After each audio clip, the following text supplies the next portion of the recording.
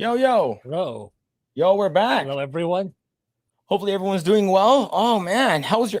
sorry again for going live on Fridays. I know everyone's like trying to go out and party and drink and stuff like that and get hammered. But yes, it's my fault. You can blame it on me. My mom's birthday's tomorrow, so we're going to be celebrating her birthday. But yes, what's going on, chat? Hopefully everyone's doing well. We already got 6 gifted memberships from Lost Tales. What the hell? This was like an hour ago. Yeah, I actually saw that. Yeah. Holy shit. But yo, thank you so much, Lost Tales. Yeah, Yo, we thank already you. have a couple people who are rolling in.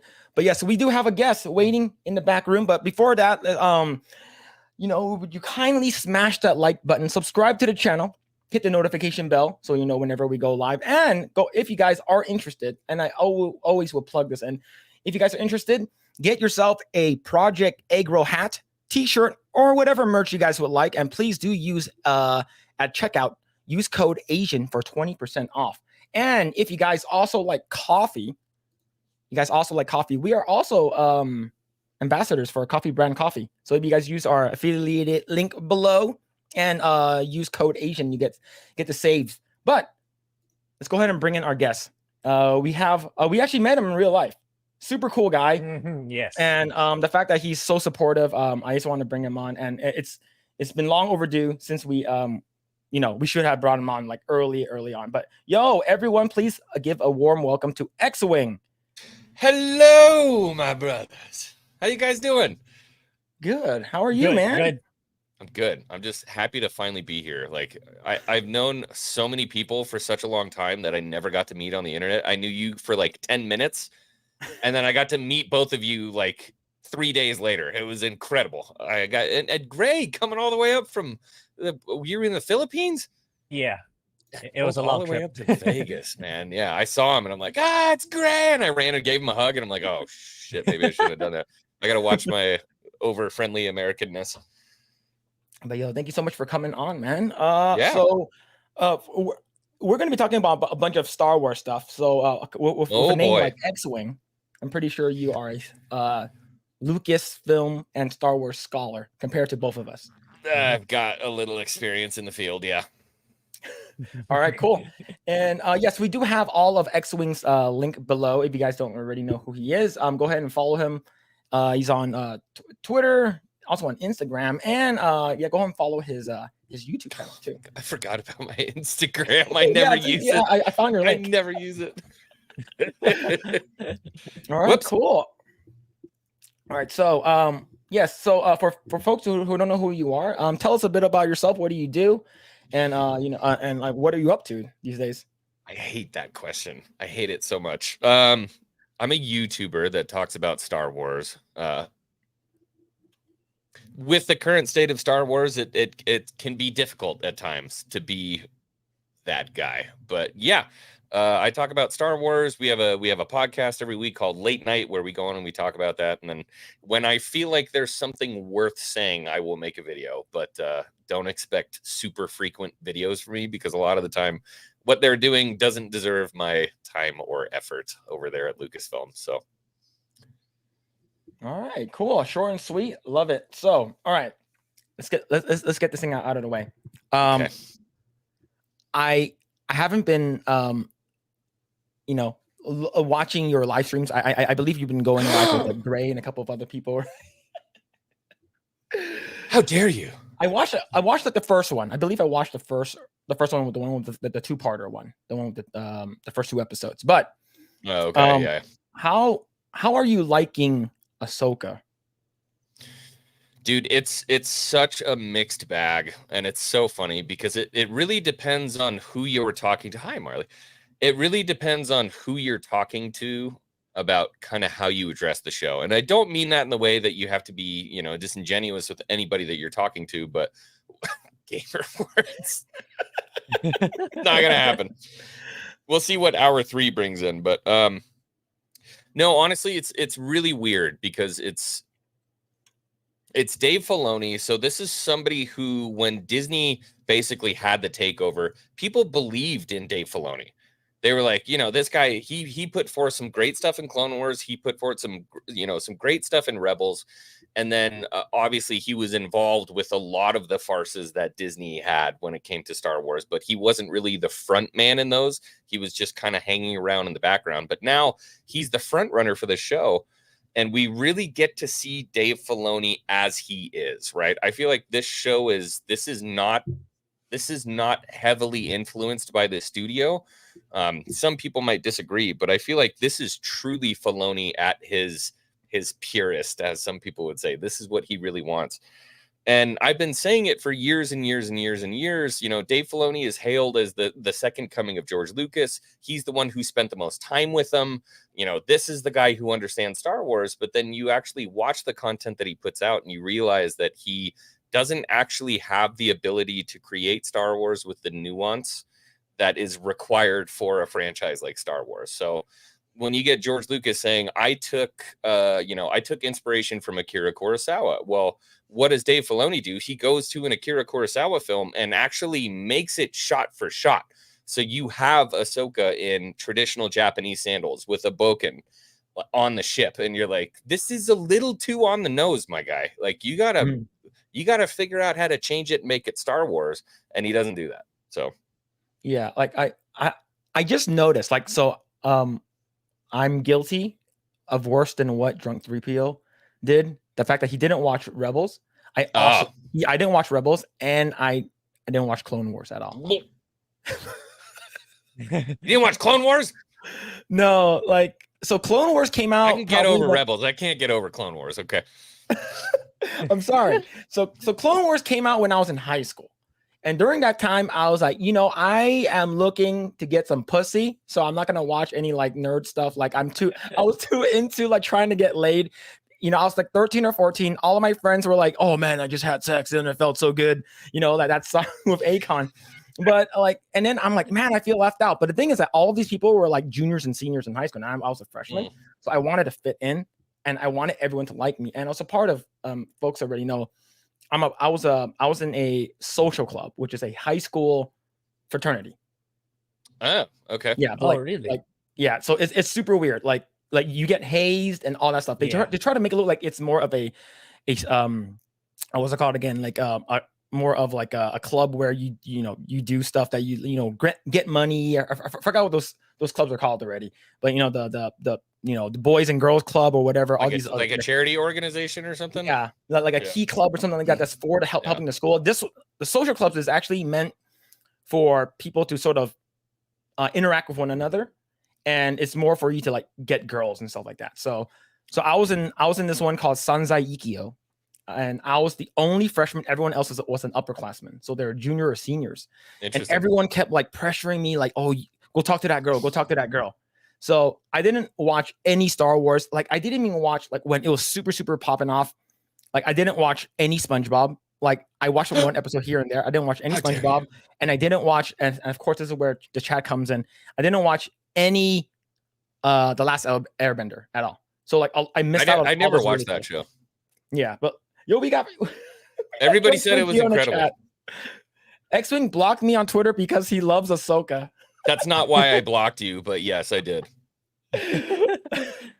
But yeah, so I didn't watch Rebels or Clone Wars. Grae, you started watching Clone Wars a little bit, right? A few episodes, very maybe three episodes. I didn't. It's because like it's 8 seasons. I have to go through a lot. But yeah, I can see why. Ahsoka was supposedly a highly invested character, but I think that's flushed down the toilet now, thanks to this series.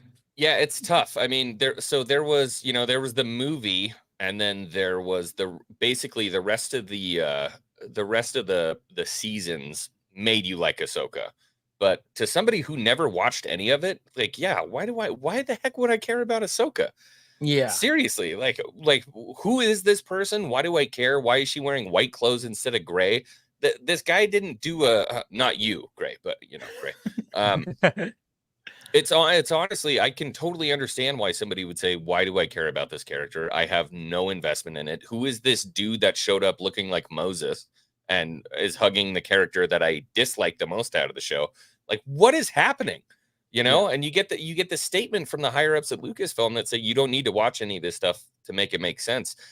I almost had to go back and watch stuff to make the show really make sense. And it's just like, it was a poorly conceived plan. I think Filoni's intent was to come out and make a show for Star Wars fans. I just don't think he really had a grip on who Star Wars fans were or are.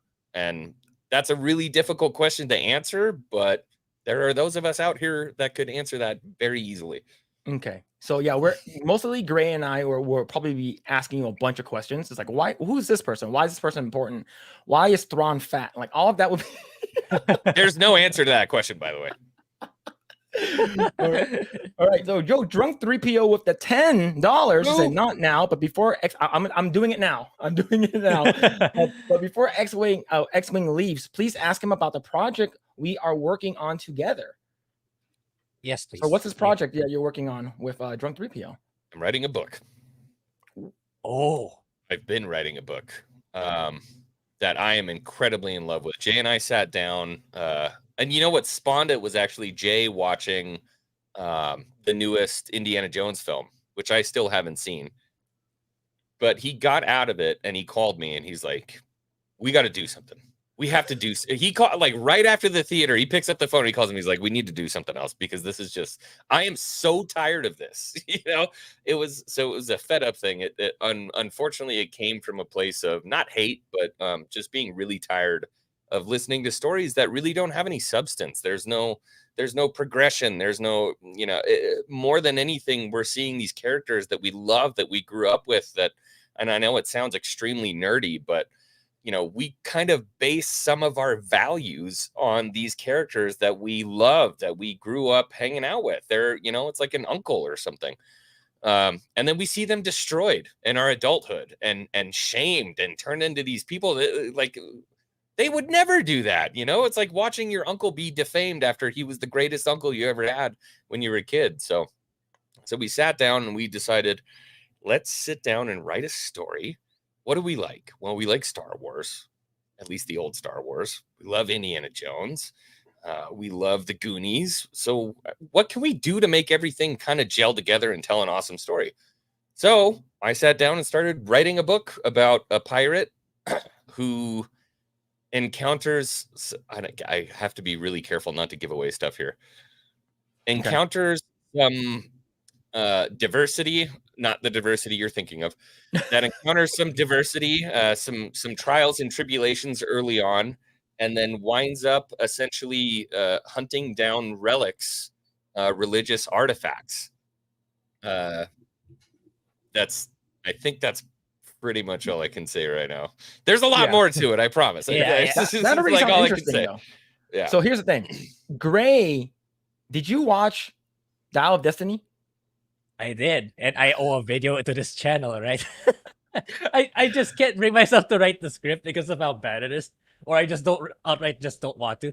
But yeah, I was just thinking of putting it like it's gonna be part of my top 5 worst movies of the year. So I'll just put it there. I can't bring myself to watch it. Like I hold Indiana in such high regard that I literally can't bring myself to watch it. Yeah, I imagine. I honestly, I'm not as invested as some of others, many other people, but I can see why. Definitely, 100%. Everything you guys said was true. Yeah, man, all of it. All of it. It's true. All of it. Yeah. I was thinking of using that clip too whenever I was thinking of making the video. Oh, you should totally do it. That's so good. If you guys are movie quoters, it's going to be a really long night because I meme perpetually in movie quotes. Like, so the thing is, man, Jay's probably gonna, both of you and Jay are probably gonna like not talk to me. I haven't watched the Goonies either. So I won't not talk to you. Jay might, but he may not talk to me ever again. I didn't think it was that incredible of a movie, but that was his time. You know what I mean? Goonies was more his time. Phantom Menace was that was my childhood.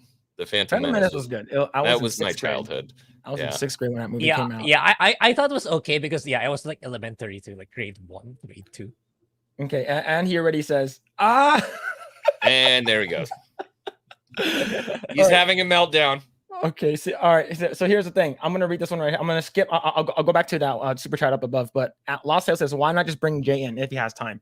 I will send him an invite if he wants to join and berate me. No, don't bring Jay in. No, because you know what? I was so excited to talk to you guys. You're gonna bring Jay in, and then it's gonna be the Jay show. He's going to talk about how he got picked up by a pretty girl in a blue Ferrari. We're going to hear all the crazy stories about him hanging out with Donald Trump in an amazing private jet and all these different things. You know, this is for the nerds. This is for the outcasts, okay? The little guy. Man. But yo, Lost Tale, thank you so much for the 10. And Al Malone says, with the $10, playing Cyberpunk Phantom Liberty right now, the game has improved by a lot since launch. And Idris Elba steals the show for me. Personally, I would love to see him as Bond. He has that stoic charisma. I 100% agree. Bro, I have zero problems making Idris Elba Bond. But you know who I thought would be better? I saw it somewhere on Twitter today. It was the guy from gosh, what was the name of that movie? Do you remember there was a movie where who's the guy who says okay? Matthew McConaughey. Yeah. He was the pot dealer in the UK. I think I know it was called The Gentleman or something like that. Okay, this is gonna kill me. This is gonna absolutely kill me. Yeah, look it up. I think it's because I don't know what you're talking about. I just know that there's a one. It was like 2019 or something like that. But there was a guy who was his bodyguard, and he's played by a dude named Charlie Hunnam. Do you know who that is? Let's see. Charlie Hunnam. I think he would be an incredible Bond. He's the guy from God, what's that fucking Sons of Anarchy? Yeah, he played he played the guy. I never watched the show, but yeah, he was in Sons of Anarchy. But I mean, him in that movie, I do like him. I do like him a lot. Cook as Bond. I'm telling you. Like for me, I don't know about you. I think Idris Elba would be pretty good, but I know he doesn't want to be known as Black Superman, Black James Bond, right? He already said that's that. The reason. Did he get cast as a Black Superman? People want him to play Black Superman. Like there are some people who. No, I believe people mentioned it, but I think people prefer Michael B. Jordan over him though. Oh no, Idris, please. Yeah, but the thing is, I wouldn't mind Henry Cavill being James Bond. Oh, yeah, he'd be good. Did you see the preview for that new movie? Yeah, Agent Argyle or something like that. Agent Argyle, yeah. Yeah, that one is good. I think that looks good, dude. I think that looks really good. Yeah, Grae, if you haven't seen the trailer to it, it looks very lighthearted, like MI6 kind of stuff. Like it looks really cool. Well, and whoever made that trailer did an incredible job because I started out thinking like, oh my God, we're gonna have like basically a 007, like a Henry Cavill Bond film, and then it switches and it's all in some lady's mind and she's writing it. And I'm like, okay, all right, I'm interested. Yeah, it's cool. Evan, you have to message me on Twitter. You have to message me somewhere. Give me something because I have all of my stuff. You're on my giveaway list as somebody who won something. Please send me a message. I need your address. I looked around all day yesterday. I couldn't find your address anywhere. I went on Google and I was typing in your not like that. You don't list your address on your OnlyFans, man. Like, come on. Oh yeah, true. Just a P.O. box. So Drunk 3 People says is an Indiana Jones pirate. That is a very, I won't say low IQ assessment of it. It's just that's like if you were to boil it down to its very, very base thing, it's pretty much that kind of, mostly, sort of, kind of. I didn't just call you low IQ, Drunk. Don't get mad at me. Let's see. All right. See, Alan Boss says, "What's wrong with you, Phil?" Yeah, that's. I still have to watch Princess Bride. Yeah. Imagine my list. All right. Okay. That one is too much. I could deal with the rest of it, but not having seen The Princess Bride. I quote that movie daily. Like, you haven't seen The Princess Bride? Like the most Princess Bride I've seen. Oh God, people are gonna hate me. The Is poorest child in North Korea has seen The Princess Bride. You have to be kidding me. Everybody's seen that movie. Grae, have you seen it? Nope.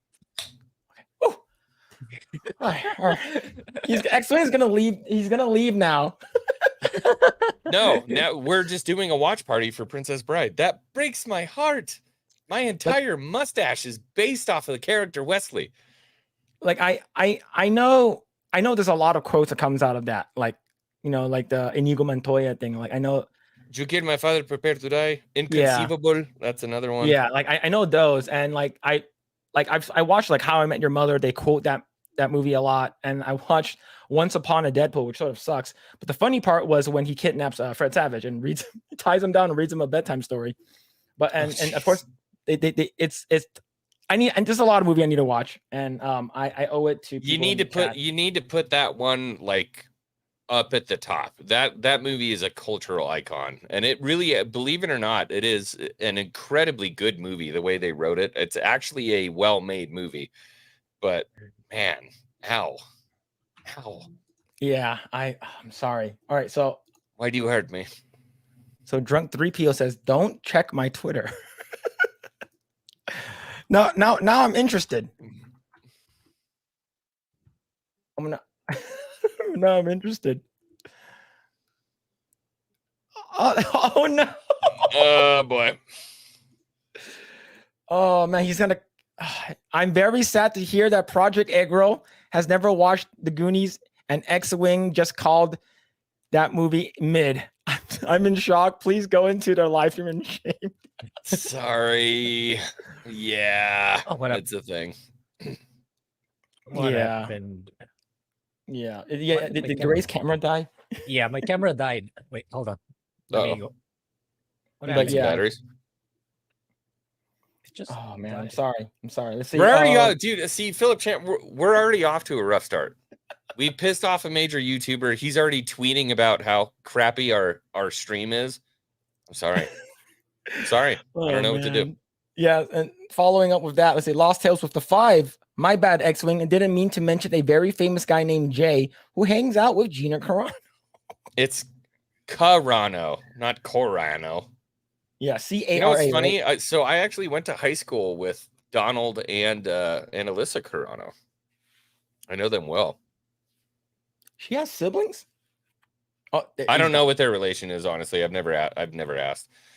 That's not one of those things you press. Like, hey, remember we knew each other in high school? Can you tell me about Gina? Yeah. Yeah, I think like I always wanted to check like which famous person went to your high school, right? Like I've done that before. Like when I was in like the yearbook and people were like, "Oh, I think so and so went to your high school." I'm like, "That's a fucking lie." I went to 5 different high schools, so damn. You traveled a lot. Were you hopping around? Were you getting expelled? There may have been a couple times where I wasn't being a proper child. So 50-50 move, expel, it was 50-50. Okay. All right. Yeah. So but 5 is a good amount though. Yeah, so like where you're it teaches you to be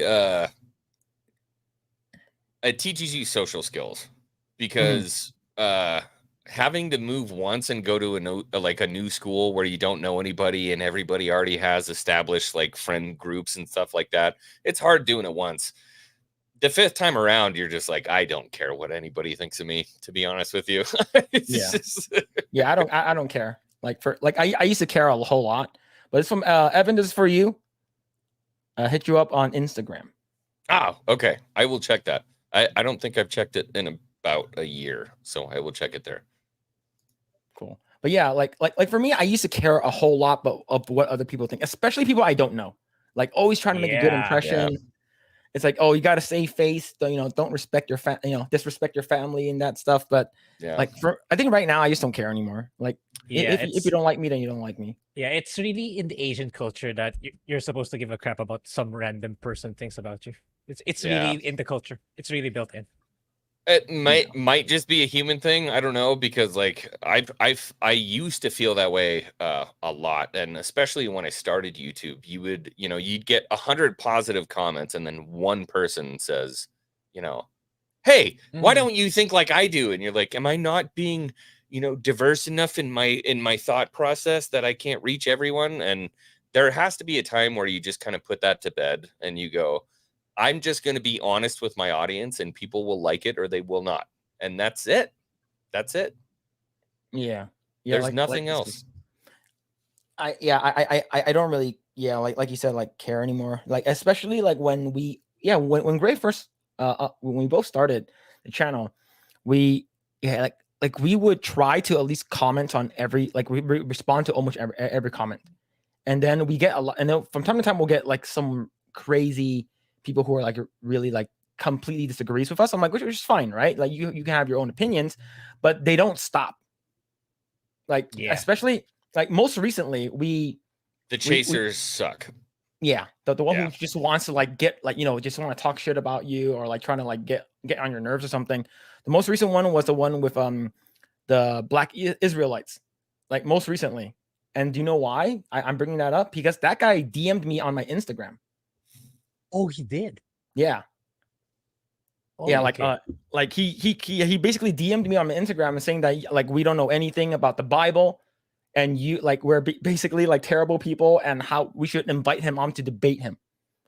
And I'm so here's where, like, when you get those people, here's the thing. Like, first off, you got to be rock solid in your faith, whatever your faith may be. So if somebody's attacking you on your faith, like, you just do you know what I mean? Nobody else can tell you. There was a Protestant guy, way back in the day, who said every man's his own priest. But those people don't actually want what they're asking for. They just want to be recognized. They want to have a place with these people. They have no real drive to spread a message of God, or bring people together or anything like that. They're looking for an audience. And I would say, for the most part, I would say to them, then build your audience, do what you do, but don't use somebody else as a portal to do that, because it's low. And they're generally very unhappy people. Yeah, not somebody I want to talk to on the internet.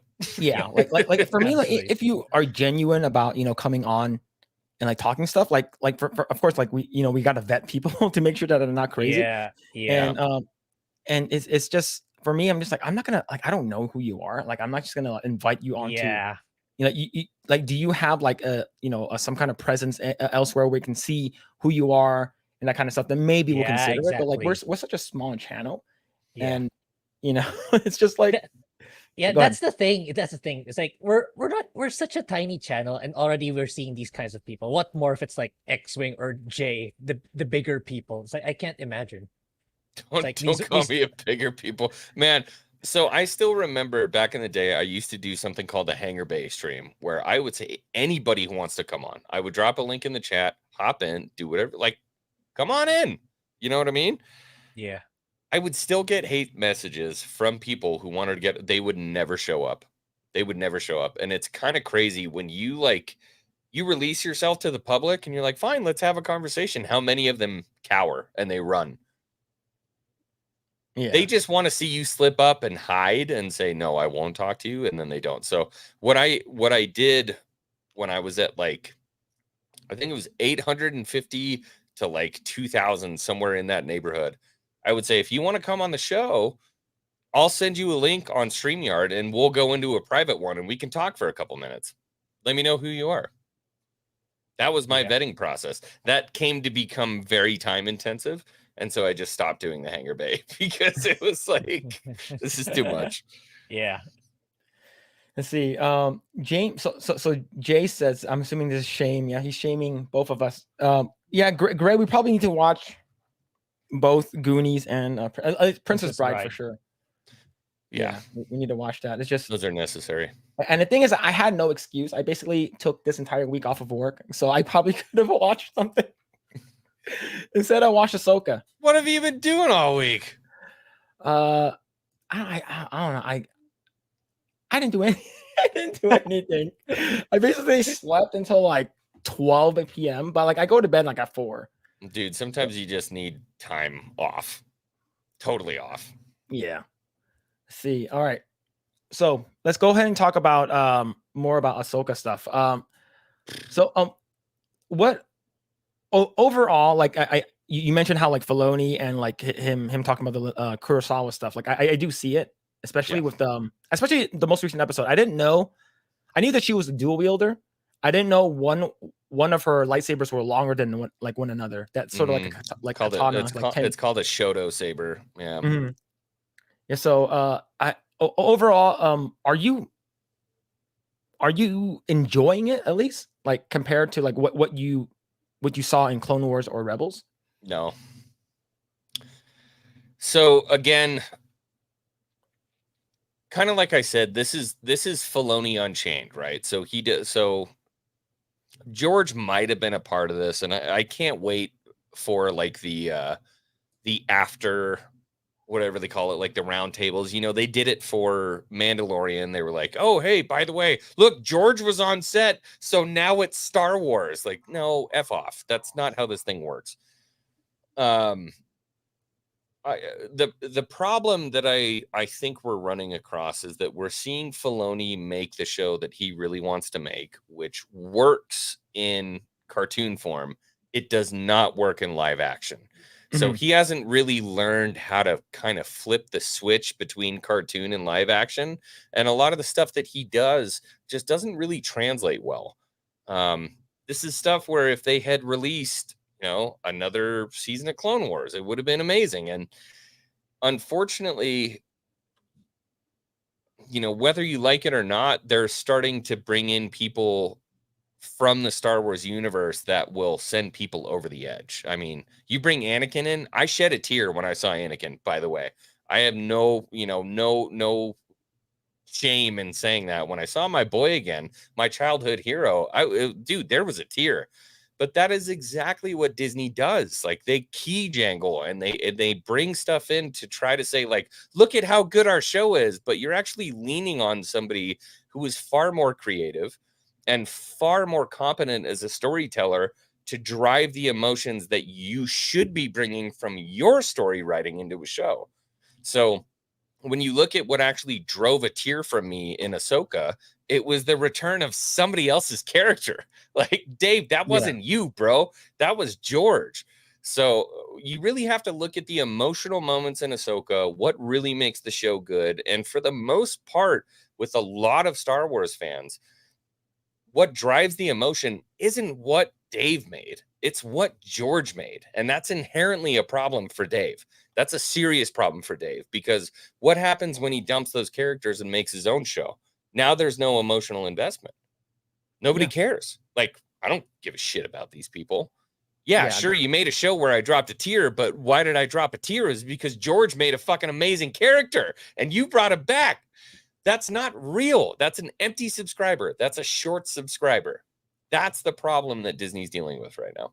Yeah, this is for every, like, you're 100% correct. This is for every show that they have, right? Yeah, every most recently, the most recent episode, the first 5 to 10 minutes they brought back C-3PO, right? Yeah, they brought him back and they played, they played the original. Double-edged sword. That's a double-edged sword, buddy. We got to really think about that one. Okay, so this one is tough because a lot of people are having very shallow conversations. They're like, you brought 3PO back? That's a key jangle. What was the alternative in that moment? You could bring Leia back, or you could bring Leia would have been 3PO better. back. I am stoked they didn't bring back Leia. 3PO was the right choice there. Dead honest, dude. I think Leia would have been a bad call, is because I think Leia would have been more of like, oh, they're bringing back this character. Like, you should watch it. Like that one episode for She-Hulk. They're bringing back Charlie Cox, right? For they're bringing him back for as Daredevil. You got to watch that one episode. You got to watch the show so you can see him take the walk of shame after he fucks She-Hulk in that one episode, right? Yeah. But for this one, I think if they did it, like, it would draw more people back. It's like, oh, but the thing is that the fact that she passed away makes it extremely shitty.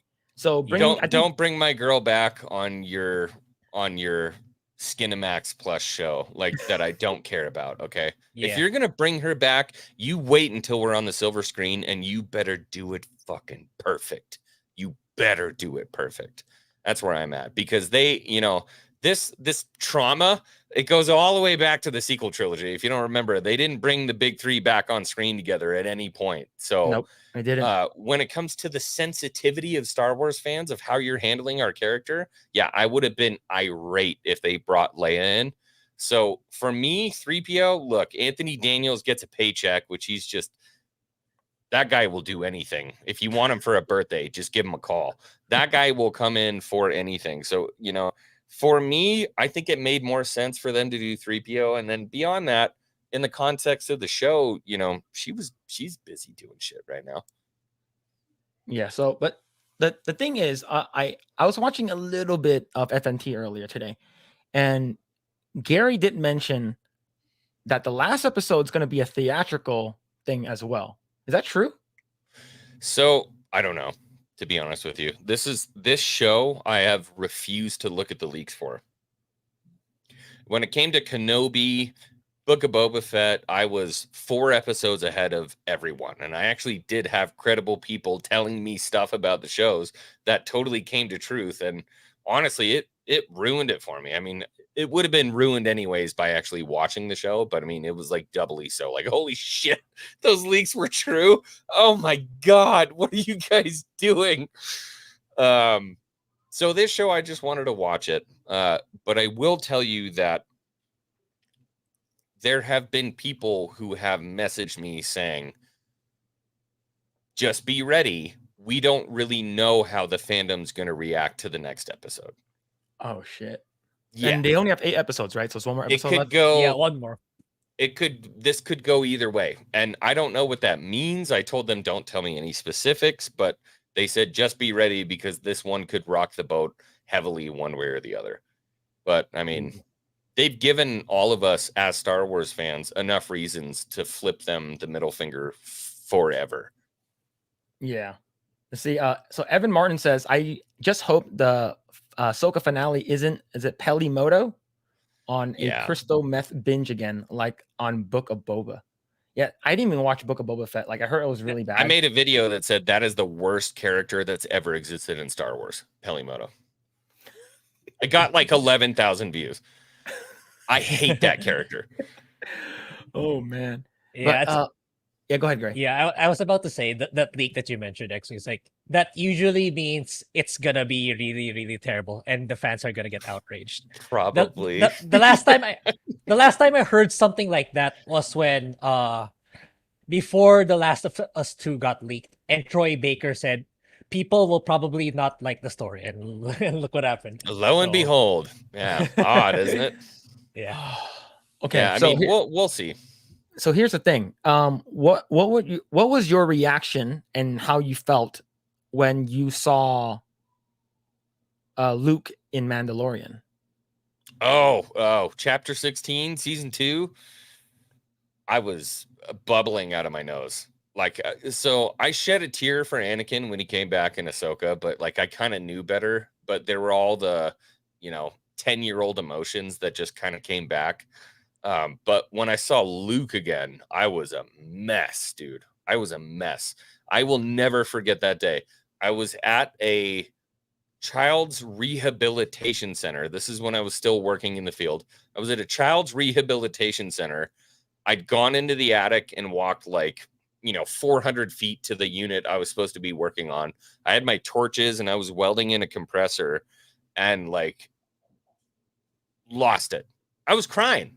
Like legitimately crying. I was crying because I felt like in that moment, I don't know, obviously now since we've seen what happened, I felt like Star Wars had been kind of saved in that moment. Like that was it. We're back, baby. Like Star Wars has made a comeback. We're here. After the sequel trilogy, we saw Luke the way that he should be. And like the amount of joy that I had in my body, even though the rest of the show wasn't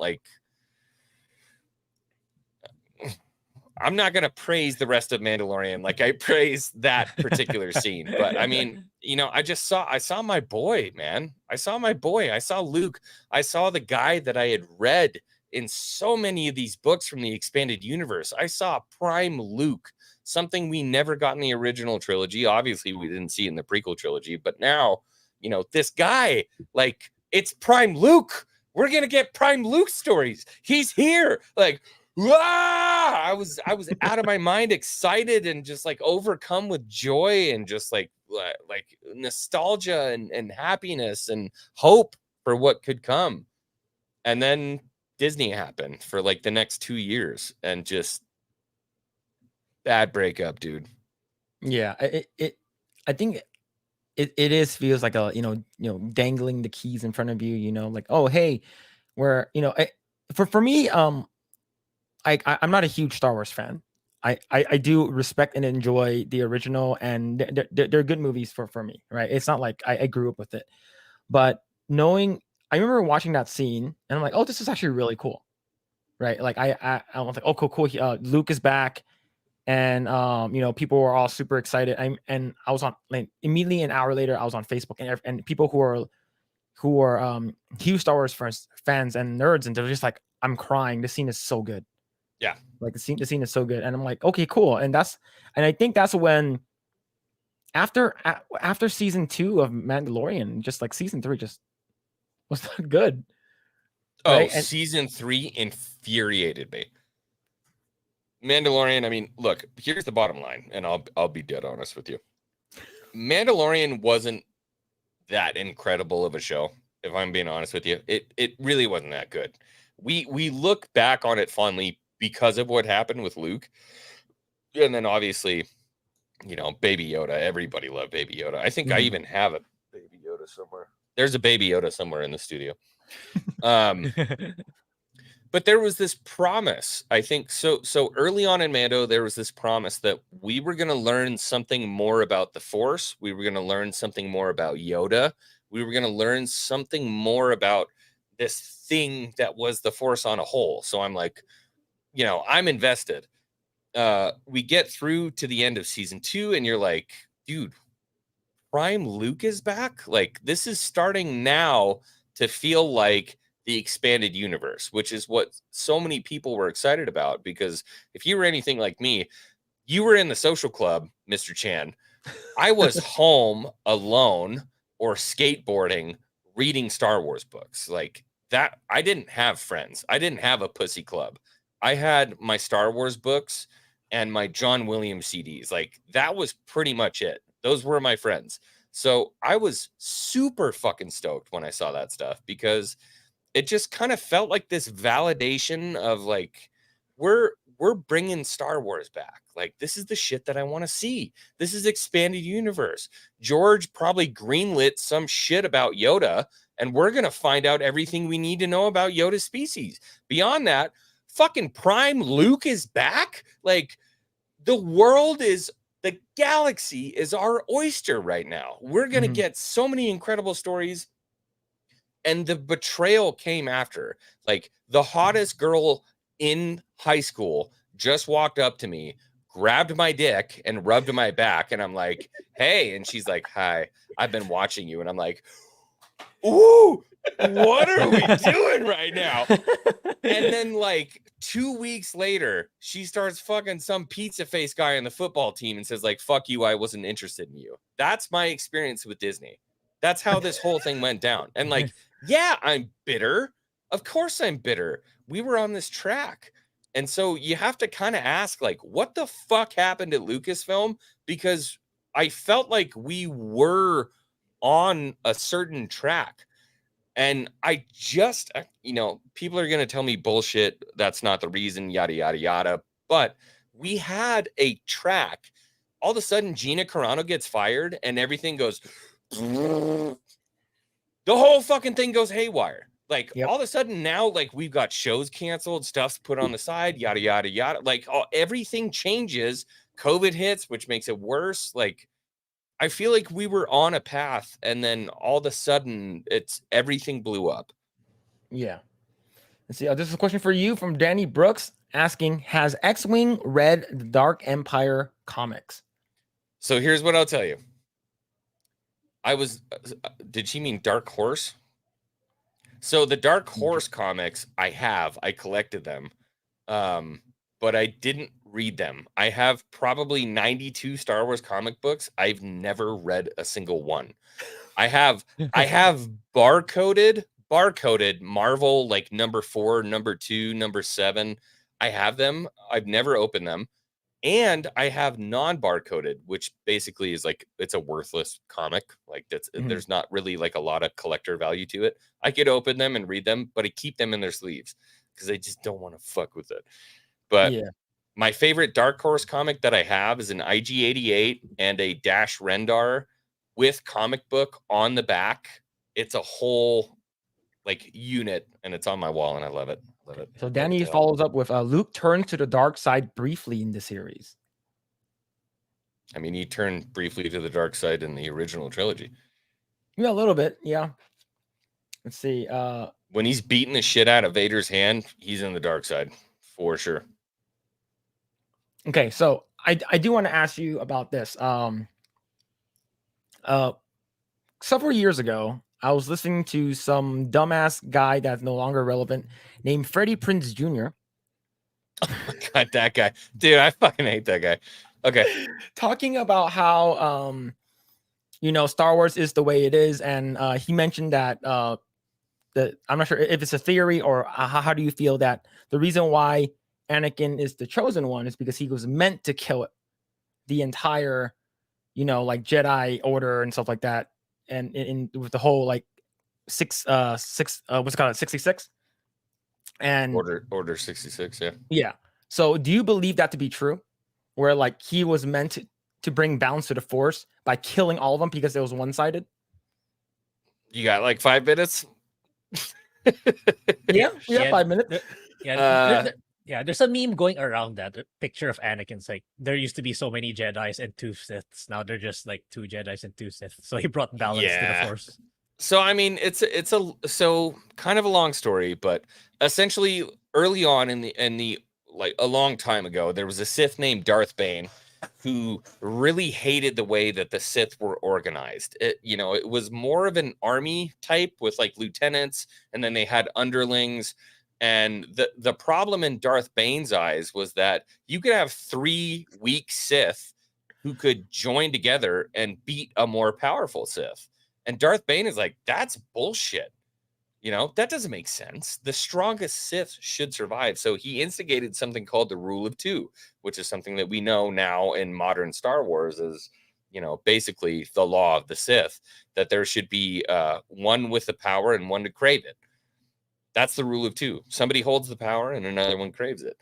So a Sith apprentice has to kill the master. They have to be powerful enough to kill the master, that you move on and then you take on a new apprentice. That's the way that the Sith were. I've already forgotten the base question. Oh, no, we're good. Okay. So when it comes to Anakin and the way that he is the chosen one, essentially, I think what his ultimate purpose was, instead of wiping out the Sith, because if you wipe out the Sith, that's imbalance. Now there's too much light, not enough dark. Mm-hmm. If the Sith wipe out the Jedi, that's too much dark and not enough light. I don't think there's any way that Anakin could have brought balance to the Force in the living world. So there's the living Force and the cosmic Force. These are 2 different things. The cosmic Force is sustained by the living Force, and it's like a little bit of a circle. You know what I mean? The way that Anakin actually brings balance to the Force is not by killing the Sith in the living Force. It's by existing in the cosmic Force as somebody who maintains the balance. So we always talk about this perpetual war between the Jedi and the Sith. Anakin is the one in the cosmic Force, the father, if anybody's heard of the Celestials, who holds the balance between the two. And we think of balance as like peace and happiness and yada, yada. Oh my God, the balance in the Force is happy. It's not. That's the bottom line. Like, this is yin and yang. This is an old story. We know this. There has to be as much light as there is dark. It is perpetual war. That is the state of the universe. And Anakin, after he died, becomes the father in the cosmic Force and holds the balance. Okay. That's my take. Yeah. It does make more sense now. Like the way you said it is because like all I heard was him just yelling. like Freddie Prinze Jr. just yelling, and how it's like, oh, he's meant to kill all those younglings, and He's a dick. He's like, he's meant to do all those dirty stuff is because he needs to bring balance. I'm like, what? Yeah. But all right. Anybody who shits on George Lucas Star Wars fans should be exiled from the fandom. I'm sorry. So basically, everyone who's working at Lucas right now. Yep. Like, so Lucas Star Wars is Star Wars. Now the thing is, I do want to ask you, and I always ask couple other people, and we did ask the chat. In your opinion, do you think Star Wars can be saved?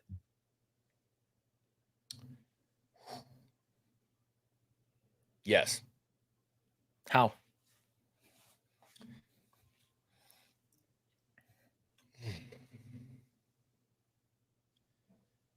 Anyone who is currently working on... All right, this is tough. You have to get somebody...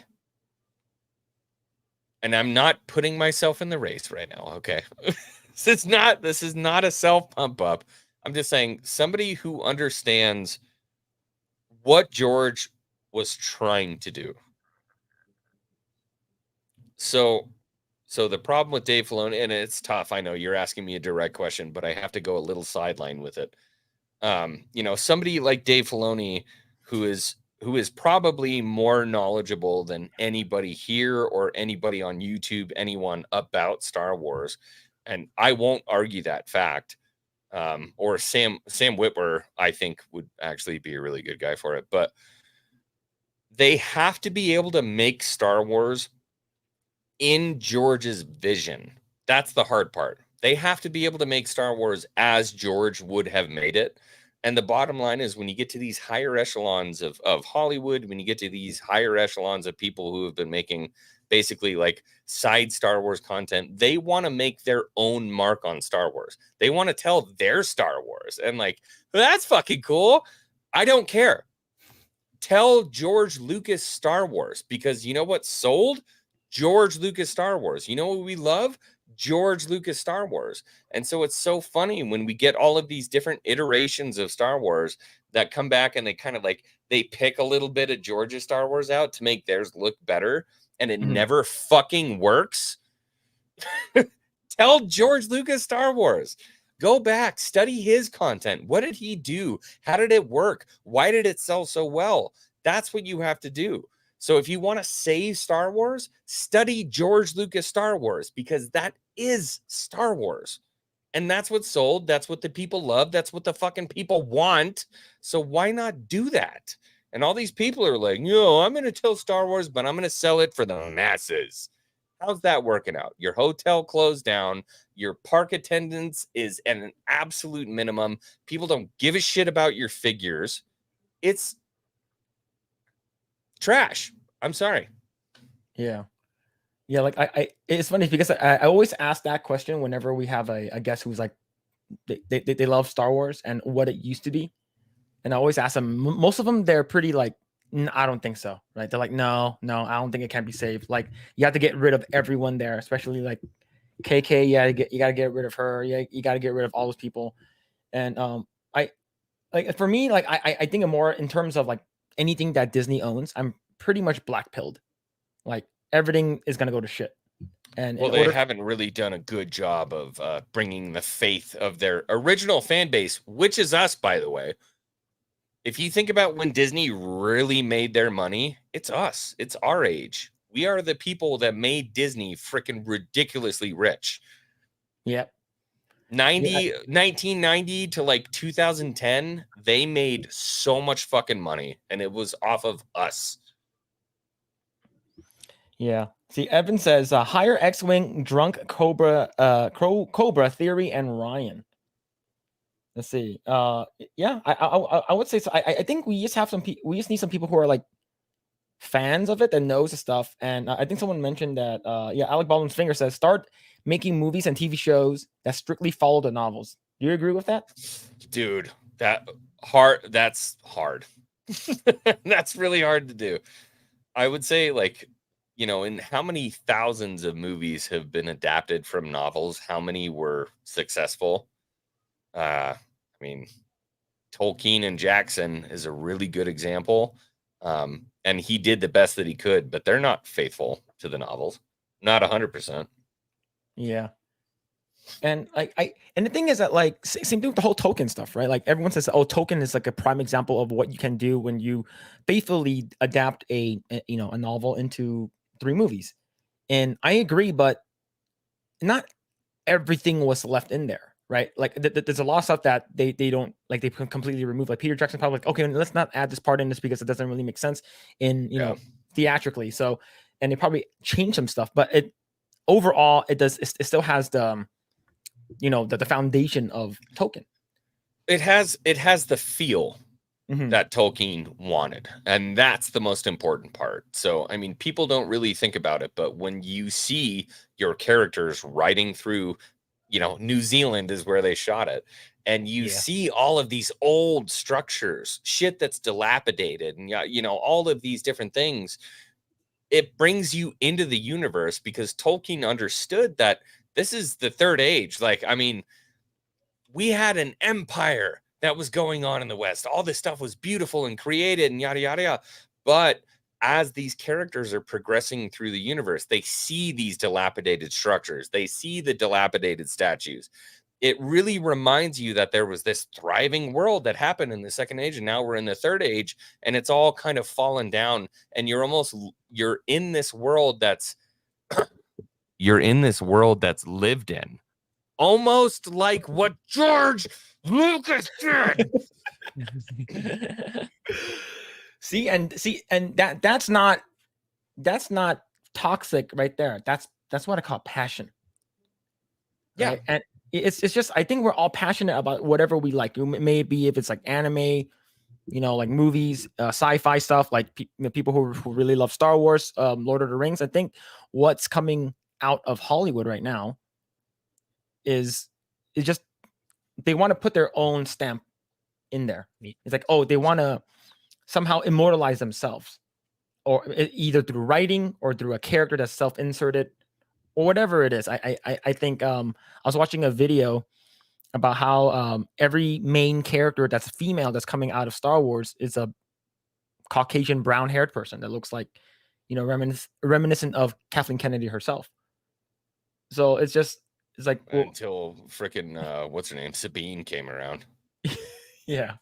What do you think, Grae? How do you feel about like what's happening now? Yeah, it's just basically a self-insertion for basically validation. That's all there is to it. It's like it's been going on for years and years, and yeah, we regurgitate the same things. Like it's like the reason why this keeps going is because it's being funded by ESG money because they don't run out of money. And that's a big problem, right? Is that a lot of these folks aren't actually able to make the movies unless and a lot of people say like, hey, the check mark agenda, that truly is a real thing. You actually do have to hit the check marks in order to get the funding that you want, which is why this isn't going to change until the governing rules change. But, for me, if I was a director and I wanted to come in and take over an IP like Star Wars, take over an IP like Lord of the Rings, the way that you make a name for yourself is by respecting the source material, not by doing your own thing and subverting expectations and telling a new story that nobody would expect. You're better off honoring your heroes than you are disgracing them. So honor your heroes. If you got into filmmaking and you love Star Wars and you want to tell those stories, honor your heroes. Don't disgrace them and try to tell a new story that's going to set you apart from the crowd. Honor your ancestors, bro. Like, tell the stories that they told in your own way, which is fine. But I mean, tell those stories. I don't know. It's hard for me.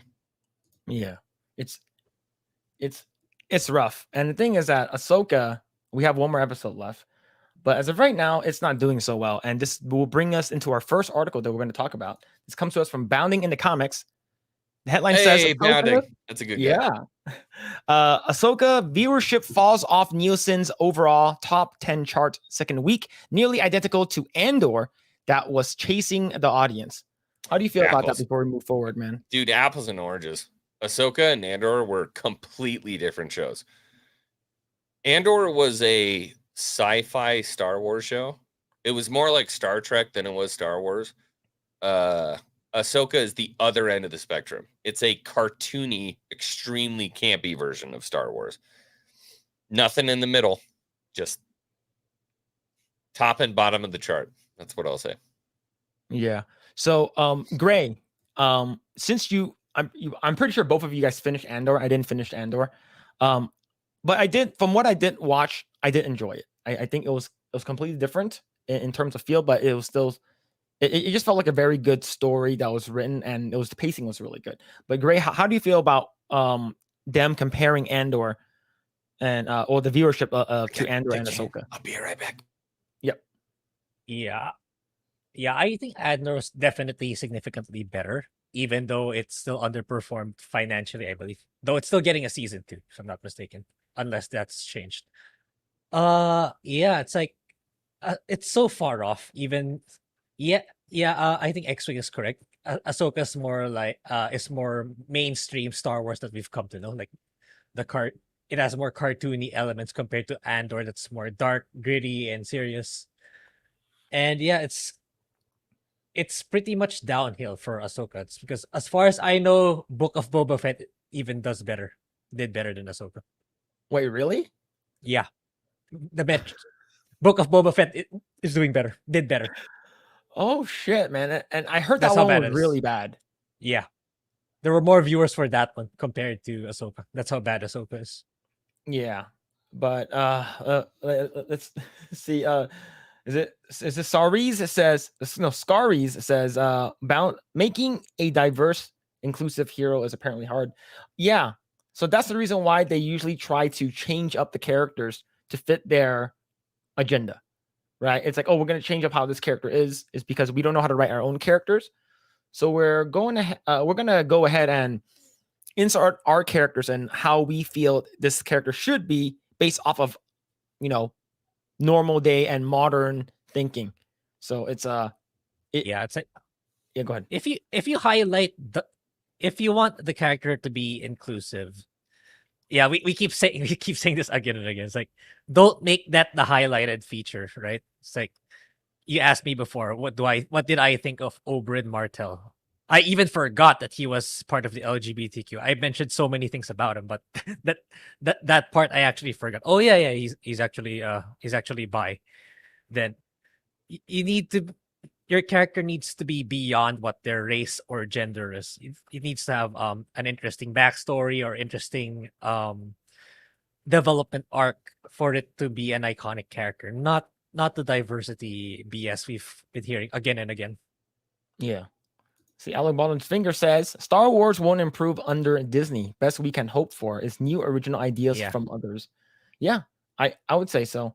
I think it's like overall, like Xwing said earlier, like I have no ties and no, like, I don't really care about any of the characters. It's just what I've seen so far. The only character that I actually like is Balin. I think whenever he's on screen, and I know the actor passed away, so it sucks. We're not going to see any more of him. Whenever he's on screen, it feels like there's weight and there's this, his gravitas, and it actually feels like, yes, he feels like he has a lot of impact whenever he's on screen, even though he's like, he's just talking. He's just like talking about something, and I think it just feels like there's a lot of weight to his character. And yeah, why can't I don't know, like whenever Ahsoka's on screen with him, like I don't care about Ahsoka. I care more about Balin than I do about Ahsoka. Yeah, but even him, he got destroyed in this latest episode. even him got butchered in this latest episode. He wanders off to nowhere because God knows why. Yeah. All right, I think everybody just kind of missed the mark when it comes to what George made. George made something called a space opera. It was an opera, and everybody loves to pick on George Lucas for the dialogue that he made. Like, oh my God, that's so campy. That's Star Wars, and I'm sorry, nothing is more evident of the fact that that's what needed to happen than Balin Shin. Because what does Balin do? Balin speaks in opera speak. He goes, your ambition drives you in a different direction. your haste to victory will only lead to defeat. I mean, he has those same kind of very campy lines. Everybody loves him. Loves him. He's the most popular character in the show. And what is he? He's a space opera character. Yeah. He's good. I like him the most, and it's fat that we're not going to get any more of him. It's pretty damn sad. Yeah, that hurts. Yeah. See, Lucasfilm's latest Star Wars Disney Plus Ahsoka fell off Nielsen's overall top 10 chart in its second week. In its first week of release, the first 2 episodes of Ahsoka racked up 829 million minutes, which was good for a 5th on Nielsen's top 10 overall chart. So this is is this Bluey beat Ahsoka? What's Bluey? Yeah, what's Bluey? I don't even know what Bluey that is a kids animated show by a blue dog. Shocked. Yeah, it's and I'm assuming all of these are like previously like who is Aaron Who is Carter? Aaron Carter? I don't know. Wow. Half of these ballers. Coco. I know what Coco Melon is because I have a son. Bluey, yeah. So like Lincoln Lawyer, Untold, like all of these. Isn't the Lincoln Lawyer a movie from like 2011? Yeah, the one with Matthew McConaughey, right? Yeah. They probably made it into a TV show, right? Yeah, the episode 20 episodes. Okay. Gotcha. Yeah. So this is the first one. So let's see. Let's continue. With the release of the show's 3rd episode, Time to Fly, the series has fallen off Nielsen's overall top 10 chart, with Suits remaining at the top of Netflix's Netflix's One Piece claiming the 2nd spot from Who is Aaron Carter. Now, Xwing, did you watch One Piece? I did. What'd you think about it? Sorry, but I loved it. So I think we all did. Let me tell you how this went down. So I've never been an anime guy. I've never watched anime, never been a fan of anime. There's a certain culture that really enjoys kind of the over exaggerated, very animated thing that that anime does. I mean, it's anime. It's animated. I could never get into it. I couldn't do the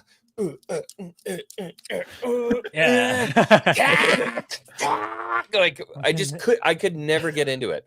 And I started out One Piece like, all right, this is live action anime. Like, shit, here we go. And I don't know if it was in the first or the second, episode. This guy goes, "Gum, gum, punch," and I'm like, "Get me the fuck out of here, please!" Like, I am not liking this at all. I think by the 3rd episode, I'm like, shit, when's 4 come? Oh, 4's already out? Oh, we can watch it? Like, yeah, let's go. I'm like waiting for the next season. I'm so excited for the shit to come out. Like, it was fun. I feel like the characters are just like, they're well written.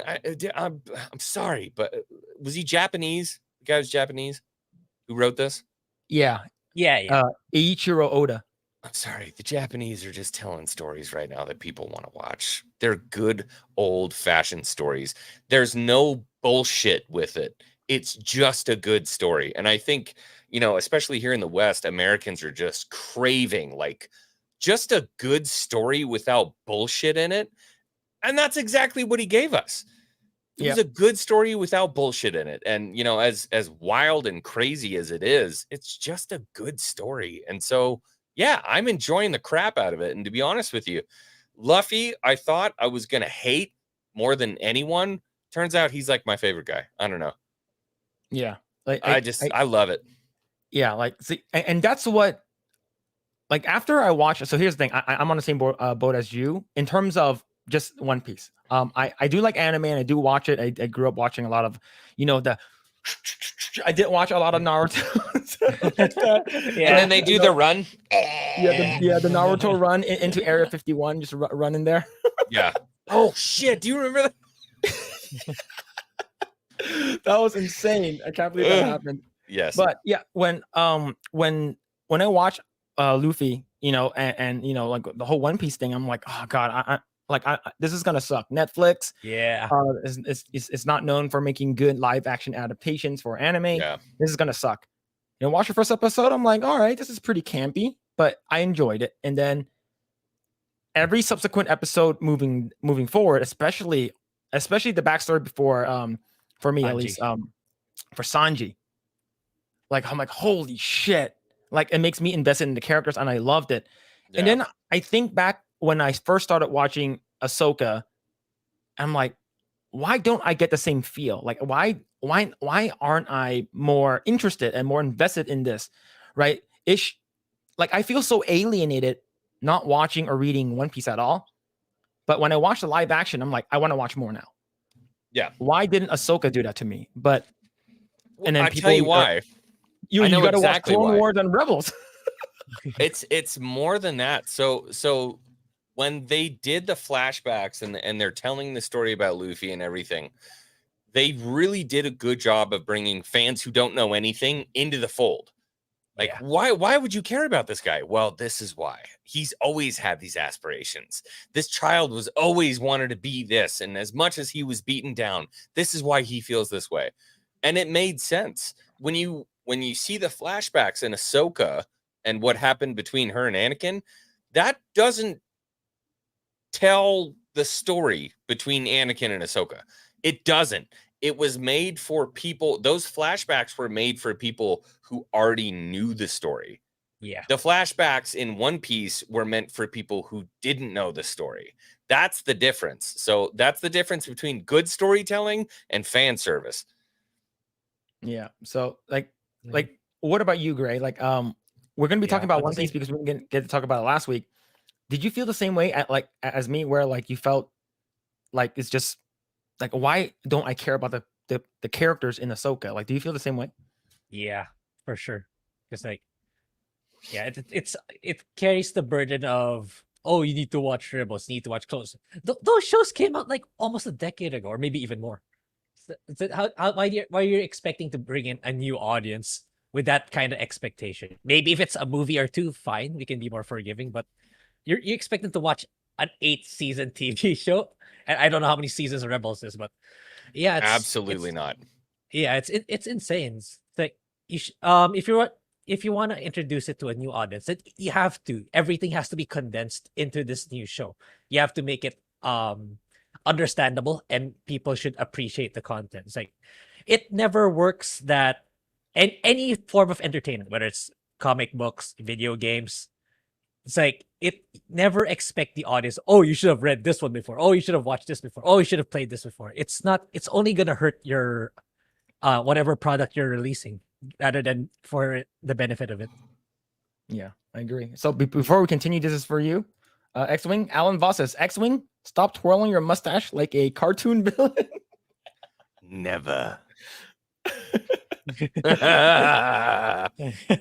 have no idea how much it takes to upkeep a mustache like this. It's a real pain in the ass. Man, last week, Grae and I, and along with the entire chat, were just basically half an hour just talking about mustaches. How I can't grow one. It's you like can. whatever it's I have right now. It's gonna take a long like, time, but you can. It's so like I mentioned, it's so like irritating to like keep it like kempt and it's ridiculously irritating. And by the way, if you ever have to blow your nose, it's a horror scene. It's horrible. You can do everything you want. You try to get the paper towel in between your nose and the mustache, and you blow your nose. It still winds up. It's disgusting. And then you have to go to the faucet, run a little bit of hot water, a little bit of cold, get it to warm water, and then like reach in the shower, get some shampoo, and like try to clean it because you have boogers in your mustache. It's horrible. Yeah. Yeah. See, like the thing is that like, especially like for me, like if I want to have like a better looking jaw, right? You get the beard going, so it gives you that defined look. So if you have like a small, like a stupid pussy ass jaw like I do, like I don't have like a Giga Chad jaw, like you guys do. So like I need that beard shadow. A Giga Chad jaw? I don't think I have a Giga Chad jaw. 6 years ago, I had a Giga Chad jaw. I don't have it now. All right, let's continue. Let's see. Other newcomers to the top 10 include Netflix's You Are So Not Invited to My Bat Mitzvah, SWAT, and The Big Bang Theory. What the fuck? My Big wife Bang watched You Are So Not Invited to My Bat Mitzvah. Is it good? No, I chimed in for like 5 minutes and then I would leave and I'd come back and I'd chime it in for 5 minutes. And it was basically like the worst parts of TikTok, but in a 2-hour format. Oh no. Yeah, it was awful. Yeah, the fact that if that's that awful and Ahsoka's not even here, damn, it's like people don't care about. So New Star that Wars Bat anymore. Mitzvah movie was Adam Sandler trying to get his kids to his level, which is obviously never going to happen. But that was like his attempt at it, was getting Adam Sandler's kids into the movie industry, and it was horrible. Oh, okay. Yeah. Let's see. In order to find Ahsoka, one has to look at Nielsen's top 100 originals list, where the series took the 5th spot with 487 million minutes viewed. It was best by One Piece, Who is Aaron Carter, The Ultimatum, Marry or Move On, and The Wheel of Time. Imagine being beaten by a shitty Wheel of Time show. Imagine being beat by Who's Aaron Carter. What the fuck? That's so sad, man. I would be heartbroken. I just created a multi-million-dollar Star Wars show and I got beat by Who's Aaron Carter. Fuck off, dude. I would be raging. So it's man, it's imagine, like back, like, okay, Xwing, were you a big prequels fan? Baby. Or are you? That's me. No? Like I was 10 when Phantom Menace came out. Like that is my basis of Star Wars. But I was an original trilogy fan before I was a prequel trilogy fan, because I watched them when I was like 6, 7, 8. Imagine someone telling you, imagine one of us, time traveler, go back in time. It's like, hey, X-Wing, mini X-Way Chan or something like that, right? It's like, X-Way Chan. Like in the future, there's going to be a lot of Star Wars content. You're like, oh yes, let's go. Hyped out of my mind. And then like more than half of it is going to be dog crap. Dude, so when Revenge of the Sith came out, if they released the Kenobi show the year after Revenge of the Sith came out, I would have fucking rioted as like a 14-year-old. I would have rioted because I read the Kenobi book after that came out. Not all that long after that movie came out. And the Kenobi book was incredible. The Kenobi book had basically Obi-Wan on Tatooine. He was still a Jedi, which is something Disney didn't want to do.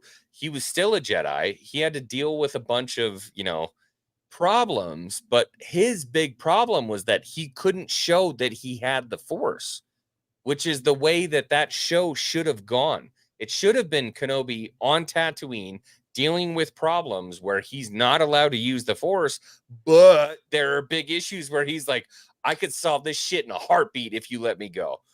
Like, dude, if you just if I could just get a second to let this go, I could fuck this whole room up. And he does that in the book. He basically hits a fire extinguisher and the whole the bar is clouded and all of a sudden this lightsaber shows up and just fucks everybody up. And then Kenobi's outside like, what happened?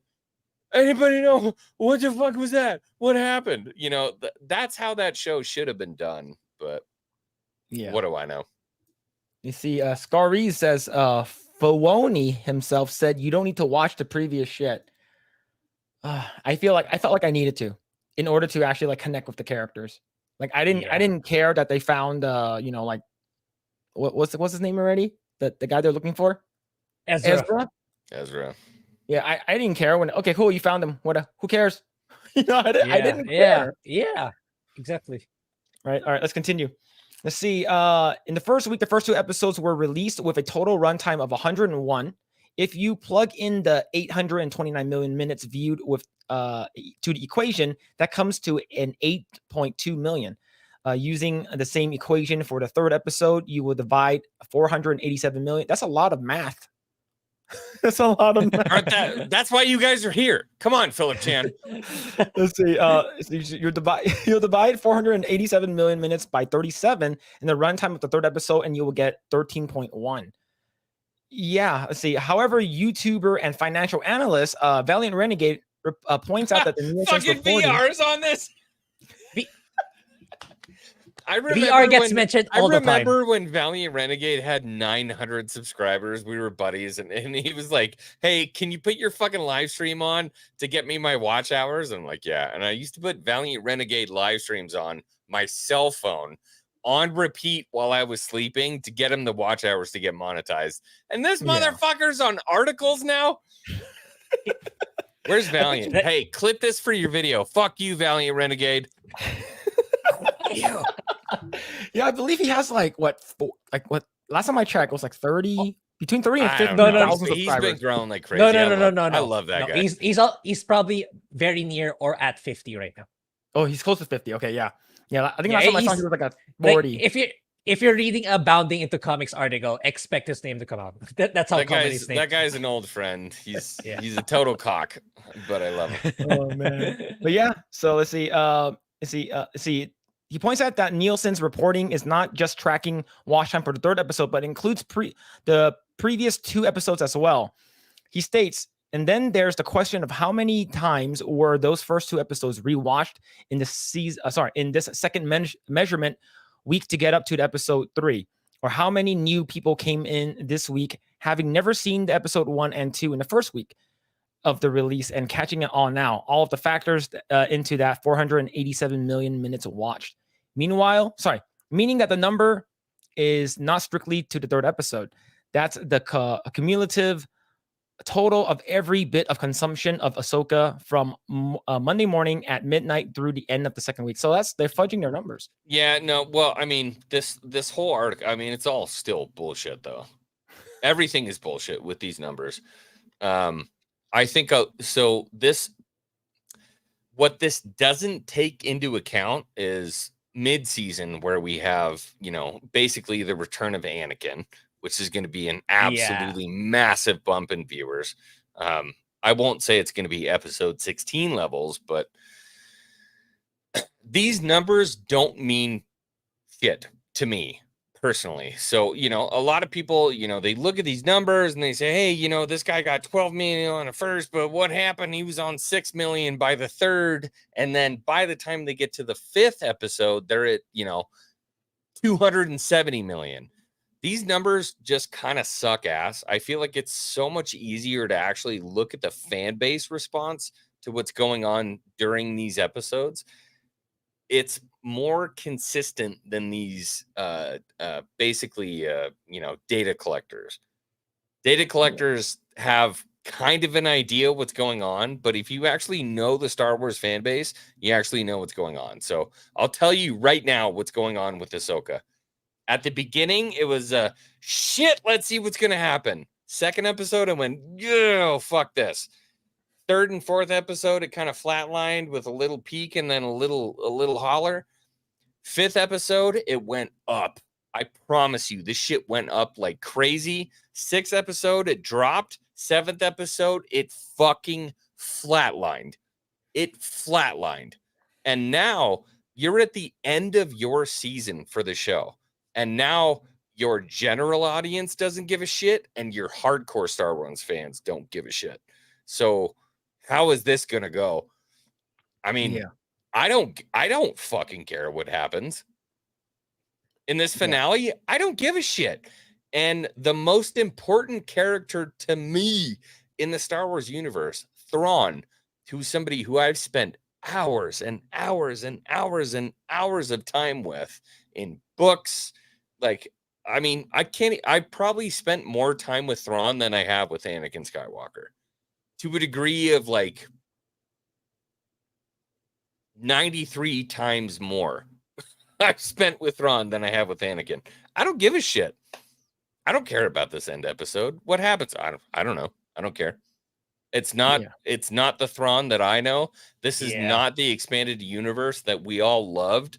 So who's your audience? If you don't give a shit about the people who read these books, who spent the time in the expanded universe, who loved their authors like Timothy Zahn, who I still have a picture and a fucking signature with, the guys who created the Star Wars that you didn't create in the dark times, why would I care?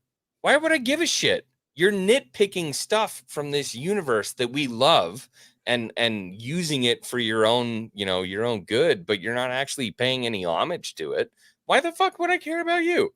I don't. Yeah. All right, let's continue. Let's see. He Sorry, didn't provide I'm an rambling. example. No, you're good. You're good. Don't worry about it. See, to give you an example, let's say 15% of that watch time, that 487 million minutes, were people who either watched the first 2 episodes for the first time, or people who went back to then reconsume those first 2 episodes a second time in the anticipation of watching the third. Renegade asserts that brings the actual watch time for this third episode way down, and that's only at 15%. Let's say that number was 25, right? Let's see. Interestingly, the Nielsen numbers covering the week of Ahsoka's third episode are similar to that from what we saw from Andor. Back in September of last year, Andor's premiere week, which saw the release of the show's first 3 episodes, saw the show bring in 624 million minutes. The place 6 on Nielsen's original chart, failing to break the top into the top 10 overall chart. Yeah, and we talked about this when it happened And live, yeah. Grae. Yeah. Yeah, it's like for me, I think Xwing, you are right. I'm gonna stop with the article right now, but I think it really depends on word of mouth now. Like, if something's really good, you'll get a lot of people who are big fans of it will tell you, hey, this is really good. Like, the show is really good. You should go watch it. This video game is really good. You should go play it. And, the sentiment online overall, like, there's one, I think, a Star Wars theory. Like, I'm seeing him saying that he's loving the show. No, it's like, and good, the thing is that, good, right? Yeah, if he likes it, then yeah, good for him. That's kind of where I'm at. I mean, like, one of my best friends in the Star Wars YouTube space, his name is Brian. He's Star Wars Santa. I know a lot of people don't know him, but I mean, this is a guy who is just one of the sweetest people in the freaking world. Loves the sequel trilogy, loves everything that Disney Star Wars is putting forward. And in my mind, it's like, good for you. I'm jealous. I want to feel the same way. I just don't. And, it doesn't make him right or make me right. I'm just saying, don't shit on people because they like it. If they're being an asshole and they're shitting on you because you don't like it, different situation. Yes. I'll go to war all day on that. Yeah. And I think that's for every fandom, right? Like Indiana Jones, like, oh, we fucking hate the most recent movie.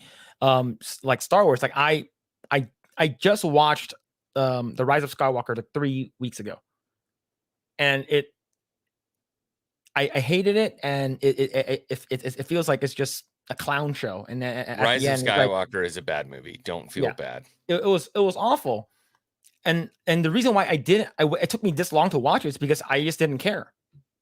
Like, after the Last Jedi, I just didn't care anymore. I'm like, it's gonna suck anyways. So, and then we had my friend on, and then Grae and a bunch of people in chat said you should go watch it. You should watch it to see how bad it actually is. I'm like, I think The Last Jedi is worse, but this one is pretty bad as well, and I just don't care about it anymore. And if people loved it, yeah, like, same thing with you, good for you. But just because if I don't like it, like, don't come at me and say, oh, you're a piece of shit because you hated this. Right? Get out of here with that common sense. Yep. So, Grae, are you looking forward to the last episode? Well, I'm looking forward to people getting outraged by it. Judging by what Xwing said earlier, I think that's what's going to happen. And yeah, it's like about people enjoying stuff. Like, even though majority of the people generally hate it or disdain, so there's like, people need to learn to have proper placement of their opinion, because I had a problem with what my people in my Discord earlier, because it's like because my Discord tends to be very positive about incoming video game releases. Like, then this person kept shitting on, oh, this game is woke, oh, this game sucks. Like, I ended up calling him out. Was it Starfield? No, not Starfield. Okay. Baldur's Gate 3, Cyberpunk, Phantom Liberty. We were just having fun talking about it. Then he just comes in and shits on it. It's like there's a proper placement to vent your frustrations. I wouldn't vent it on people who are legitimately enjoying whatever the product is, even though a lot of people don't like it. It's like people need to learn that there's a place where you can express your opinion, and if there are a bunch of people enjoying it, then don't ruin the situation. Then yeah, I kind of lashed out on him a little. So what happened is he ended up leaving my server. He ended up leaving Phil's server. He ended up leaving the Eggroll server. all three at once. He was in my server. Yeah, yeah. I'll PM you who it is. Well, You know, funny. that's tough because I had a mass exodus. I think it was when Boba Fett came out, or when it was I think it was Obi-Wan. I did a stream with Darth Melvin, and people said, "You better not fucking do that." In my community, they were like, "If you do that, we're gonna leave." I'm like, "Okay." I mean, like, I gotta talk to the people I want to talk to. Yeah. And you know, it kind of sucks. There is always going to be that aspect of, you know, people want to have their feelings justified, right? On the internet. They join a community and they want to be in a place where they feel like their feelings are justified. That's not the way the internet works. Yeah. Don't get on the internet if you want to feel justified and appreciated. That's not how the internet works. And that's something that I had to learn very early on, is that you will never make everyone happy.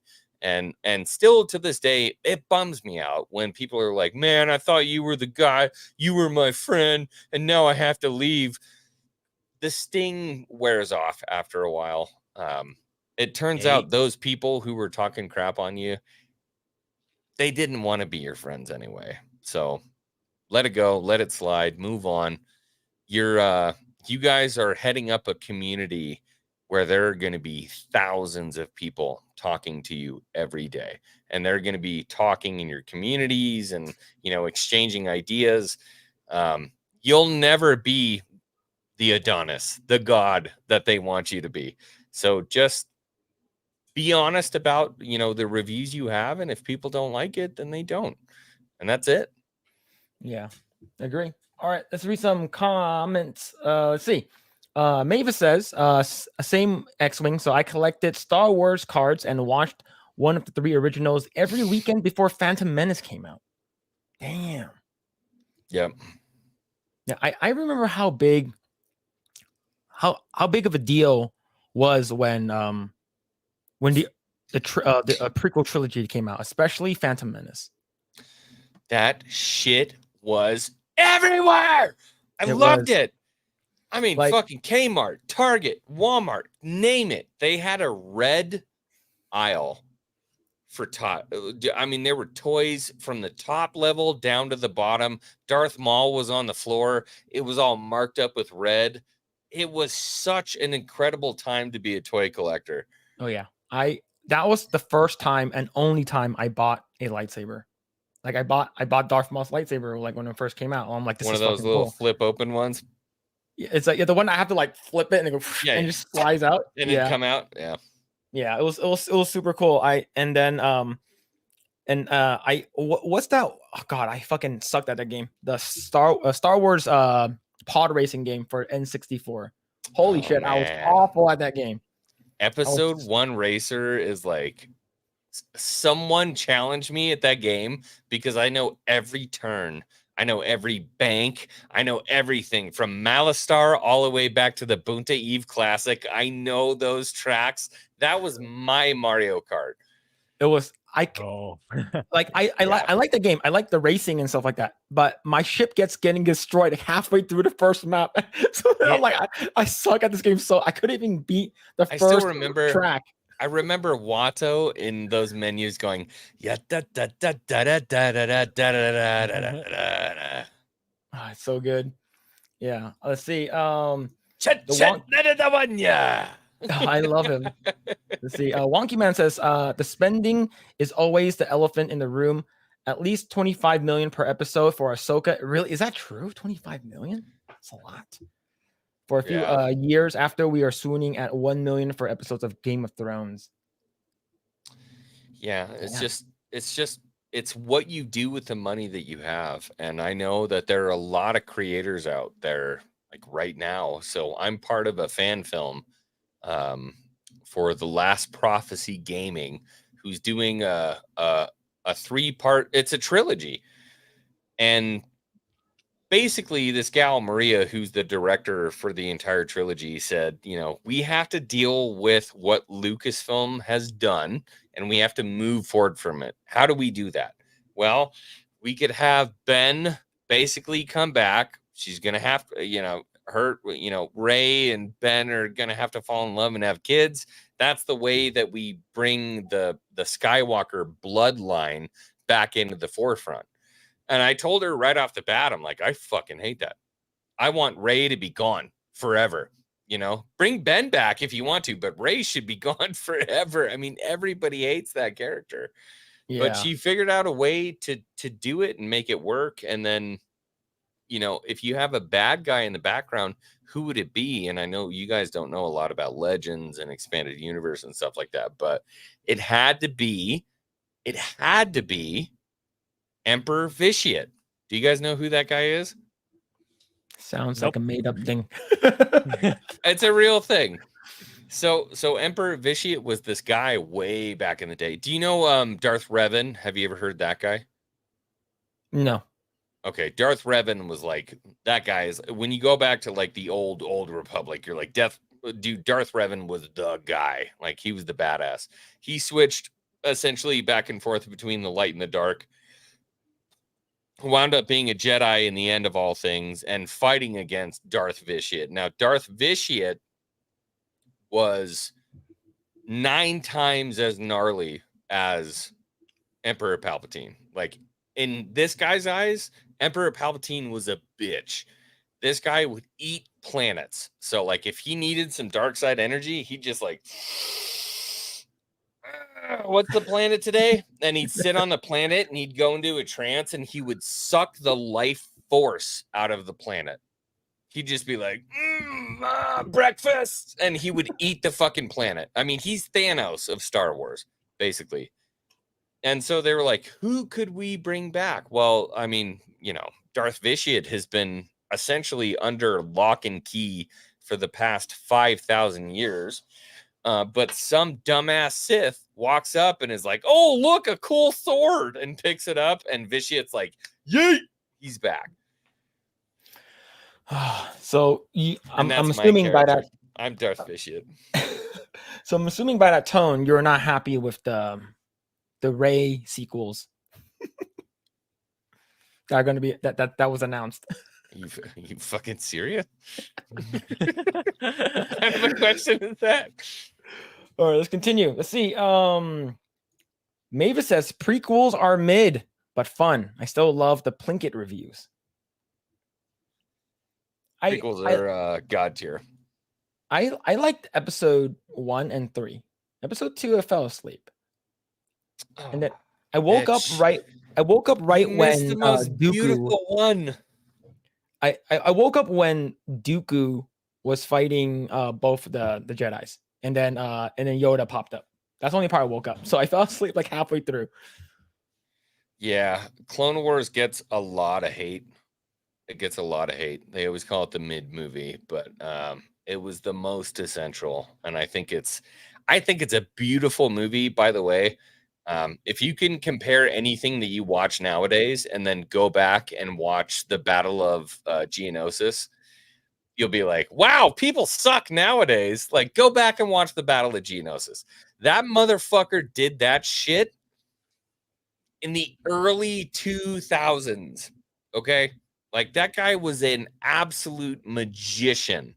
Anything that George makes, I'm just happy with. I mean, the guy, he's a magician. He's Houdini. Yeah. Let's see. Mavis follows up with VR is great. WDW Pro is catching up to him already. Yeah, they're not that far behind. Yeah, I sent a message to Renegade. I was like, you're getting called out on stream. You want to say anything? I'm on a member show. What are you talking about? He's like, who is he? He's like, these Asian people. They're calling you. You got called out on a news article. Yeah, on Bounding the Comics. Rebounding into comics. Let's see. Let's see. Scary says it was A New Hope all over again with the Disney shills. You're talking about Force Unleashed, right? Wait, what was the comic? Comic. What was the comment? It was A New Hope all over again with the Disney shills. Talking about the Force Awakens? Yeah. If you're talking about the Force Awakens, Force Awakens was A New Hope, yeah. Not done quite as well, but let's see. The Godfather says, Godfather says, I stopped giving a shit after The Last Jedi, and I was told to watch Mando season 1, and I was like, this isn't shit, but it ain't is in no way good. It was meh. I never watched another Star Wars Disney thing again. Can't blame you. It's okay. Yeah, it's different. You know, it's different for people like me. I mean, you see like just 2 little shelves. The rest of this room that I'm in, floor to ceiling, helmets, cardback figures. I have an entire shelf of fucking ships over there. I mean, I love Star Wars. I love what was Star Wars. And so there's a part of me that's like, yeah, I have to keep fighting to see if maybe someday we see it come back. Will it? I don't know. Yeah. I don't know. Let's see. Evan Martin says, I only know Star Wars Santa from Melvin's Star Wars Shield video. He seems like a good old fella, though. Yeah. Star Wars Santa is the proverbial Disney Star Wars shill. But he is such a good guy that, like, if he brought me onto his stream, and you know me, I'm no Star Wars Disney fan, we can sit there and talk for 45 minutes. And, like, he's not going to shit on me. He's not going to say something stupid.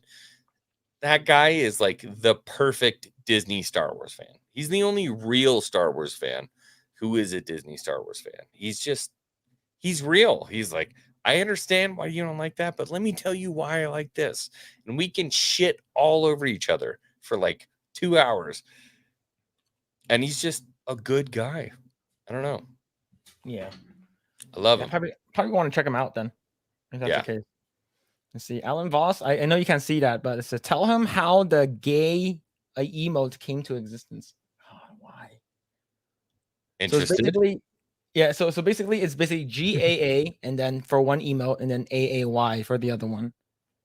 And so basically to cut it to make it short, I told it last week when Epic Mike was here, but so I was at the Hollywood Carnival in West Hollywood a couple of years ago. When I say couple, I'm talking about like 20 years ago, and maybe 15. And they had it's basically 3 blocks of West Hollywood boarded off for Halloween, and everyone comes from all around the world and dress up.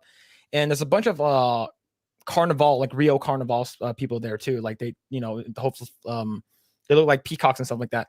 So me and my ex were there, and we're looking around. There's a lot of like people who are dressed in like scantily clad outfits. And I'm like, oh, that's cool. You know, as like a 19-year-old, you know, young boy, I'm like, oh, that's cool. You know, the more ass and you know, tits I see that I don't have to pay for, that's great. And I was there with my ex, and we saw a guy and a bunch of other people. And then there's a guy. There's a person that was dressed up that had like a really nice ass. And so I pointed to my ex. He's like, oh, look, that person has a nice ass. And that guy turned around. And my ex looks at me and says, you're gay.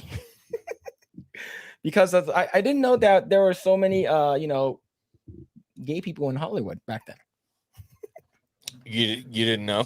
No, I was very innocent back then. Very innocent. Are you living in LA? No, I don't live in LA. I live in the outskirts. Like I live more in like the IE area in the desert. IE. Yeah, the Inland Empire area. Inland Empire. Yeah, I grew up in LA though. I did grow up in LA. Oof. Yeah. Yeah, unfortunate. Ow. Yeah, it sucks, man. You see, Evan Martin says, "Damn, that game was a gem. I had it as an 11-year-old kid. Got to revisit it." Yeah, I sucked at pod racing, dude. Yeah, but I already pulled this up, but the Rogue Attraction says Xwing roll. Yo, what's going on, Rogue? What's going on, Tone? See, Alan Voss says What's up, only Tone? bigoted misogynistics hate Ray. That's me. Oh shit. Okay, Andy Contreras says it's all about Darth. Is it Nihilus? Nihilus. Yeah, Darth Nihilus. Yeah, that was like, man. Yeah, Darth Nihilus was scary. Still didn't hold a candle to Vitiate, though. Okay. Let's see. All right. I think we're okay in terms of comments, right? Yeah, Phil, I got news for you. Yep. See, the Godfather says, "Oh, please, I owned every original, is it 4 to 5 inch figures released up until the Return of the Jedi. Owning Star Wars merch doesn't translate into Disney being worth watching." Well, sorry, Godfather. It's 3.75 inches is what they actually brought out. Look, buddy, if you want to talk to me about collecting, please send me a message. But it's 3.75, and then when they moved on, it was 6-inch. So be careful. Yeah, it's 3.75 is your. I'm used to those inches. Is that what you have? Yeah, every single card back I have from 1970, it wasn't 77 because they couldn't get the figures out in 1977. So you actually had a basically like the back of a cereal box, and you had to send that in so that you could actually get your figures after. There's no such thing as a fucking 4-inch figure. Cool it, Vato Loco. If you want to flex your deck on collecting, I'm more than happy to talk about it. All right. Cool. So here's the thing. I do want to talk about video games for a little bit. But whenever I ask, what is the best Star Wars game? More often than not, people will say Knights of the Old Republic. I Yeah, always hear KOTOR or KOTOR 2 is like really fucking good. I've never KOTOR, played it. It was good. It was good. I'm Shadows of the Empire, man. Nintendo 64, Shadows of the Empire, Dash Rendar. You got to fight IG-88. You fought Boba Fett. I mean, like, just so much cool shit you got to do in that game. I mean, it was awesome. You got the jetpack. You went to the Hoth base. You were there for, the invasion of the Hoth base. You had to kill Wampas and shit. I don't know. That's always going to be one that's my favorite. My favorite Star Wars game, I think it'd be Outcast 2, I think, because we got the multiplayer. I think. Yeah. See, Don Ho says, "Hi, all. Can't stay. Heading to bed. Just wanted to say hi." Yo, what's going on, Don? Hey, love you, Dawn. Good to see you, girl. Good to see you. Have a great night. Thank you for stopping by. So the thing is, I only played a couple of Star Wars games. I think my favorite one is Rogue Squadron for GameCube. Bro, Rogue Squadron was fucking incredible. That one was my I favorite. love Rogue Squadron. Yeah, they need to revive that actually. Now's a good time to revive it. Like if they like HD remaster it or like Josh Martin actually just put like the big one in Battlefront and Battlefront 2, the original ones. I think it was 2003 and 2005, if I'm not mistaken. Yeah. Greatest fucking game you could have ever played. Yeah, because I remember on Hoth, you could fly the T-47s on Hoth. T-47s are the one that goes around speeders. The snow speeder. Yeah. You got to fly those, and then you could go to Cloud City, and you could have a cloud car. Or you could fly an X-wing or a TIE fighter. I mean, they did absolutely everything in that game, and it was so much fun. It was so much fun, man. Like the one game I always wanted to play, and I'm not sure if Arcade 1-Up already did it, but the one with where you fight Vader with like with the lightsaber. It's like a fake lightsaber thing that you're holding like a joystick, and you fight like you The fight arcade Vader with it. game? Yeah, it's an arcade. Yeah.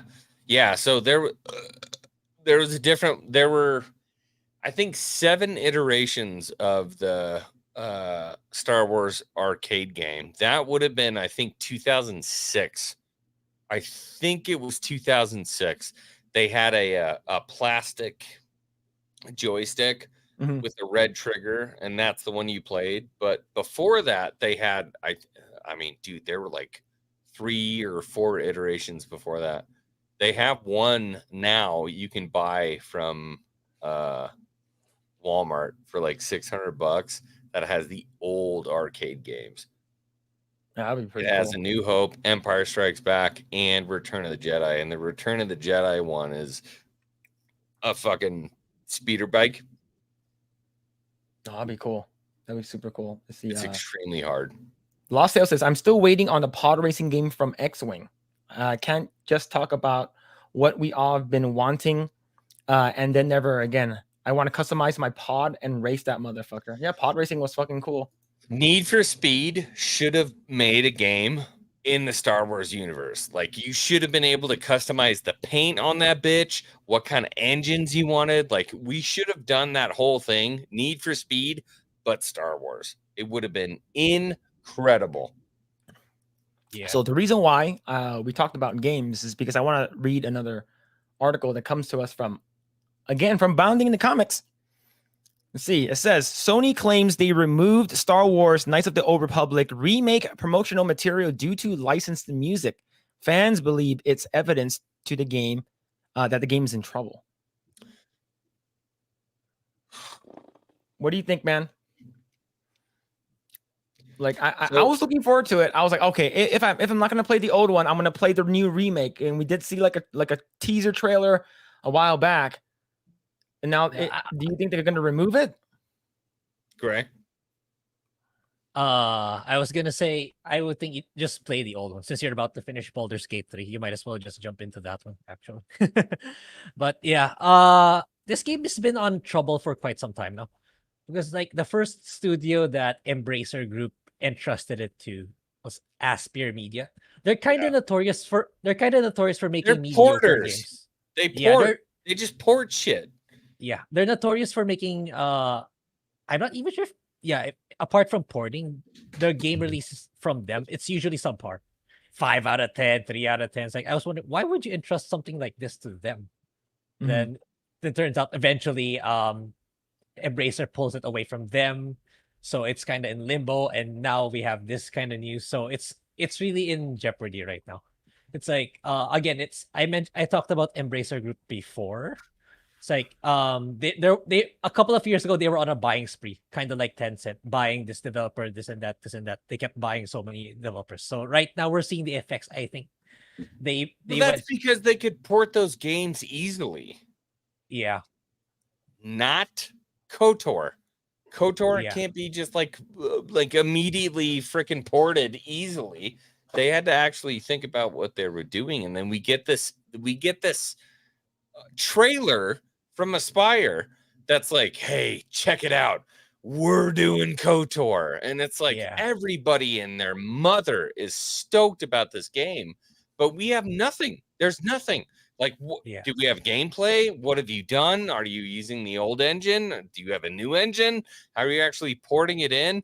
And then they said, we're going to change it to, instead of turn-based action, we're going to turn it into, an RPG where you actually swing your saber. And everybody's stoked, but they gave us nothing. Nothing. What do you want us to do with this? You made a pretty cinematic. That's it. Yeah, it sucks, man. I was looking forward to it. Yeah, so I might just play the old one, but so imagine if it's like the old one, but with like the new fighting style of like what's the most newest Jedi? It was Jedi Survivor. Yeah. If they had like that combat, like that would be pretty interesting to play. I think it would be super fun. Gay. Did you not like Survivor? Gay. Dude, you swing a lightsaber against your opponent and it bounces off of them or leaves them with a burn mark. No, this was a cut in half, right? That's dumb as shit.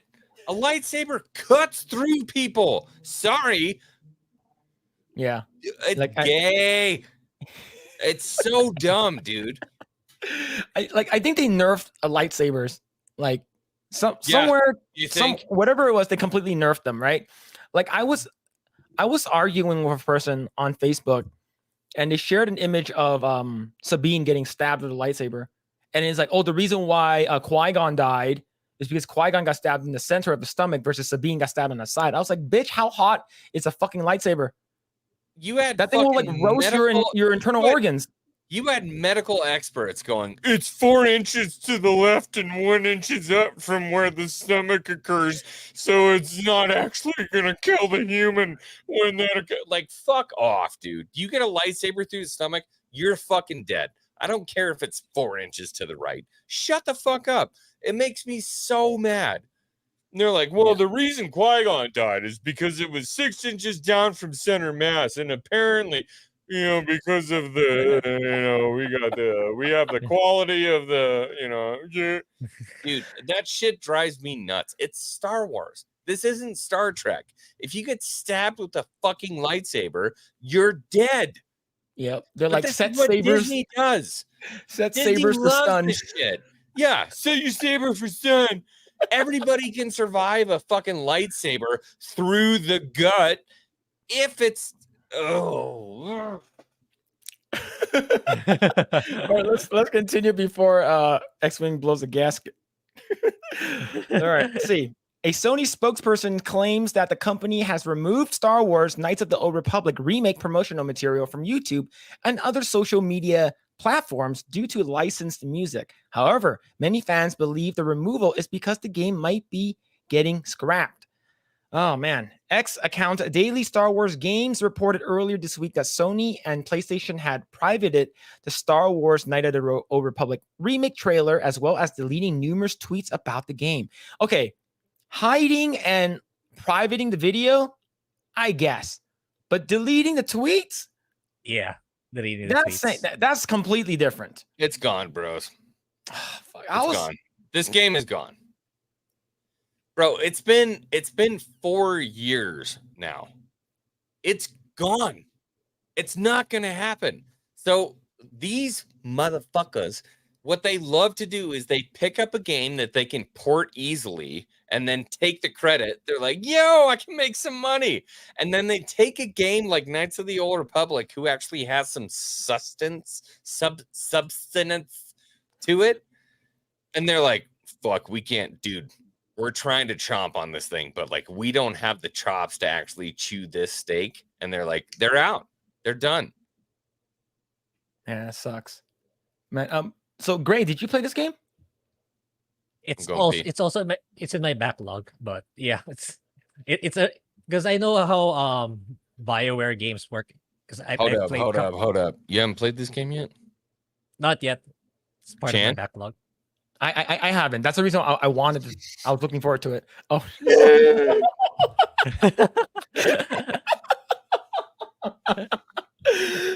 Oh shit, he's seething. Oh man. See, the thing is that I wanted to play it. Okay, so here's the reason why. This game the game came out on Xbox original, right? Yeah. I think Coder 1, at least. Yeah. So here's the thing. During that time, like I said, I was trying to get laid. So I didn't really play games. And the thing is that whenever I did play games, my ex would be super fucking pissed off. She hated when I played video games, man. It's like, she's like, oh, why are you playing video games instead of spending time with me? I'm like, oh man, fucking bitch, man. Like, I just want to relax. I just want to, like, that's why, like, I had an Xbox, I had a GameCube, and I bought a, okay, I was one of those idiots that bought a Wii U. They probably should have called it Wii Fuck You, because that's what they did to us. I bought a Wii U, and I bought like the Smash Brothers. Like I bought like I actually had a bunch of other games on it too, but I never got to play it. It's because my ex didn't allow me to play video games. Right? She's like, whenever you're with me, You should be spending time with me, not playing video games. I'm like, yeah, there's a reason why she's my ex. But yeah, KOTOR was one of them, right? I wanted to play Knights of the Old Republic 2. Like, I wanted to play it. I had an Xbox. I wanted to play it. And they're like, never got to play it.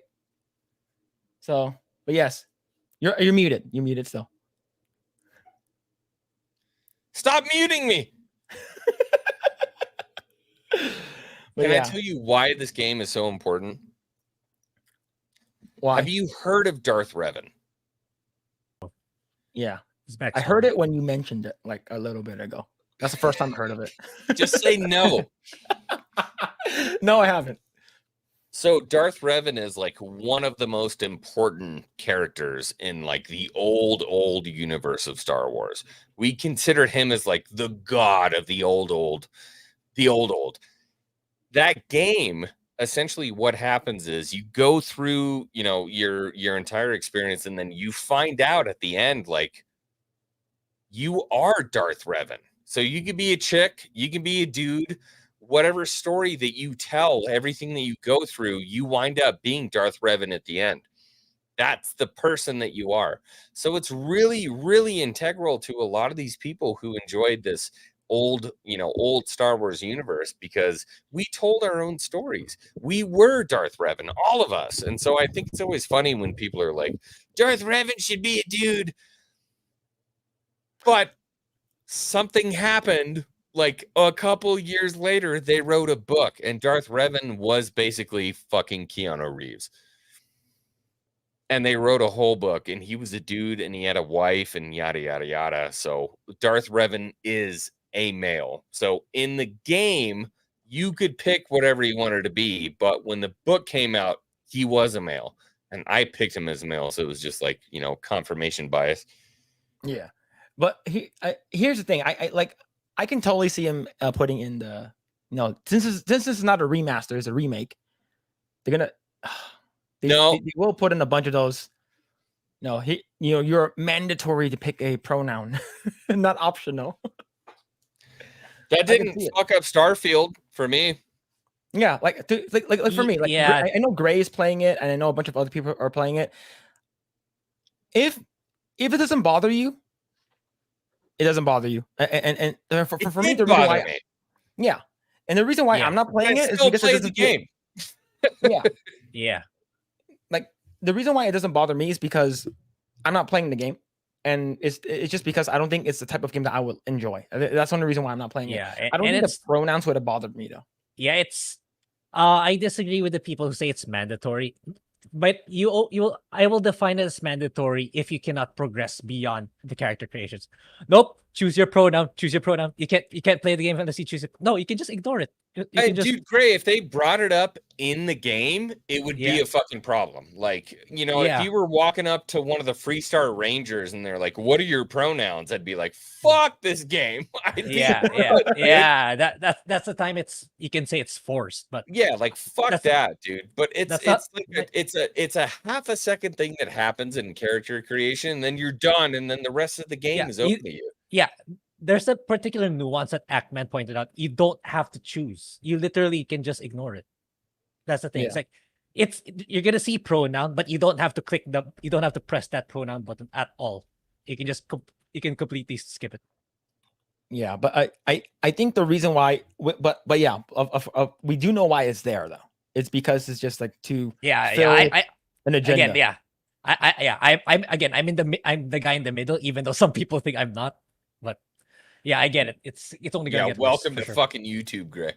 Yeah. YouTube, you got a lot of backlash for that video. Yeah. Dude, I have to be honest with you, like, it does not matter what you do. You're not gonna make everybody happy. I mean, dude, I legitimately I get DMs about how I have a large black dildo up my butt because I ride the fence so hard. Like, I installed with 3/4 bolts a large black dildo on the fence just to sit on it because I can't make up my own mind. It's ridiculous, dude. Yeah. All right, let's continue with this article. Let's see. In response to this report, Sony spokesman told Kotaku, as part of the normal business, we delist assets with licensed music when the licenses expire. However, this explanation does not hold water given the PlayStation Spain YouTube account still has the trailer publicly listed on YouTube. It's possible, I'm assuming this is a typo. It's possible that there's a different license agreement for Spain than other countries. But the Sony spokesman makes no comment about that. And if you take his comment to face value, the existence of the Spanish trailer does indeed refute the claim. Oh man, like I said, so I do probably want to consider playing this game. But is it jank? Of course, it's Ryan Kindle's video. But is it? Have you ever played a BioWare game? Name a popular BioWare game. Apart from KOTOR, well, BioWare did all of Neverwinter, the CRPGs. A lot of the CRPGs. God, I used to love Neverwinter. Oh Yeah, man, Neverwinter what a Nights. callback! I played the shit out of that. But so- wasn't all of what the fuck is the name of that? Shepard. Mass Effect. Yeah. Mass wasn't Mass Effect BioWare? Yep. Yeah. So Mass Effect. Yeah. And Phil, it's like Bethesda's little cousin, basically. BioWare is like Bethesda's little cousin.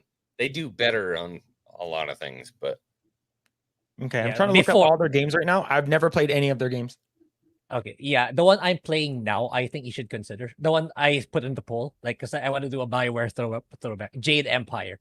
Since you love martial arts so much, I think you will love Jade Empire. Okay. Jade Empire is it's martial. The gameplay is super simplistic, but even then, the story it's there. It's about the cycle of famine and prosperity. So it's absolutely your thing.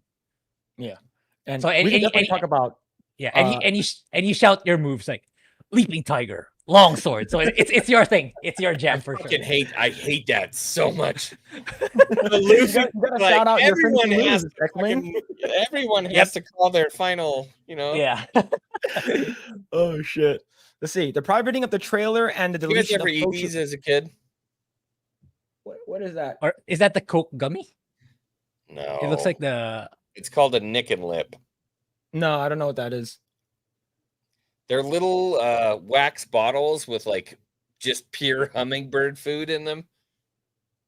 No, I thought you were vaping the entire time. No, these are Nick and Lips, man. Nick and Lips are like these weird little. They're shaped like Coke bottles, but they have nothing but just like pure sugar water in them. And it was just such a thing as a youth, man. They're so good.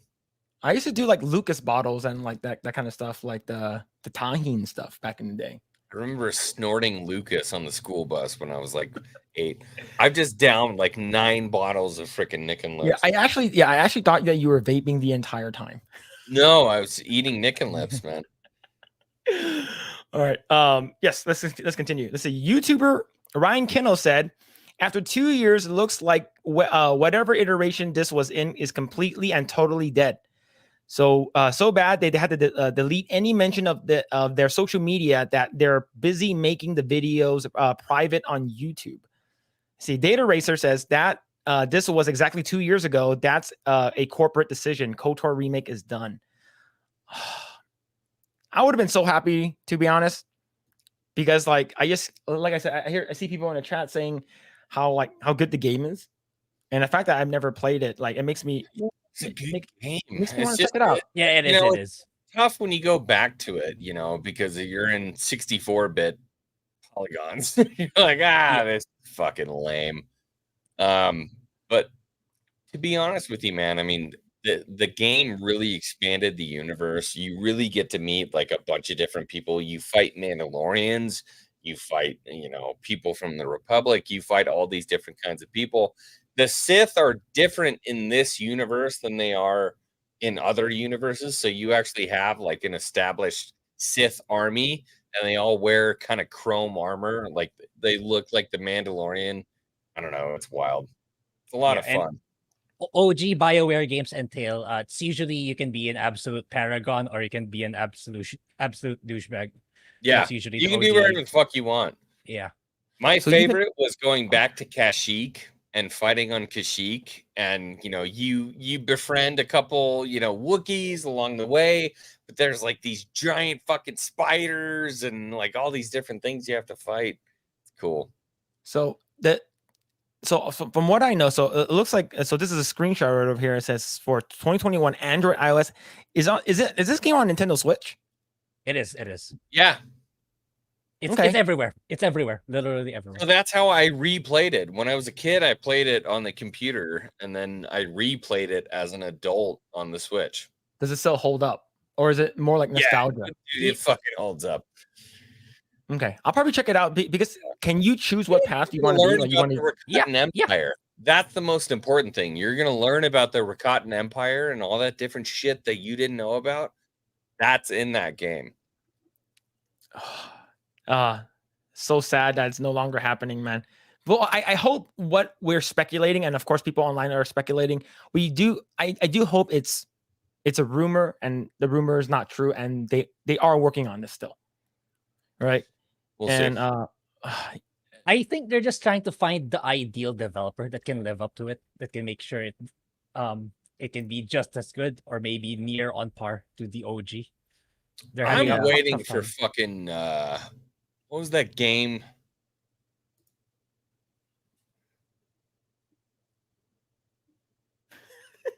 What was the name of that game? Star Wars 13. They came out with no 13 was George. They came out with a game, and I'm trying to remember the name of it, but we saw what looked like the Yuuzhan Vong banging on the drums. This is going to bother you for the entire stream. Is that back? Star Wars. I thought it was like Origins or shit. What was the name of that? You gotta look it up now. But yeah, the fact that I never played any Bioware. You don't remember the trailer? There was the guys beating on the drums, and then there was like two guys fighting with a lightsaber on the bridge. See, someone tries to Jedi Outcast. No, Jedi Academy. No. We've already forgotten it. Yeah, I wouldn't know at all. Star Wars Eclipse. Eclipse. Oh, okay, there someone said it. Yeah. Thank you, a booming That was announced for quite a. I forgot about it. Yeah. Lost Tales also said it. Yeah. So Eclipse. So what type of game is that? Is that an MMO? Isn't it developed by Quantic? The latest statement, it was Quantum. Yes. So the latest statement they put out was that essentially, it's like Bethesda. You can do whatever the fuck you want, but this continues to just like exist. It's a persistent universe. So it really doesn't matter what you do. Like the story continues. And look at Yoda in the temple chambers. Let's fucking go. I'm sorry, but like that makes me horny. Would you want a prequel of Yoda's youth when he was younger? So that's what they tried to do with the High Republic. Those books they put out. I read 2 of those books that they put out for the High Republic. They were fucking ass, my guys. They were so bad. And it broke my heart because, we as Star Wars fans, we consider that time period the old Republic. Mm-hmm. And they're like, and Disney's like, no, it's the High Republic. And all of us are like, what do you mean fucking High Republic? And they wrote a bunch of books. And I'm like, all right, well, if this is your take, let's find out what's going on. And I read 2 of those books and they were just ass butt. Terrible books. There was a rock named Geode who wound up being kind of like he was kind of like the, believe it or not, actually, after I read the book, Geode was my most favorite character out of those books. There was a captain who named his ship the Vessel. It was just terrible. And Geode was actually the most palatable character. Mm-hmm. But they're saying this is still on. I think it was Theory tweeted these guys the other day. They're like, "Ooh, is this actually still happening?" And the guys were like, "Yep, we're still on." So apparently there's still a studio working on this game. Yeah, this one looks pretty good. The clips looks pretty good. Yeah, the Like, cutscenes are fucking phenomenal. Yeah, but was But- there any like actual like gameplay? No, absolutely fucking not. Yeah, Final Fantasy games look incredible until you play them, and then they're different. Yeah, like especially Yeah, Final Fantasy 14. The game's a lie. Yeah, this is developed by Quantic Dream though, so I only found out the scope of it now when you mentioned it.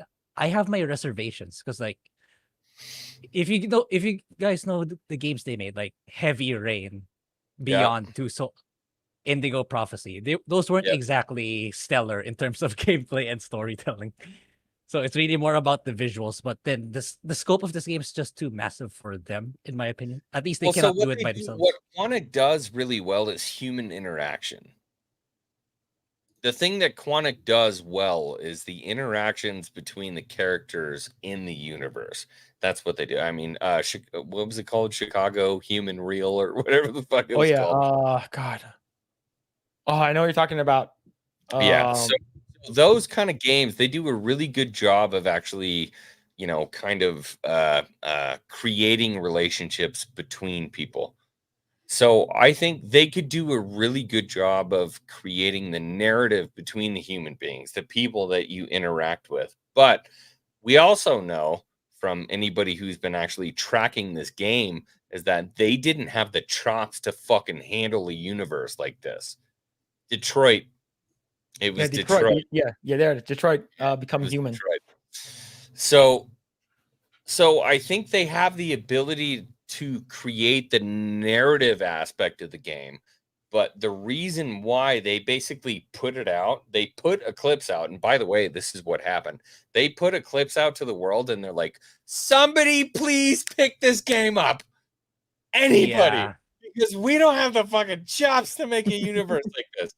I think what they're doing is they're basically partnering with another studio so that they can create the human interaction that they want from the game while creating a universe like somebody who Bethesda can actually make, right? Because, and fuck them, by the way. I'm so mad at them right now. I am so mad at Bethesda. Did you not like Starfield? Love it. I hate what they did with it. I love Bethesda. I will be a Bethesda simp until the end of my days. Dude, I started with Oblivion on the original Xbox. Yes. And I'm now here with Starfield. Like, I know Bethesda. I know their games. I know their menus. I know everything. Like, but this is a Bethesda game, top to bottom. It is a fucking Bethesda game. Like, nothing has changed since Oblivion. It's the same menus. It's the same shit. Encumberment. You get potions if you want to add 30 to your fucking, your weight, yada, yada, yada. I love the game because, it's the same game I played when I was 16. What I'm mad about is that now it's 2020 fucking 3 and you spawn onto a planet. And by the way, the president of fucking Bethesda goes, well, you're going to get to explore planets upside down and sideways, okay? You're going to get to explore the entire planet. Like, fuck you. You lied. If you land on a planet, the assets only exist in a bubble. You can't explore the whole planet. If you get out of your ship and you run out and you go up onto a hill, which there's nothing going on, by the way. If you just land in a random place on a planet, there's nothing going on. And then you run into a fucking invisible wall and they tell you you have to go back to your ship. So every place that you land on a planet is a it's a what do you call it? Like a fishbowl. It's a fishbowl. It's not really open for the entire planet. So it's a lie. They lied. They lied about the game. They lied about the places you can go. And I'll be totally honest with you. This is just fucking Skyrim with more restrictions on tab.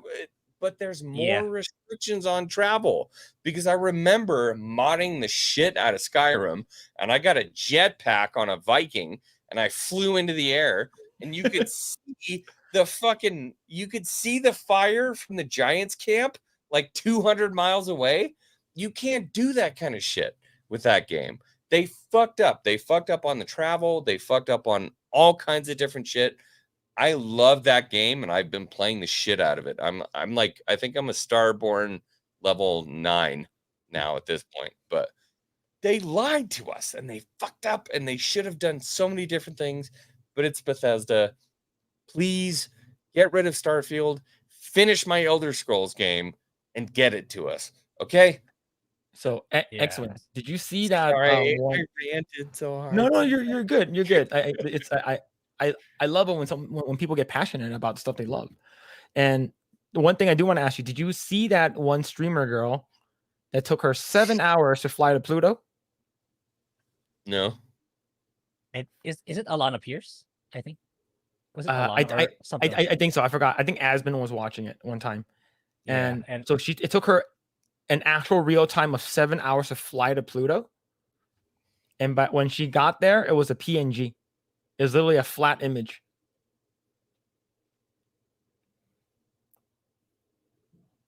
Yeah. I was a big fan of the there was a game called Elite Dangerous. I played the shit out of that game. If you traveled somewhere, you would wind up there. And then if you wanted to land your plane or whatever the fuck you want to call it, you could land there, and then you could deploy your rover, and you could fucking drive from your ship all the way around the planet and then back to your ship. It was real.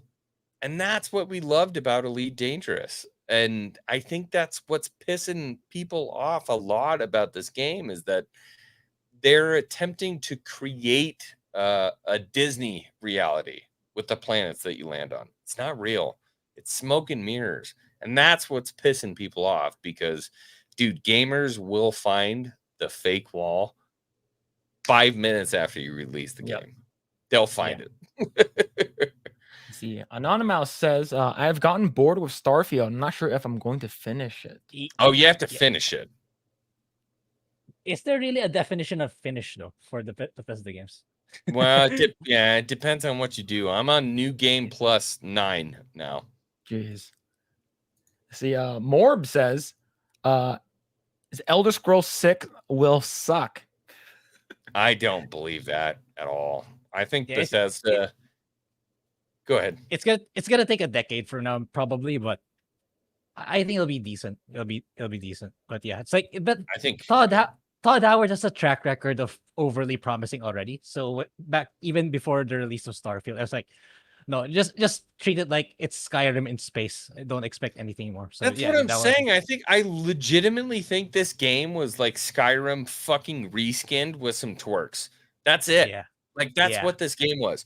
I legitimately think Bethesda, because I know Bethesda, I think that they have something in the works that is going to blow our minds for Elder Scrolls 6. Like, I legitimately think this game is going to be fucking nuts. And it's going to have all the bugs and all the shit that we love from Bethesda on launch. Yeah, for sure. And it's like people already forget, like, Todd Howard's the one who said Fallout 76 is going to have 16 times the detail. So it's like, do you believe him? Anything he says after that? Yeah. And then everybody put a fucking cooking pot on some guy's head in a shop to steal all their goods. Like, it's Bethesda. We know these people. We love these people. They put the same game out every time. We love them. Morb says Elite Dangerous is great. Yeah. That's a rough game. Lost Tale says, yes, you can. Yeah, you can actually fly to each planet. One of Starfield's many problems is that it tries to be too realistic while relying on Skyrim. The Skyrim quest line. You are a starborn Fusruda. Whoa. It's Fusruda. Okay, see, He'll never played Skyrim. That's I never played Skyrim. Not familiar. Way to go, Tails. Fusroda. Let's see. Alan Voss says, to be fair, Pluto isn't a real planet anyway. Yeah, that was my joke too, because NASA said it's not a planet anymore. that's why. Yeah, see. Yeah, Skyrim remastered with mods is something you will never stop playing once you pop it on. Yeah, I heard that like there are so many good mods that that Starfield already has that makes the game a lot more enjoyable. Like I was watching MXR Plays video, how there's like so many, like you can make the menus a lot more nicer. You can see things are more concise, and you can make the actual Starfield needs anything, it's menus. Yeah, and he's like, yeah, and you can also make a who's the main character, like Sarah, whoever the girl you're following. Sarah. Yeah, you can make her butt rounder. All my friends are like, I married Sarah. I'm like, I didn't even know that was a fucking option. Never once in any of my I'm on 9 playthroughs. Never once has Sarah been like, do you want to marry me? That's wild, dude. Let's see. Anonymous says, maybe I will finish the main quest someday, but gotten bored with the side missions. It is like a mix between Fallout 4 and Skyrim gameplay wise. Yeah, it's a Bethesda game, dude. Like, if you don't like Bethesda games, do not fucking play Starfield. Yeah. Don't play it. Yeah, don't play it. It is not a game for you. Yep. See, Lost Sale says they got a mod to make the woman thick and pretty. That's all you need. Yep. Okay. If that's the case, I need to start playing that game with the mod like day one, like before I even play the game. They got like the Disney mom butts or something going on. Like, yeah, just make all the characters look like the aunt from what's it called again? Big Hero 6. Yeah. The chick with the big old titties. That meme. Yeah. All right, so let's go ahead and talk a little bit about One Piece. All right. Yeah, it's just a little bit about One Piece because Grae, we didn't get to talk about it last week because but how did you enjoy it? Like did you like it? Did it make you interested wanting to watch the anime, or you're like, I'm just gonna wait until season 2 comes out? How do you feel? Yeah, I really liked it, but it's just that I got distracted while looking at Netflix stuff. It's like I got distracted by Vinland Saga. It's really really good. So I might finish that one first before I tried One Piece. But yeah, for me, mission accomplished, because like that's the goal of live action, right? It's not to please the anime crowd, because like the anime is always gonna be better 100% of the time. So its goal is to bring people who didn't watch the anime to get into the anime, or to read the manga, or to play the games. So yeah, job well done to the folks who made One Piece live action. Now, what about you, Xwing? Like we briefly touched on it earlier, how like you said that you don't consume any anime related medium, correct? Nothing, not even a little. There was a guy named Justin Lost who used to run a YouTube channel. I think he may still, but he tried to get me into what is the one with the Titans that eat people? Attack on Titan. And I did. I watched like 2 episodes, but I just couldn't get into it. And then he was like, hey, watch the live action. I'm like, I just couldn't get into it. Like, it just didn't really land. And then this One Piece comes out, and everybody's like, hey, watch a couple clips from One Piece on the internet. And I watched the anime counterpart, and I just couldn't get with it, I guess. I don't know. I couldn't really vibe with it. And so, One Piece comes out. I see it on Netflix. I'm like, okay, let's give it a try. Like I told you, episode 1, I was like, dude, I don't want to watch this. Episode 2, like, kind of interesting, but super weird. Episode 3, I was so hooked. I could not get away from it. And Luffy is one of these characters where like it's like Ahsoka, at least in the animated series. You hate them at first. You're like, God, you're way too animated. I don't like this character. And by episode 3, you're like, Luffy. Like, man, you gotta get that guy some fried chicken. Come on, feed that boy. He's got some stuff to do. And I think really in the end all be all, you find Luffy as this extremely inspiring character because he's somebody who wants to see everyone else's dream come to life. And no matter what he does, when he rolls around and he goes all these different places and he just kind of rolls with the tides, but his most important thing, he wants to build his ship, but he wants to see his friends' dreams become reality. And that's why I effing love Luffy. That's why I love him so much, is because he will do anything to see his friends' dreams come to reality. And so he's a really inspiring character. I think we all love the shit out of Luffy. And we want to see what he does to see his friends, find their dreams. That's Luffy. And yeah, I love him, dude. I love him. Yeah, like I feel the same way. Like, of course, like my favorite character, I as of right now, in terms of backstory wise, I like Sanji's backstory the most, probably. I think Luffy is just a very wholesome and positive, like looking like he has his outlook in life is very positive. He's the best of us. And it just makes like every one of his crewmates, right? Especially Nami, and like her backstory with I forgot the guy's name already, and Arlong, and along with like her getting her like, there's gonna be spoilers already, her saving up the 100 million, right, and then getting that shit like robbed from her, and then like to save the village.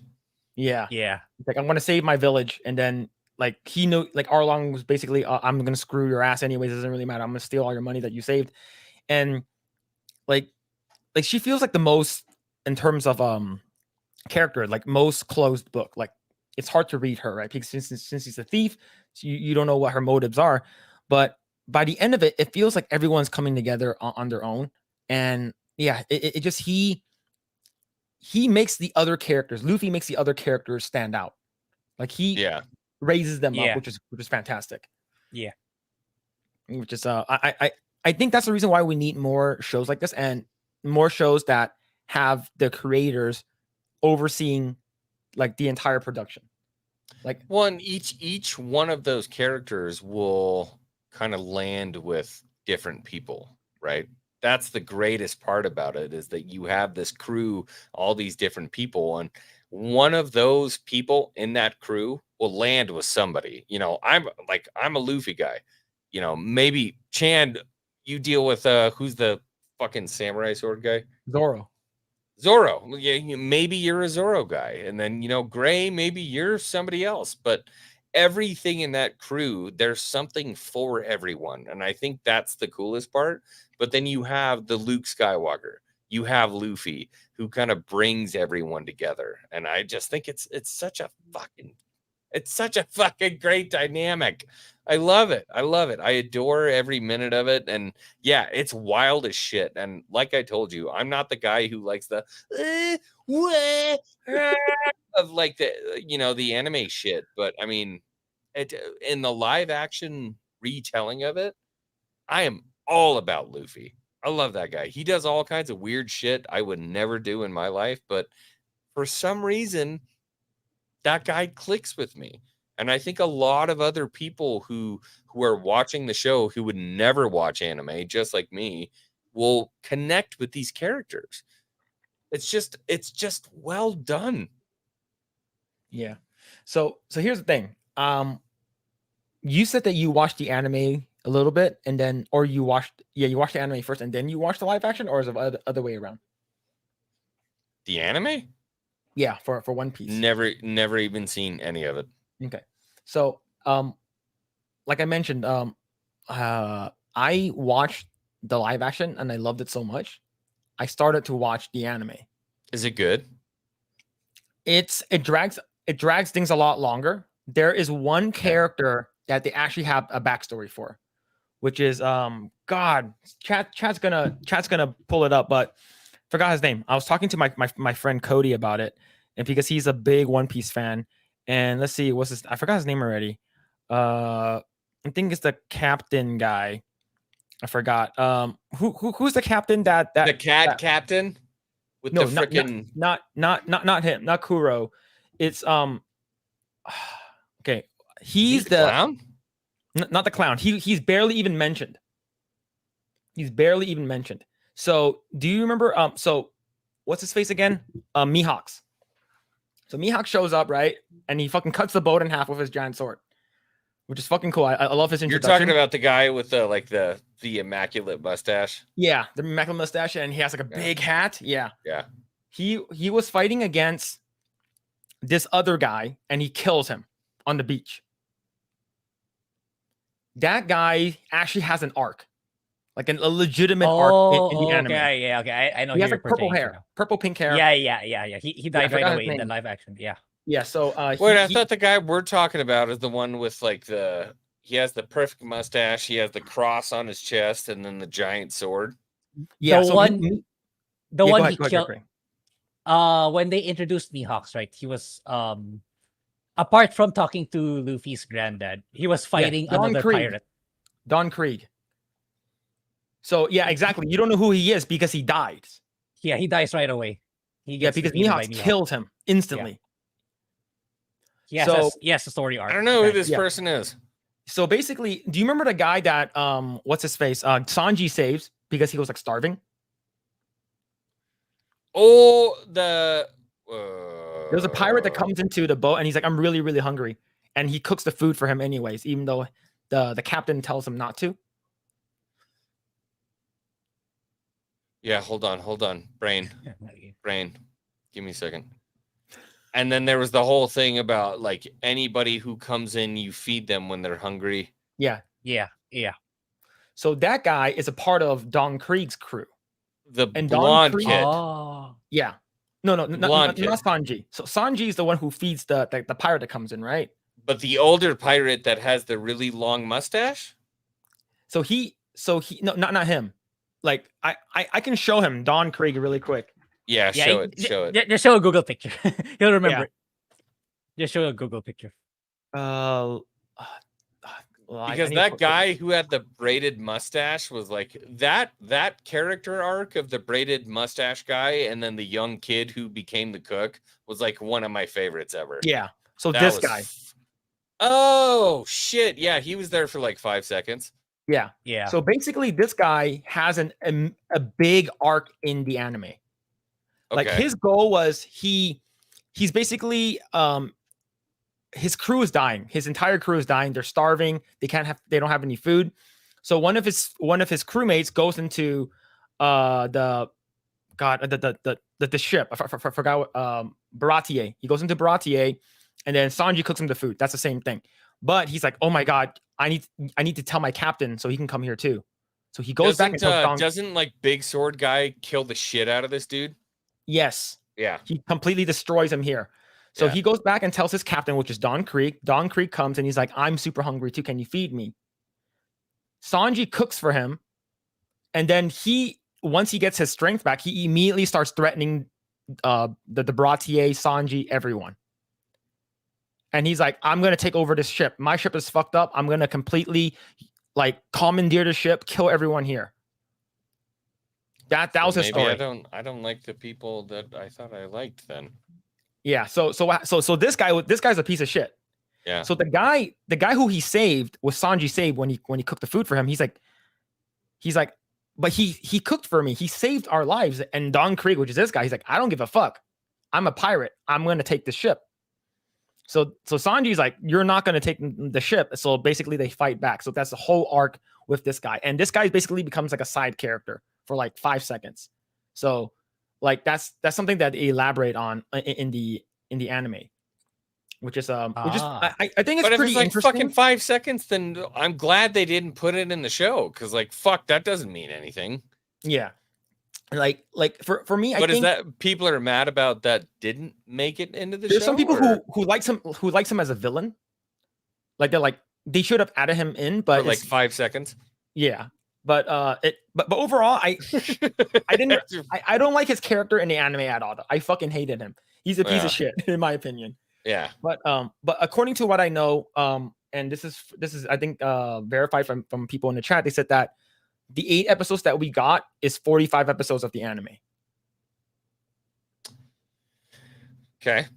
Now, so overall, I thought that it was the anime was pretty good, but it's never going to cover the ground that a book or an anime would. I mean, one of the biggest ones I had to deal with when I was a kid was Christopher Paolini and the Aragon series. When I was growing up, that was I read, Lord of the Rings, and then my continuation of that was Christopher Paolini and the Aragon series. And they didn't fucking do anything from the books. They did like 2 or 3 things. Yeah. They were like, so the dragon is named Saphira, and that's pretty much what you're getting. And we're like, what the fuck? Yeah, I've also been told like Aragon had the book had dwarves, but the movie didn't. That's why that's why the sequel never came to be, because the sequel's about the dwarves. I think I was like 14 or 15 when that movie came out, and I was just like, wow, you didn't even fucking read it, did you?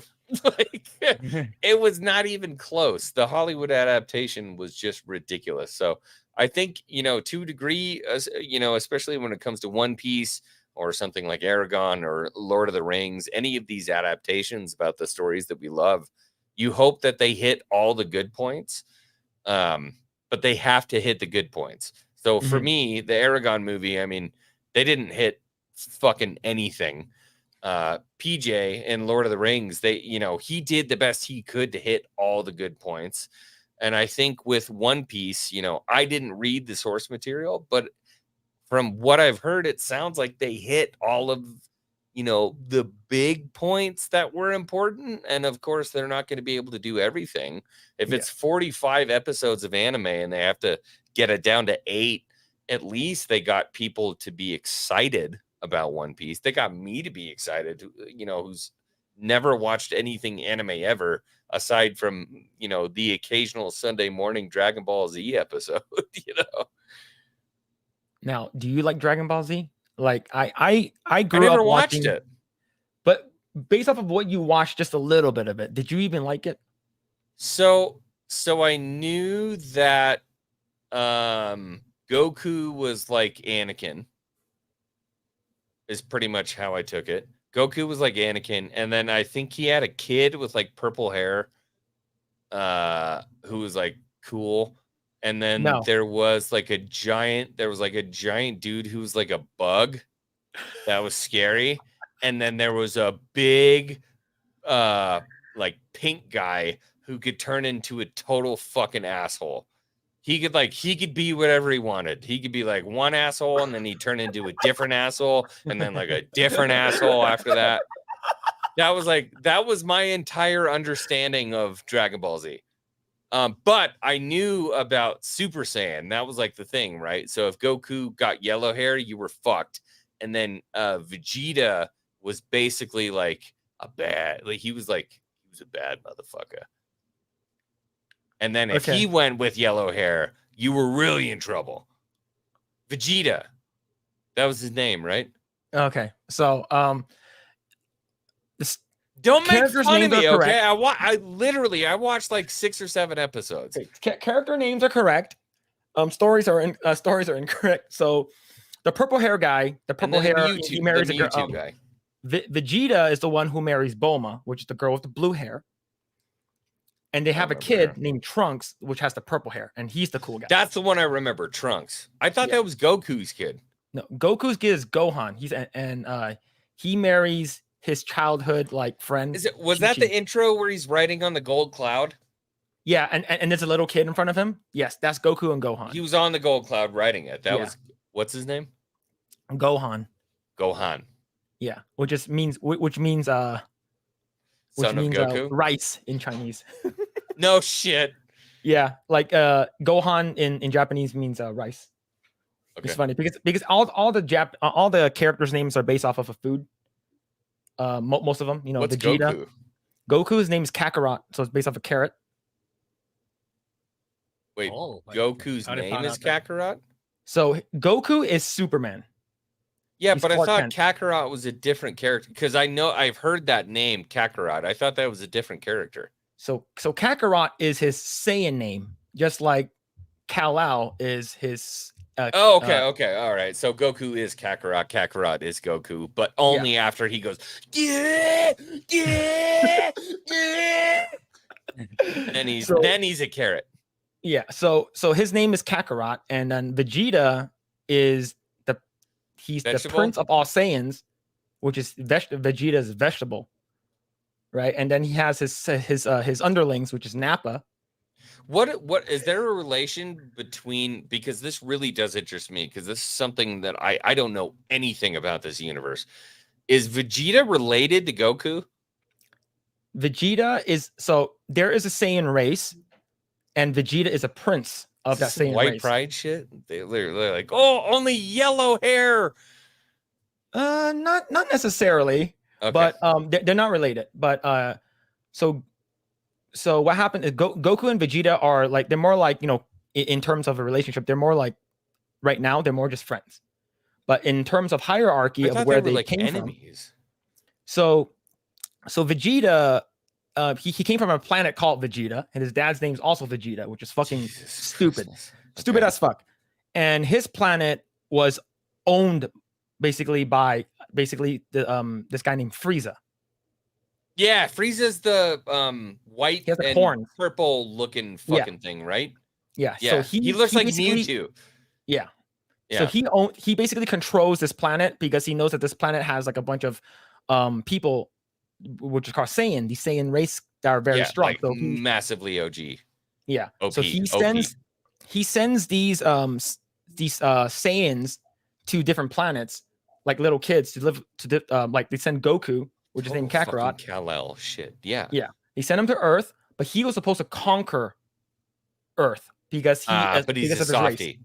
Yeah, but what happens when he got off his Saiyan pod, his alien ship, he bumped his head and he completely forgot. Like, so there's this guy named That's a plot convenience.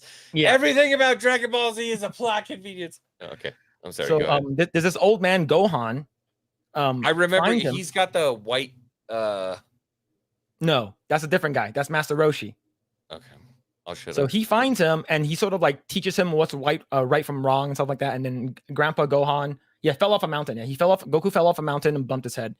And then Grandpa Gohan basically teaches him what's right from wrong. And I thought his kid was named Gohan. Yeah.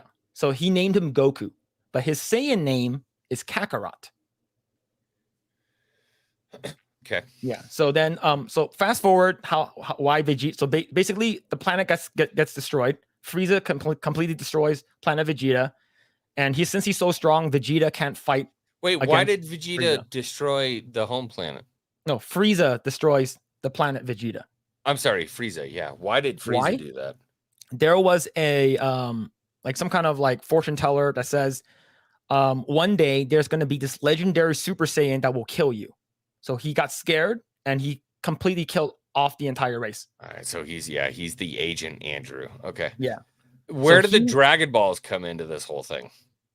The slug people, which is the green people, the green alien looking people. Okay. So one of those ones I thought I saw in one of those episodes. It was the really buff guy who had like the green and then like the pepper speckles on him.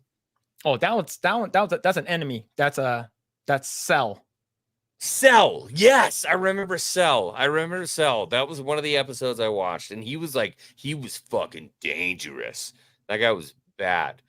How does he work into that whole thing? So he comes in way later. It's very convoluted. Okay. There's a lot if that's later on, then let's go back to the origin.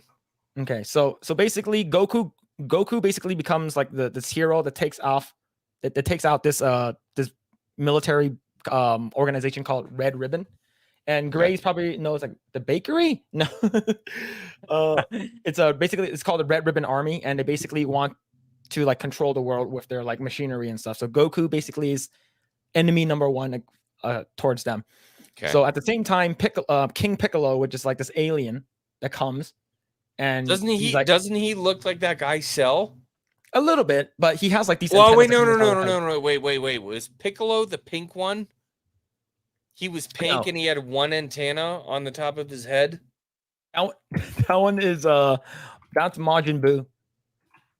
Okay, Majin Buu. Okay. Yeah. So a short story is short, not short story, but short side of it is I love this, by the way. Like, dude, I love learning lore from all this.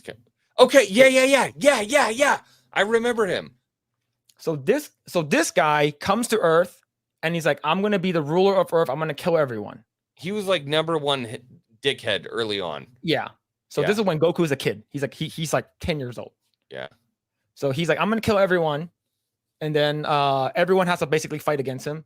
Goku basically kills this guy, and at the end, right before he dies, he spits up an egg. And Piccolo? that egg, yeah, go ahead. What was that? Piccolo does? Yeah, This is King Piccolo. Yeah, King Piccolo spits up King an Piccolo spits up an egg, and then inside that egg was it's like an offspring in short for easier sort of analogy or like just explanation. He spits up an egg, and this basically spawns this dude. Oh shit. Okay, so that's what I was gonna ask, because I feel like there was an episode I watched where like these guys were friends. Like the main guy and this guy were like friends. Yeah. So what happens is that there's basically so this regular Piccolo comes out, but he has like a split personality. He has like not split personality, but he has like two sides of him. One's good, one's evil. King Dickhead and then like friend of Goku. Yeah, so he basically subdivides himself into two people. And so when he basically splits himself, an older version comes out, and his name is Kami. And he's good. And basically his race. What's the other one? Basically Kami and Piccolo. Okay, so Piccolo's a dick. Kami's a good guy. Yeah, so Kami basically is he's a good guy, and he's like, since he's like he's a part of a race, I forgot, it's called like the Dragon Namekian race, and they have the ability to make Dragon Balls.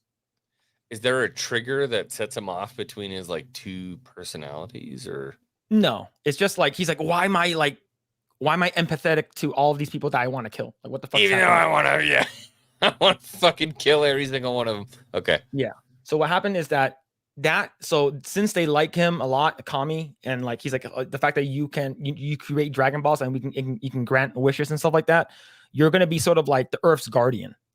So like he sits up at the top of this like pedestal up. It's called like the watch out, or the look tower, or the watch tower, whatever it's called. And this Piccolo fights against Goku, and Goku beats him up again. And then he's like, "Fuck, I can't kill you. That's fucking sucks." And during this time, when Goku beats this Piccolo, Goku is like a teenager. And then he's like, "All right, this Piccolo is like, I'm gonna train more and meditate more. I'm gonna kick your ass in the future." And then now this is all Dragon Ball. Now when Dragon Ball Z starts, Goku has a kid already. Everyone is like aged, like it sort of time skips into like. And what's Goku's Gohan? Gohan, correct. He named him after his master. Yeah, the guy who found him. Yeah. Okay. So during all this time, you get to know people like Krillin, which is the bald guy with no nose. He has like 6 dots on his head. Yeah, he's the old guy, right? No, the old guy is Master Roshi, which is the pervert, which is probably who I'll end up becoming. The other one's like he's young and kind of short, right? Yeah. And he's bald and he's got 6. Yeah. Okay. Yeah. So this one is Master Roshi. Yeah, that's the one I know. Okay. Yeah, he basically trained Goku and Krillin, which is the bald guy, how to do the Kamehameha, which is the beam they do. It's the energy beam. Kamehameha. Yeah. So and then basically this is me right here. You never see a hot girl. But wild, yeah, so man. And then in Dragon Ball Z, they meet up with this guy comes to Earth. His name is Raditz. Sounds like a radish. Can you show me a picture of him? Because I might know him. like I told you, I tuned in every. Definitely don't know who the fuck that is. Yeah. So this is Raditz, and he's Bro like, needs a haircut. yeah, he's basically like, I'm looking for my brother. And then Goku's like, I don't know what the fuck you're talking about. There's no brother here. He's like, I'm looking for a guy named Kakarot. And he's like, Kakarot, who the fuck is that? Oh. And he's like, It's him. it's like, wait, you're like the highest power level is you, because they have this thing on. He has a scouter thing on his eye, and he can check power levels. He's like, the highest power level on Earth is you. You are actually probably my brother. He's like, where the fuck is your tail? It's like, that tail, I got that shit removed a long time ago. You know, so like they have this tail wherever. Does his hair actually grow down his back like that, or is that just how long his hair is? That's how long his hair is. Okay. Yeah. So then they're like, So okay, he's like, you're my bro, and Goku's like, nah, fam, I ain't even like that. And he's like, nah, you are. Your midichlorian level is off the fucking charts, my guy. Yeah. You're saying this is where you come. This is where the quote unquote the expanded universe of Dragon Ball comes in, right? So you're like, you hear about like there's actually a planet, and our planet got wiped out. Yeah. And there's only 4 Saiyans left in the world, and you're one of them. And then so you're an L. I'm Bill L, and you're Cal L. Yeah. Yeah. And he's like, who the fuck is that piece of shit? And he's like, oh, this is my son, right? And he's like, your son? That means that's a half Saiyan. That's a half breed. He's like, yeah. He's like, what are you doing mating with these Earthlings? He's like, what are you talking about? I am an Earthling. Oh man, we got a Muggles thing going on now. Yeah. So he's like, we only have 4 Saiyans left. You got to like come with me, and and we'll be able to repopulate our our civilization again or some shit. And he's like, no. So then he punches Goku in the stomach, and then like he's like, oh shit, this guy is like way out of my league. And he's like, I'll that should knock some sense into you. At the same time, I'm gonna take your kid. Oh so shit. He kidnaps his nephew, and he flies off. And he's like, fuck, what am I gonna do? During this time, Piccolo's like, I sense that motherfucker, because you can sense energy or some shit. He's sure. Like, this some crazy guy just landed on Earth. So he goes to Goku, and Goku's like, I need your help. He's like, really?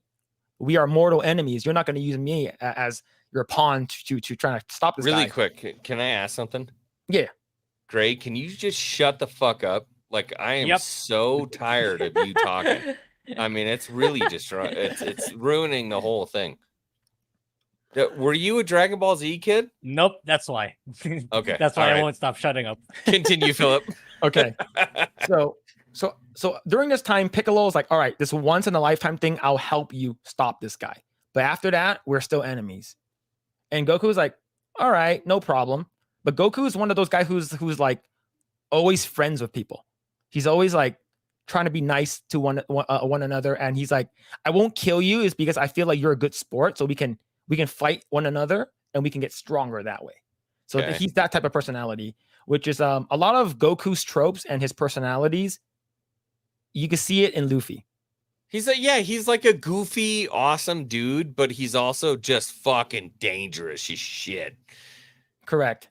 I got that. Yeah, I got that even when I was a kid. I got that. Like, I understood that he was just like a goofy, friendly guy who wanted to be friends with everyone. But if you crossed him, he would break your fucking jaw. Yeah. So they both so afterwards they're like, okay, Goku and Piccolo agree. Okay, let's go fight this guy named Raditz. You're not my brother, so it doesn't fucking matter. Like, I never grew up with you. I don't have a brother. So they both fight. And at the same time, they find out that Gohan actually has like a hidden like power level. Like if he gets super upset, like he can go fucking like berserk and like do a lot of damage, which is exactly what happens in the scene where like Gohan was like, let me out, I want to go see my daddy, let me out. And he's like, shut up, right? He just goes baby crazy. Yeah, he basically goes fucking crazy, and he headbutts the shit out of him. Like, he breaks out of his Super Saiyan pod and he headbutts him. Boom. Wounding him like really fucking badly. He's got a fucking tail. Yeah, he has every Saiyan is born with a tail. Why doesn't Goku have one? Because his got permanently removed. So the reason why, okay, so backtrack a little bit. Whenever a Saiyan looks up at a full moon, he turns into a giant gorilla.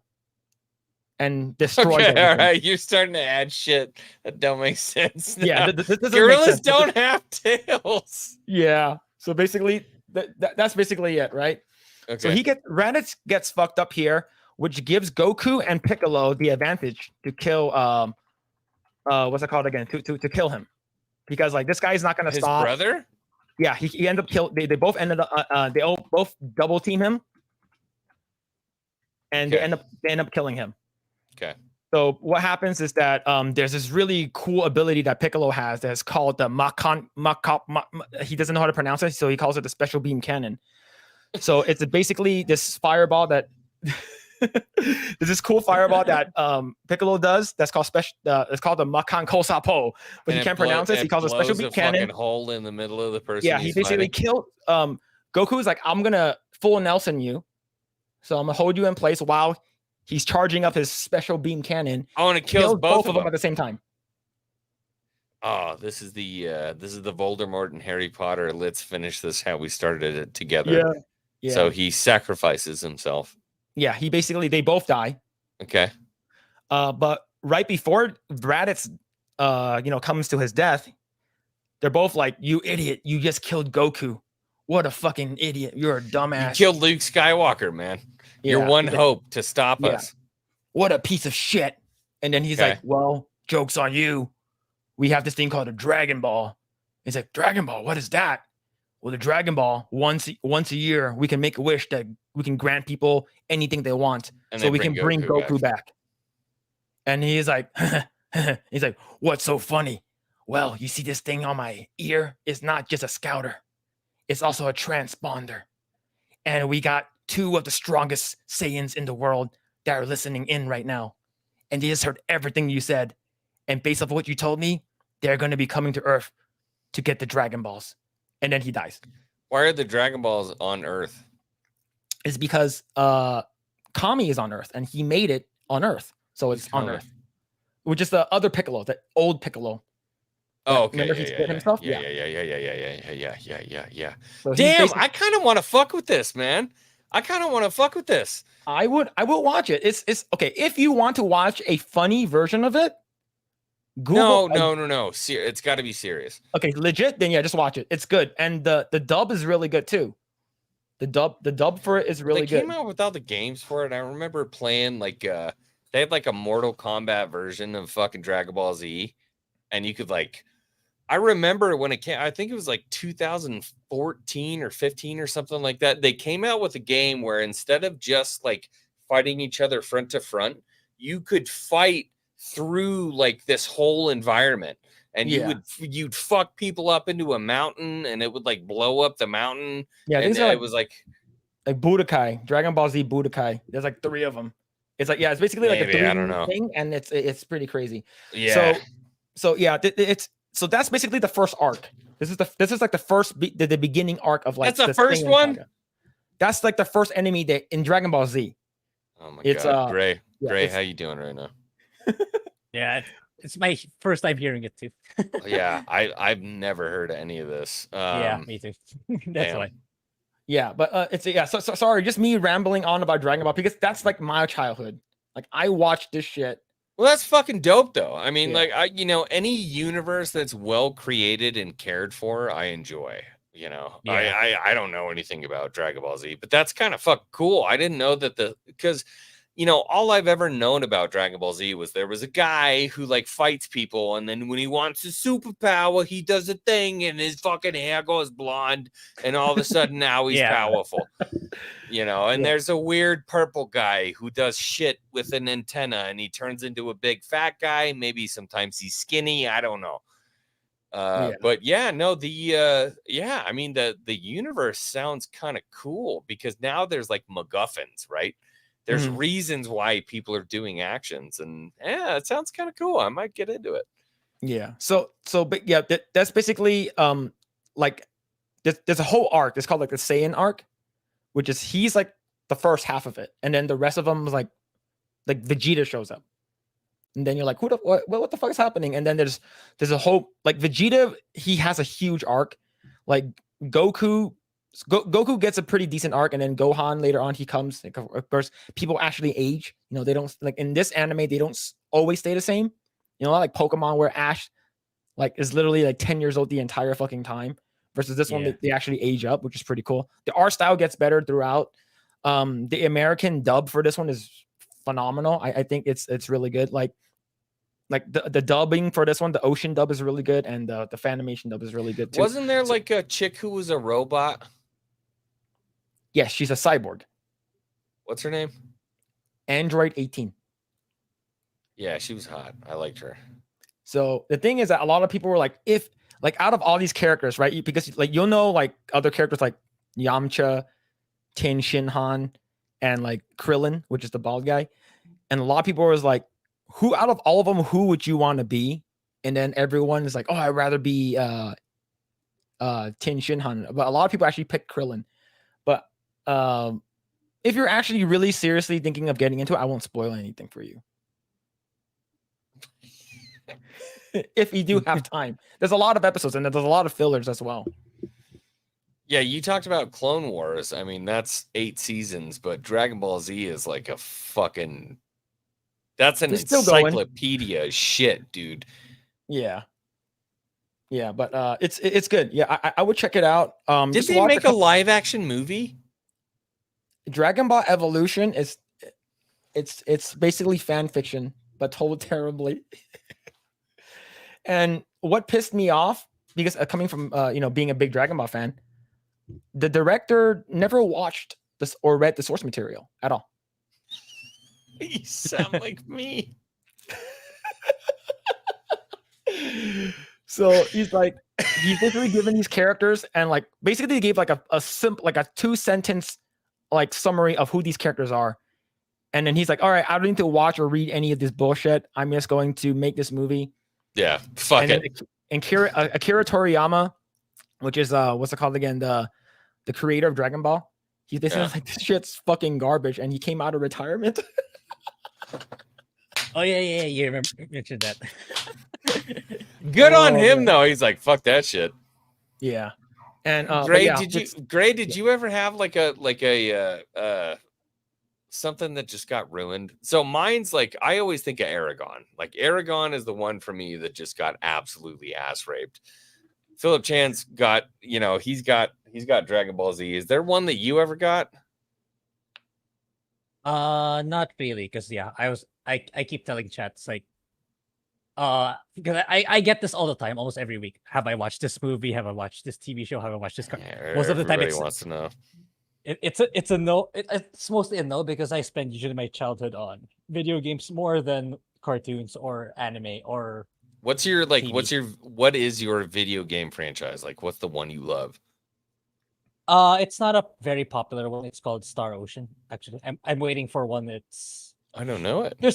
There's a new game coming out in November. It's also sci-fi, Star Wars-ish, but it's more, it's leaning more on the Japanese style. Yeah, that's mostly my childhood. That's why. Were you a Legend of Zelda fan? No, not really. I don't like a lot of Nintendo stuff. I'm gonna leave. Sorry, I'm gonna go. Xwing. What is your favorite? Okay, no, what's your favorite? What is the best Zelda game?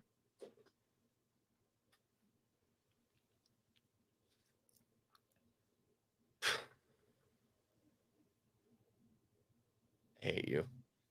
Ocarina of Time is always going to be my favorite. But that's just because of the time I grew up in. When it comes to the story and what actually occurs in the game, Majora's Mask has a really, really, really heavy vote for me. Because Majora's Mask deals with basically it deals with humanity. That was the really big thing that I think stuck with me when I was a kid when I played Majora's Mask. It was about the loss of youth, the passage of time, being someone that you're not, and trying to fit into a certain group of people. I mean, Majora's Mask was a case study on the human psyche, and it was fucking nuts. And when I played it when I was a kid, it had the impact that it should have had, because those fucking Japs were just, goddamn, they could tell a story. Holy shit. And then when I came back to it and I looked at it as an adult, it was like, this is one of the most impactful stories I have ever fucking heard as a human being. And if you go back and you watch some videos on the Ocarina of Time, and you go back and you watch the videos on Majora's Mask, these were ridiculously deep stories. The symbolism that occurred in those games was like, it was so profound, and none of us saw it. We were just kids playing a fucking Zelda game. And then you go back and you're like, oh my God, they taught me so many lessons as a young adult that I could never have imagined. When you go back and you actually analyze it, I mean, these guys told prolific stories in a video game for kids. Yeah. And I respect the shit out of them for what they did, because it was incredible. I tried playing Majora's Mask, but I had no idea you're supposed to summon those giants to push back the moon. So I kept dying. So I quit. There's a reason why they taught you the song. Stupid. I never, I basically like, dude, I keep dying. The moon keeps coming. I'm dead. This game sucks. La la la la la la la la la man, la. But my favorite. Okay, so I know Ocarina of Time was a lot of people's favorite. I think that's what. It's the first. It's like A New Hope. You know, my favorite was the first one I played, and it's probably Link to the Past on Super Nintendo. Ah, okay. Yeah, that one's my favorite one. I don't know why. I just really liked it. Maybe it's just me being nostalgia, because that's like my first Zelda game I played. But I like that one a lot because of the time travel and stuff like that. You can go to the past and the present. But Ocarina of Time was a game changer. Did you play Skyward Sword? I don't think I did. I think the last one I played was probably Wind Waker. Yeah, Wind Waker was cool, man. Yeah, Wind Waker was a lot of fun. I think more than anything, that really embraced like kind of the open world before, obviously the new games, that really embraced the open world feel that I think a lot of Legend of Zelda players were up for. And beyond that, the soundtrack for the game was fucking phenomenal, dude. Dragon Roost Island is one of those songs that will like never leave my mind. Mm-hmm. But just in my mind, the temples in those two N64 games were just so phenomenal. It's really hard to explain. I don't know. I love them. And the music from those two games was just incredible. And I would actually rope in Twilight Princess was probably the darkest and most mature Zelda game I've ever played. And it didn't feel like a fantasy anymore. It felt like, fuck, I have a problem and I have to solve it. And that's why I loved that game, because it was rough, dude. It was rough. It was dark. I didn't feel comfortable. There was no like, hey, we have a happy ending. It was like, oh, fuck, everything sucks. Yeah. We're going to die. So here's the thing. I did have Twilight Princess, but I had it for one reason only, was to get the freeloader app so I can like bootleg and jailbreak games. I mean, nowadays you can just get it on your computer for free. Yeah. But see, back in the day, I had no idea what like Dolphin was or anything like that. Like, Dolphin, the 64 ROM. Yeah. So that's how I played Wind Waker, because I never had a GameCube. So I played Wind Waker on my PC. Yeah, I loved Wind Waker. Wind Waker was great. And isn't it funny, in that game, the most annoying temple in the world was carrying a fucking Zora princess and throwing her everywhere, just like Ocarina of Time. Yeah. Oh man. And I think that's the first one where I've noticed that like when fighting Ganon, like Zelda actually helps you. Like she's actually like at least for me, like she actually like was shooting Ganon at the same time. It's like, all right, go. Like you're supposed to coordinate with her, which is pretty cool. Did you play not Tears of the Kingdom? What was the one before that? Breath of the Wild. Thank you. Did you play that through the end? I didn't play any of the new Zelda stuff. That boss sucked ass. Breath of the Ganon Wild, fight? dude, the Ganon fight was trash. It was fucking trash. So I had like, I knew I was going in for a fight, so I saved up like 9, 10, 12 freaking bomb arrows, and I just yaki, just like spammed bomb arrows on the boss. And next thing I know, he's done, and he turns into a giant pig, and then basically the rest of that boss battle is a cutscene. Like, it has nothing to do with your armor, has nothing to do with what you've built, has nothing to do with anything. You get a MacGuffin bow, and then you kill a gigantic, huge Ganon pig in like 35 seconds, and the game's over. I'm like, versus in Ocarina of Time, you actually fight a giant pig. You have to fight the giant pig. Yeah. Well, Yep. First you have to fight Ganondorf, then you have to fight Ganon. Yeah. And so the problem with Tears of the Kingdom is they're like, oh, it's not hard enough. Is that what you said? It's not hard enough. And then you go to the boss battle in Tears of the Kingdom, and it's like, guys, you took it a little too far to the other end of the spectrum. Like, I can't fucking beat this, dude. It was rough. Tears of the Kingdom battle was rough. It was rough. Yeah, it's I haven't played like any recent Zelda games. Yeah, like I even have the 3DS one, which is like the Link to the Past, like 3DS version. Like it's still in the shrink wrap. I didn't even open it yet. Like a lot of people's favorite, every single one of those games, man. Yeah, a lot of people's favorite. What's the one that's for like Game Boy that everyone loved? Oh, I forgot which one it was. That's a lot. I think that's a lot. Let's see. Forgot. It's beer. Link's Awakening. Oh, okay. Yeah. There was like I heard a lot of people I really never like that played one it. too. Yeah, they remade it for the Switch too, right? Link's Awakening. Yeah, there was a like a remastered version, but like a lot of people like that was the big fan of Awakening was like they weren't expecting that type of remaster. They thought that was gonna get like Ocarina of Time mastered, like remastered like that. So they're like, oh no. Still a top down. Yeah, still a top down, but like all 3D. But it's like but it looks very like cartoony, kiddish. Yeah, you know? It does. So I didn't like it. Four Well, Swords. I never played Four Swords either.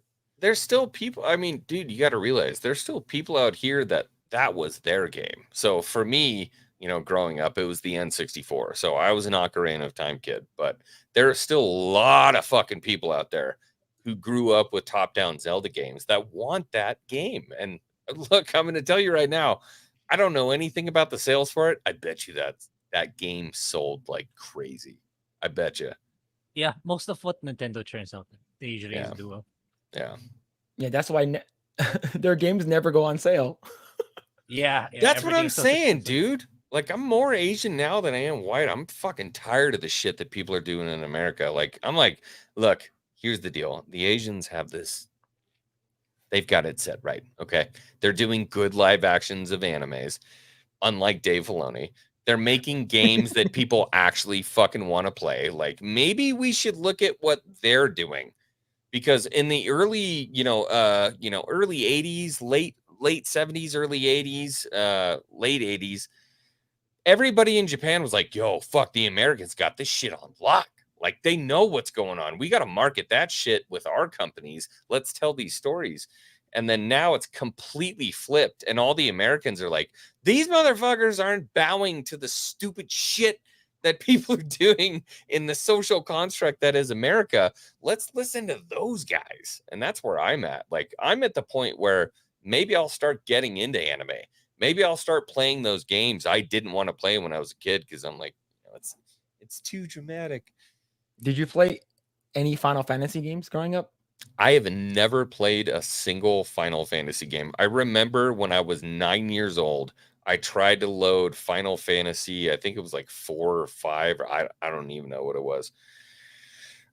I got the 9 discs that came with that game because it was like 9 fucking discs. I got the first disc in. I plugged it into my computer, and it was like, it'll be done in 18 hours. So I went to bed. I woke up and I came back to the front kitchen and I looked at the laptop like, God, I can't wait for this. And it was like, install failed. I tried 3 more times, waiting overnight for that game to be installed, and it would not install. Oh man. So I quit. So here's the thing. Final Fantasy since that day. Okay, in terms of story wise, like what type of story are you usually into? Like, and that can potentially, like, do you like more like what's it called, like cyberpunk style, or you like more of steampunk, or like more futuristic, or you like more fantasy, like old school, like medieval times fantasy? And that will sort of gear what Final Fantasy I think you should start off with if you are gonna get into a Final Fantasy game. I would say so. The only thing I would push against is that, like, I hate steampunk. I hate steampunk. Okay. I wish it was not a thing ever.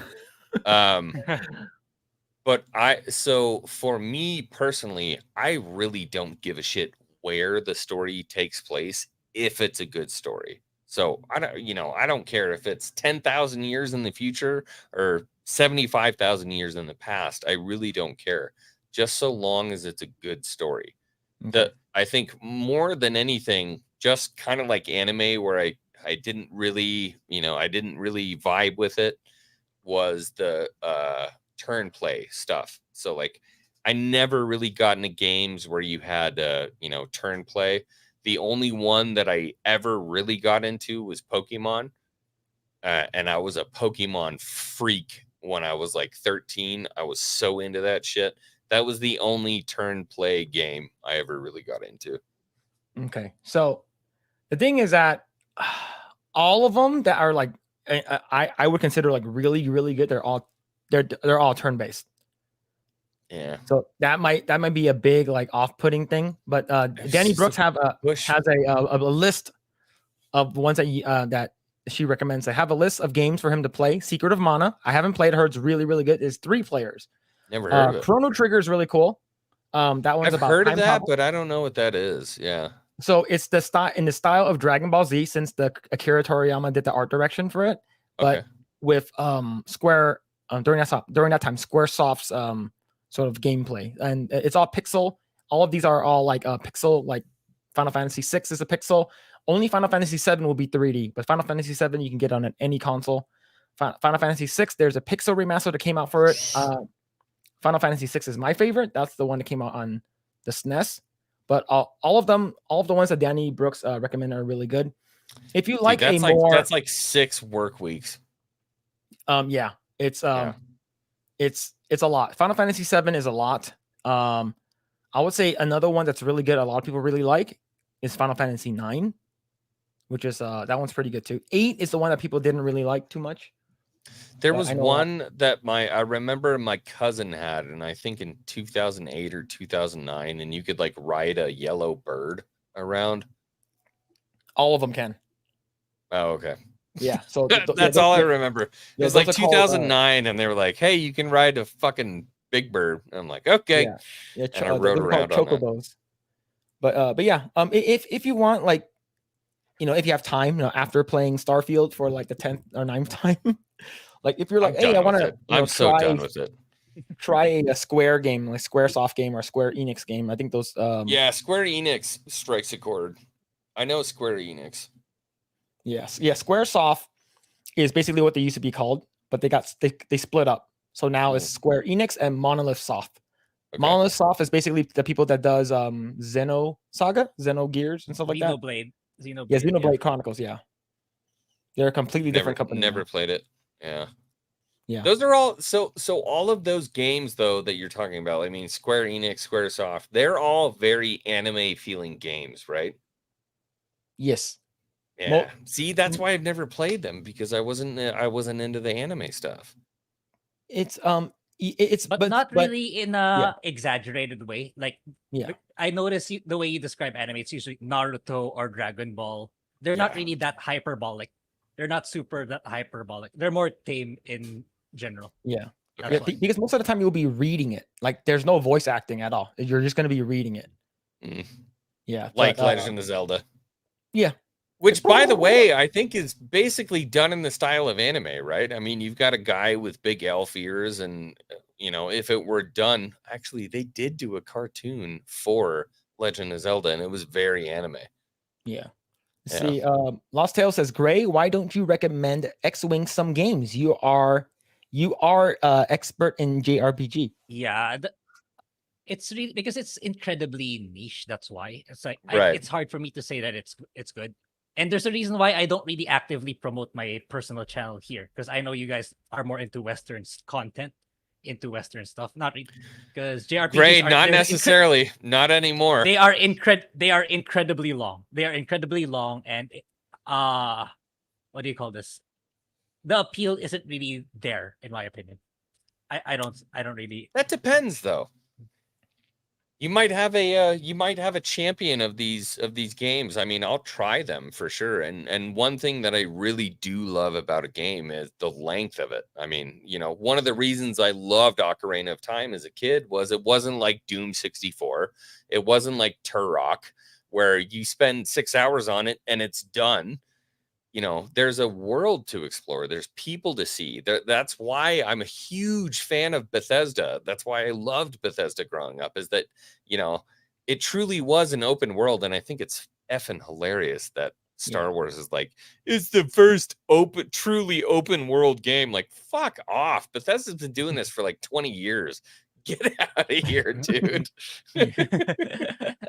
Let's see. Lost Tale says, nah, I got my Star Ocean in my cart. I just don't have money right now. Yeah. Let's see. Alan Boss also says, this is for Xwing. Has Xwing ever seen Dudley Do Right? No. Dudley Do Right. I think Xwing would like Near. 2B is a site, right, Phillip? Yes. True and real. All right. Are you Googling that right now? I'm doing Dudley Do Right now. Okay. At the same time, I'll Google. Oh, Dudley Do Right. Oh, he's making fun of my mustache. He's making fun of my mustache. Yes, I do know Dudley Do Right. Okay, so let me Google a safe image. And if you're talking about the Brendan Fraser part of it, fuck you. There's too many R34 images. So this is 2B. She can't see anything. He's an android. With her optical sensors covered. Yeah. She can see through it. Let's see. See, these are the problems I have. Like, shit, I don't understand. So you've got a gigantic fucking sword.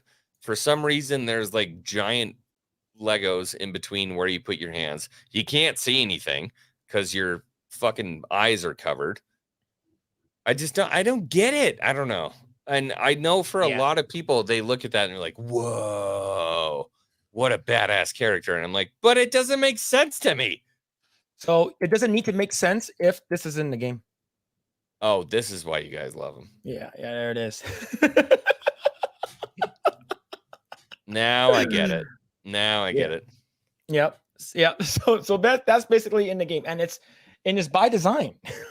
So I've never had like the sexual attachment to like cartoon characters. I've never had it.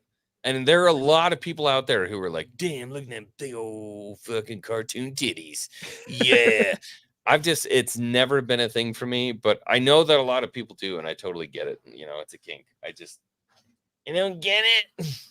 Yeah. It's just me being a coomer.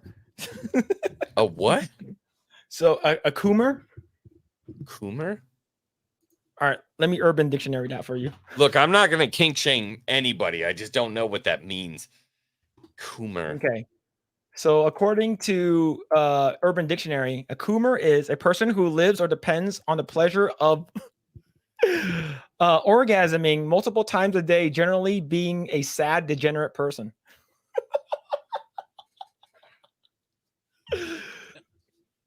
What the fuck? I use that term lightly. Yeah, but yeah, Okay. but they're actually so basically people who are like, Bro, I thought incel was bad. Holy fuck. yeah, that's Coomer basically is just yeah, oh. Coomer. Well, I'm stealing that if I can. Yeah, go for Can I it. hear Yeah, like can I hear the definition one more time? a person who lives or depends on the pleasure of orgasming multiple times a day, generally being a sad, degenerate person. Fuck, dude. I feel like that's 90% of the internet. Yep, especially during COVID, man. Is Everyone's it a locked K or a inside. C? C. Coomer. COOMER. COOMER? Yeah. Yep. I'm stealing that shit. Yeah. See, Lost Tales says a Coomer is a beta form of incel. Yep. Is worse than an incel, I would say. Great. But yeah, Bro, I've never heard that. Man, I feel like, dude, Chant, you and Grae, like, bro, you guys spend time on parts of the internet. I feel like I wouldn't even know how to navigate. Like, I wish I was able to find as much degenerism on the internet as you can, Phillip, because like you'll come up with tweets and I'm like, why don't I see stuff like that? It's incredible. Like you find these people who are just horrible on the internet. it's more me than Grae. I'm more of the degenerate one. You're just it's not that you're a degenerate. You're just able to sniff them out like a pig who finds truffles in the Black Forest. You just like you find them, dude. It's incredible. Teach me your ways. Teach me. It's a soft skill. Oh shit. Let's see. The Cavatinho says, ironically, both Phil and Xwing are Probably shouldn't be, but yeah, here we are. Yeah. But yeah, what's it called again? It's wild. But I do want to read one more article, if that's cool with you guys. I'm chill. Yeah. All right. So I should probably have some water soon. Yeah. All right. Cool. While I'm talking. All right. So since we're on a topic of Dragon Ball and One Piece earlier, I do want to talk about this. See, this one bounding in the comics. Dragon Ball voice actor Sean Schemmel, which is the guy who does Goku's voice, admits he's not a fan of Netflix's One Piece. Says he's still not convinced anime can be properly translated into live action, and I disagree with that. I feel like that's fair. I mean, Yeah. Well, look, everybody's entitled to their own opinion, but as somebody who doesn't know anime, it works for me. But as you guys who do watch anime, I'm going to defer to you. What about you, Grae? How do you feel?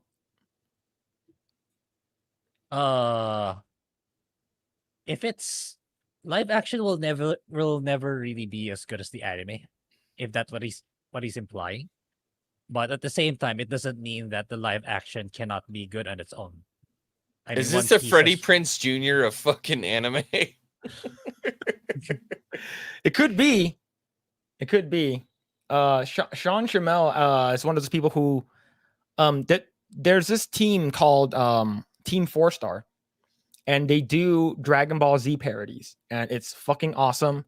They make everything that's not canon. They make it lighthearted. They make it funny and serious at the same time. The voice acting is actually pretty damn well done. And someone asked him at a convention, it's like, hey, what are your thoughts about Dragon Ball Z abridged? And then he says he doesn't support them in a way. Like in a way he says he doesn't support them.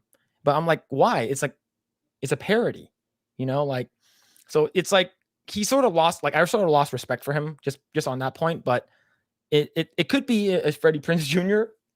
moment. I don't know. But overall, I think there are some stuff that can be turned into anime, that's from anime to live action. I think if it's more simple, like for instance, Grae, there's season 2 of Spy Family is coming out. I think something like that's more grounded and not visual effects heavy. It can be done like a spy thriller, like anime that can be turned into a live action adaptation. I think that's fine. I think a lot of drama stuff has been turned into live action. I think Your Lie in April, I believe it's in live action adaptation now.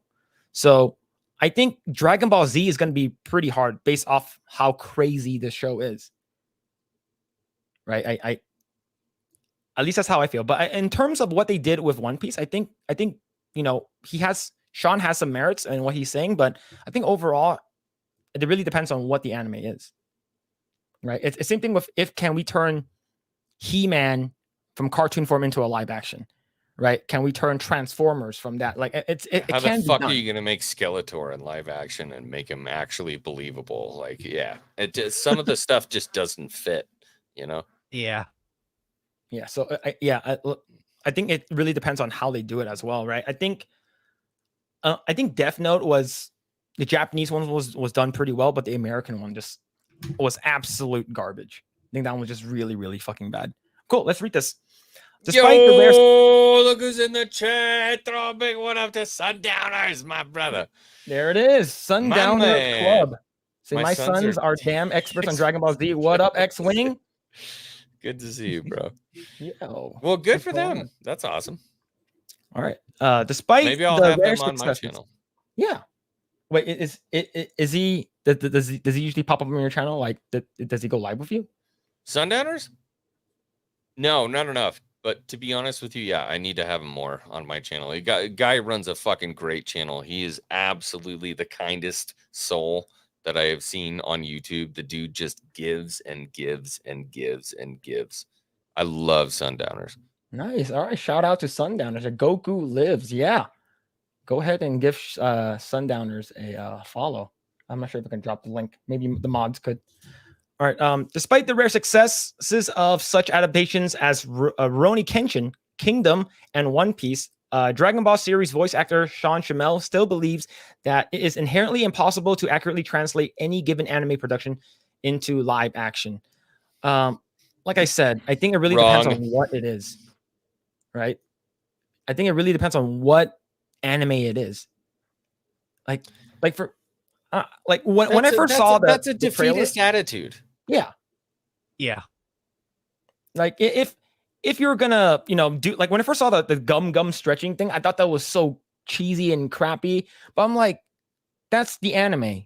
It's supposed to be like that, right? And then I watched it and I was like, okay, I'm wrong. This was actually a lot better than I thought it was gonna be. Right.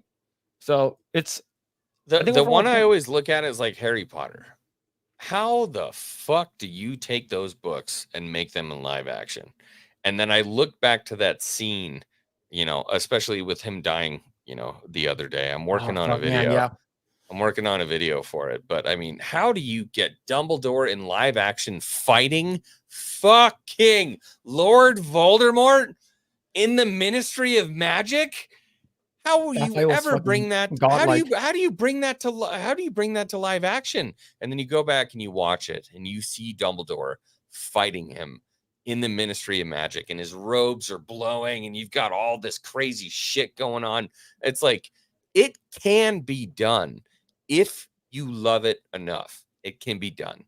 Yeah, I think with passion. I think like when I first saw the fight, I think the first fight that I really, really liked a lot was in Goblet of Fire. I think that's when shit got really real. I think Prisoner of Azkaban is the first one where it's like, okay, things are getting more mature. Yeah. But when shit got real was when Voldemort came back. Yeah. Right? He was fighting at the cemetery with Tom Riddle, and he is like, pick up your wand, pick it up. We bow to each other, right? And then Avada Kedavra, Expelliarmus, and like, holy shit, like that reminds me of Dragon Ball. And then he comes out and he tells the rest of Hogwarts, Cedric Diggory was murdered by Lord Voldemort. You're like, oh shit, it's real. Yep.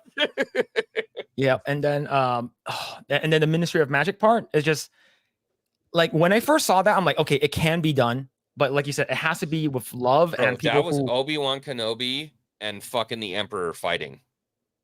That was it. Like that was the fucking match of the century. And the spells that I'm sorry, I don't want to take us off track, but no, you're good. Yeah. I'm sorry. That was like for a fan pop kid who read the books and seeing that shit come to real life, when you saw Voldemort through that gigantic snake fire spell and fucking Albus just wraps him up in the water ball and then drops him, and then Voldemort comes out, he's all soaked in water. Like, oh my God, that shit was so sick. Yeah. All right, Grae, did you watch the Harry Potter movie? Tell me you did. I did, but I don't remember all the scenes you were saying. I don't remember them. The fight scenes were so good, though. The wand battles are so good. Maybe it especially didn't at high level. It didn't really, probably didn't strike a chord with me anymore because I watched them so late. Dude, it was incredible. I was a book reader first, and like they missed a bunch of shit, and Harry wasn't really quite right. Ron wasn't quite right. Hermione was fucking spot on, but just what they did and the way they made you feel about Dumbledore in those books, and like when it came to those later movies, when it came to like Deathly Hallows 1, when it came to Order of the Phoenix, when it came to like Dumbledore's death, and especially the music in those movies, dude, like Christ almighty, man. I was a music major. I'm a cellist, dude. When you listen to the music in those movies, I mean, it was John Williams started it off, but holy shit, man. The music in those movies was just incredible. And I will still die on the post that I am fucking irate that they made Hogwarts Legacy and they didn't put his music in that fucking game. Ooh, it makes me mad. Yeah. Yeah, like Alan Voss brought it up. Yeah, right here. Remember the time when Phil admitted that he cried about Snape being a cuck bitch? I remember that guy. He wasn't a cuck bitch, you dick. He loved her. He loved her. I cried, man. I was like, fuck that. Alan Rickman deserved an Oscar for that performance, dude. Yeah. Like he. Anyways. Always. Yeah. Let's see. The Sundowner says, I actually like the One Piece live action. Yep. It was good. We loved it. You see, this is great. My kids talk about Dragon Ball all the time. Yeah. All right, let's continue with this. Let's see. You missed the lore breakdown. By the way, go ahead and bring it back. I don't know what it was, like half an hour, 45 minutes. Go back. There's a whole lore breakdown for Dragon Ball Z here not too long ago. Oh, man, there's a lot. I'm not sure. Half an hour back? Let's see. You said 4 hours, and I'm like, that sounds terrible. And we're at 3 hours and 41 minutes. I'm like, damn, this is flying by. Do you know who said it? Who said what? The lore breakdown? Oh, you mean, me. Okay, yeah, sorry. I was like, who wrote it? Who wrote this book? I didn't see it. It was pertaining to earlier when you were narrating Dragon Ball. yeah. Oh man, that was crazy. Me the rundown, we might get Xwing to watch Dragon Ball. I have a whole new love and respect for it now that I've heard what it actually is. Yeah.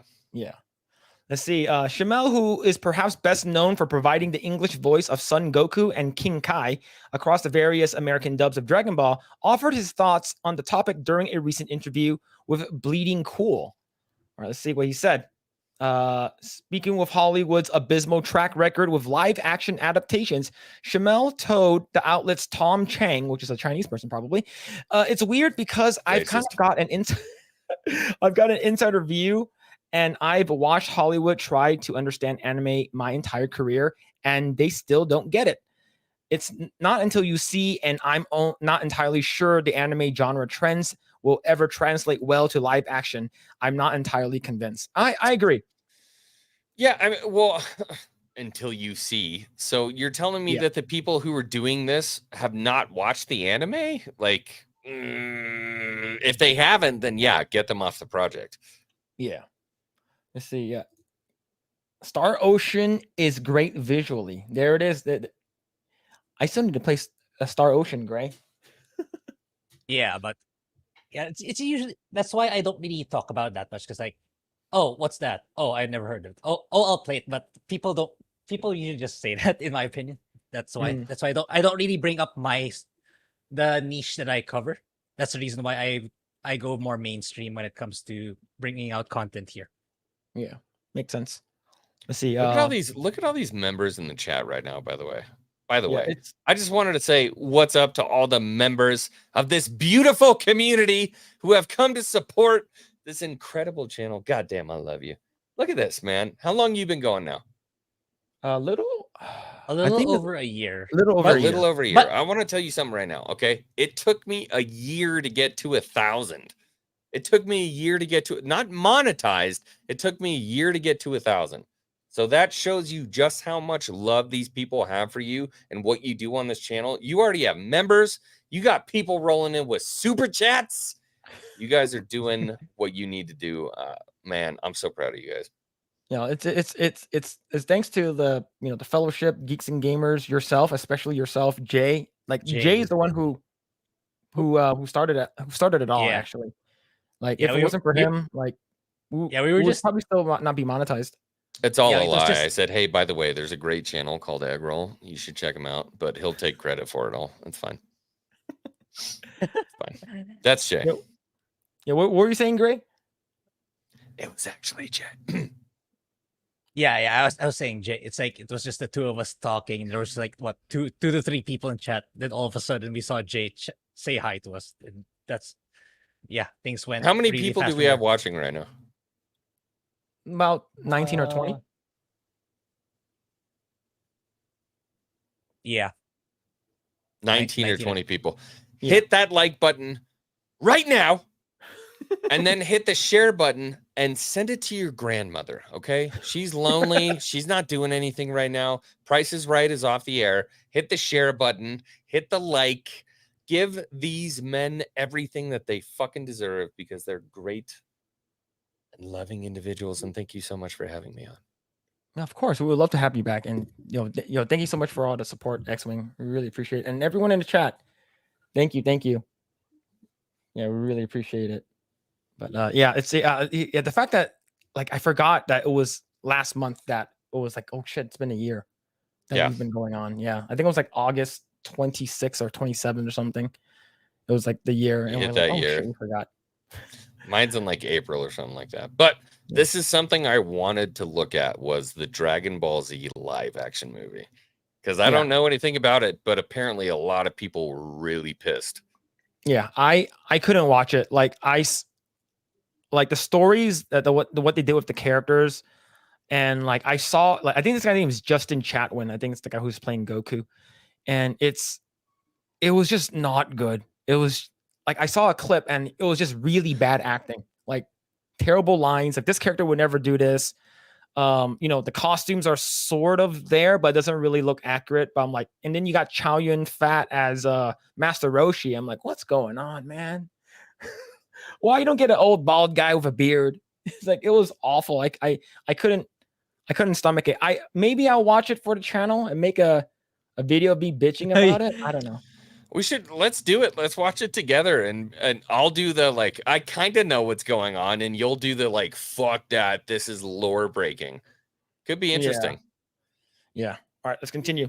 Let's see. Does he get Sith eyes when you go Saiyan, by the way? Because he has Sith eyes right there. I don't even know what this is.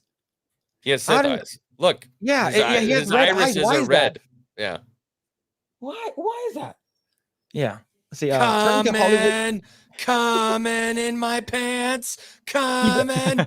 He does. I believe he does do the Kamehameha, but I don't know. I don't know how I feel about it watching it. See, turning to Hollywood's latest take on anime, Netflix's One Piece. Shamel opined, "I've only watched part of the live action One Piece, and I frankly think it's terrible." Interesting. Ooh. Okay, why? Yeah, maybe he didn't give it the whole run. Yeah, maybe. The Dragon Ball Z live action movie Dragon Ball Evolution was also terrible for a different reason, though.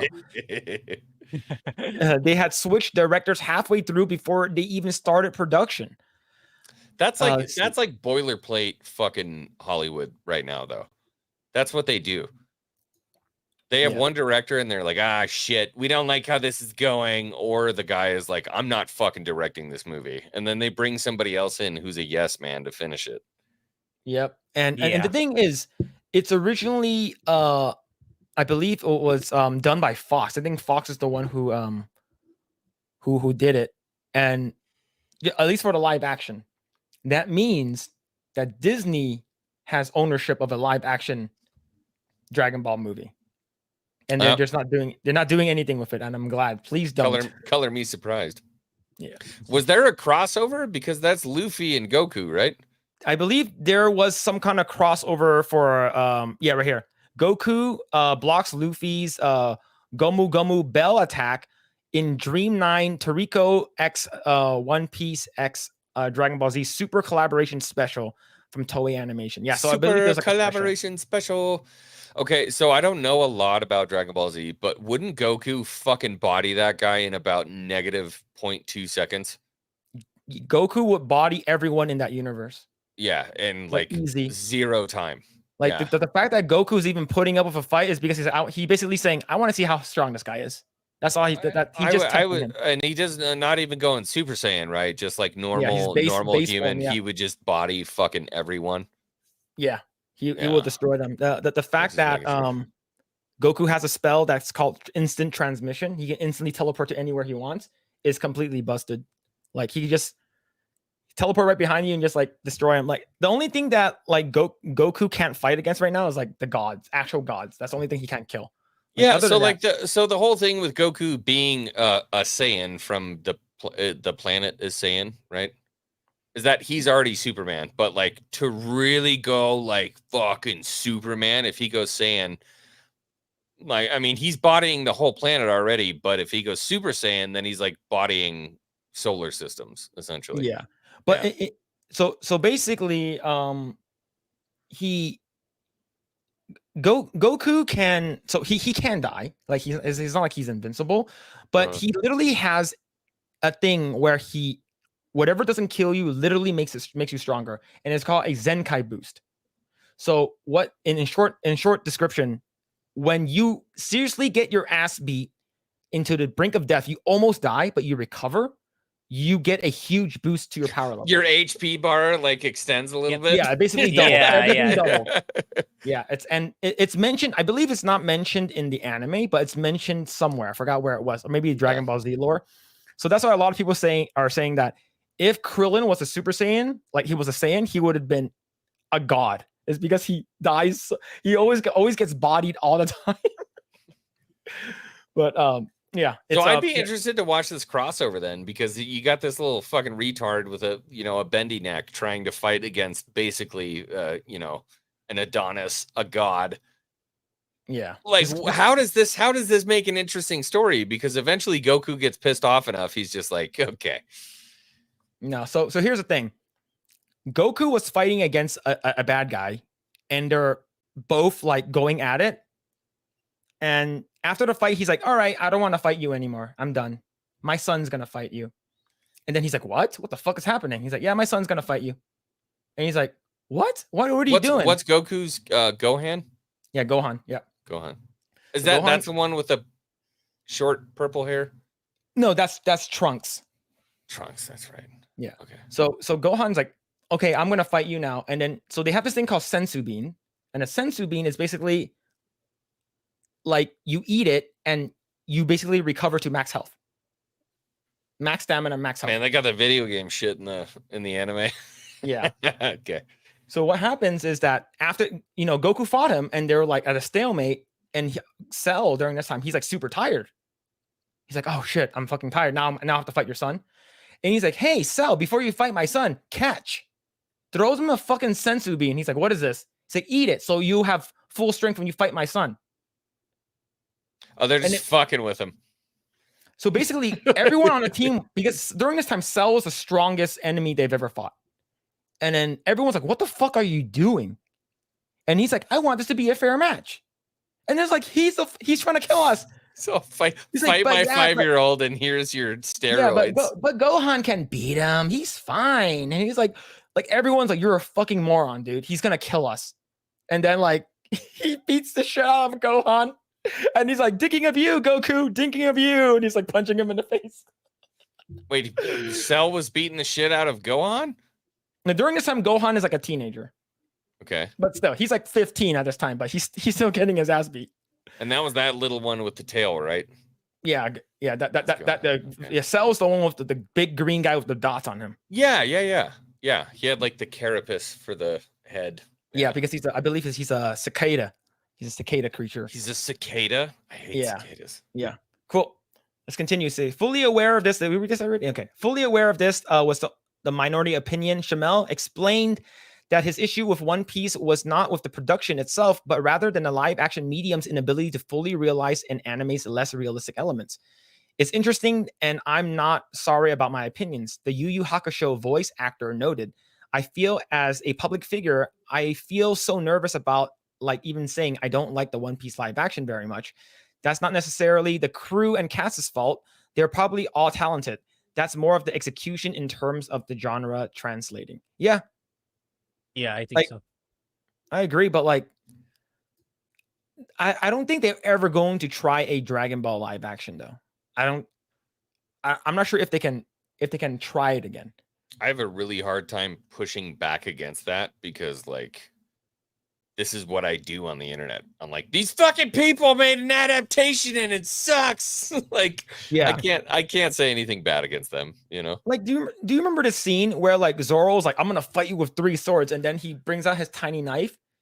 Yeah. He's like, why do you fight me with your real sword? It's like, you don't hunt rabbit with a cannon. With and I was like, cannon, yeah. And it looks so cheesy when it's fighting, but it works. I'm like, I'm all for this. This is cool. You know, I enjoyed that. For me, it was just like the it was a suspension of disbelief for the universe, right? So this is like, damn, the shit don't make any sense in live action. But in an anime, he's like, fuck you, with the little keychain. Like, okay, all right, I get it. The cool thing is seeing this scene in live action versus the anime. The live action did it a little bit better. Interesting. Really? Yeah, it had more impact. Like, of course, like he gets his sword broken, right? Like he breaks his sword. Dude, Zoro gets fucked up. Yeah, like in the anime, it's just like simple anime slash. They run past each other. Yeah, and he's defeated. And then they stop, and then the blood flies out, and then there's the sword breaks. This one had more impact and more weight, and I like that about this. I think this fight was well done. Let's see. Once we see a real bona fide attempt by a high budget studio handling the effects they do in anime, because you also got to reconcile a big part of anime. A big part of the style is a giant eyeballs. Oh, you don't need the fucking giant eyeballs, man. You don't need that shit. Yeah, you don't. Which makes a big difference in style.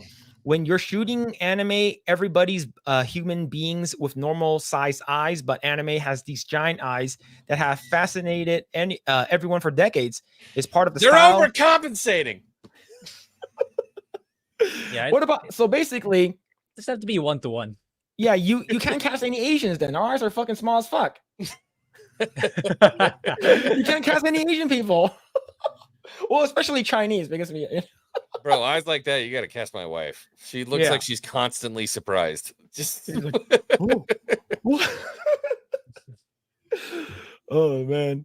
Let's see. When you're so it's part of the style, and that alone, plus their hair, special effects, and a subject matter can be. So the hair doesn't need to be 1-to-1, but if there are characters that have specific unique hairstyles, you need to make them at least look like you're trying to.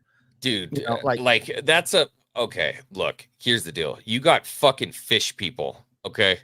We're complaining about hairstyles, and you got a fucking fish man running around. Like, let's really be honest here. And one of the first things I did after the episode where we got to see what's his name, Arlong. Yeah, Arlong. One of the first things I did was go Arlong live action versus anime. And you look at the two of them and you're like, that's not even fucking remotely close. Like, how are you going to make a 10-foot tall, 9-foot wide fucking fish man in live action? And to be honest with you, Arlong was the thing that I liked the least out of all of them. When I looked, I didn't like Arlong that much either. Yeah, when I looked at the different comparisons, I thought, for me, Zoro and the fucking cook guy are like, I love those guys. Those are like, oh my god, I fucking love those dudes. And Luffy is awesome, not necessarily because of his adaptation, but because of how he acts. But I mean, dude, Zoro and the fucking cook guy were incredible. And then the dude with the braided mustache, what's his name? I think Zeph, like the Chef the old guy or something. Is that? I forgot his name. Chef Zeph. I don't know. Whatever Zeke, his name is. I fucking love those characters. I love this restaurant. I love like the idea of it, like the whole premise of this place where pirates go. And it's like, you know, if somebody's hungry, you're gonna feed them. But if you can't pay, you're gonna fucking wash dishes. Like everything about it. I love the whole thing. And then you get this awesome moment with Zorro where he's like, I've been waiting for this moment my entire life. And everybody's like, you're gonna die. And he's like, this is what I have to do. And he gets his ass fucking beat into the ground. I'm like, we're telling stories, kids. Finally, a main character doesn't win a fight immediately. Like he gets his shit rocked. Thank you. Like, when is the last time you saw a story told in America where the main character gets his shit fucking rocked? Name one. Like, it just doesn't happen. And Zorro, the most badass dude on this crew, gets his shit split open 6 ways from Sunday. And they're like, he's going to fucking die. By the way, he's going to die. And everybody's like, I don't know. Maybe he makes it. And he comes back. I love it. See, I think that's where it used to be very good. Like, do you remember of course, this ties goes back into Star Wars. The first time that Luke went up against Vader, gets his hand cut off. Ass beat. Yep. Yeah. And then he comes back and like, we like that hero's journey. We like seeing that. It's because it shows them that they're not, you know, they're not just like the best at everything, which is like a lot of what's coming out, especially with like these Mary Sue characters, like, you know, Rey. So like seeing he doesn't just get his hand cut off. He gets thrown down a literal fucking garbage chute. Like the guy is about to fucking die. And only through the will of the Force and goddamn plot convenience, his sister's like, oh shit, I think he's fucked up. And they come back. Excuse all of my French tonight.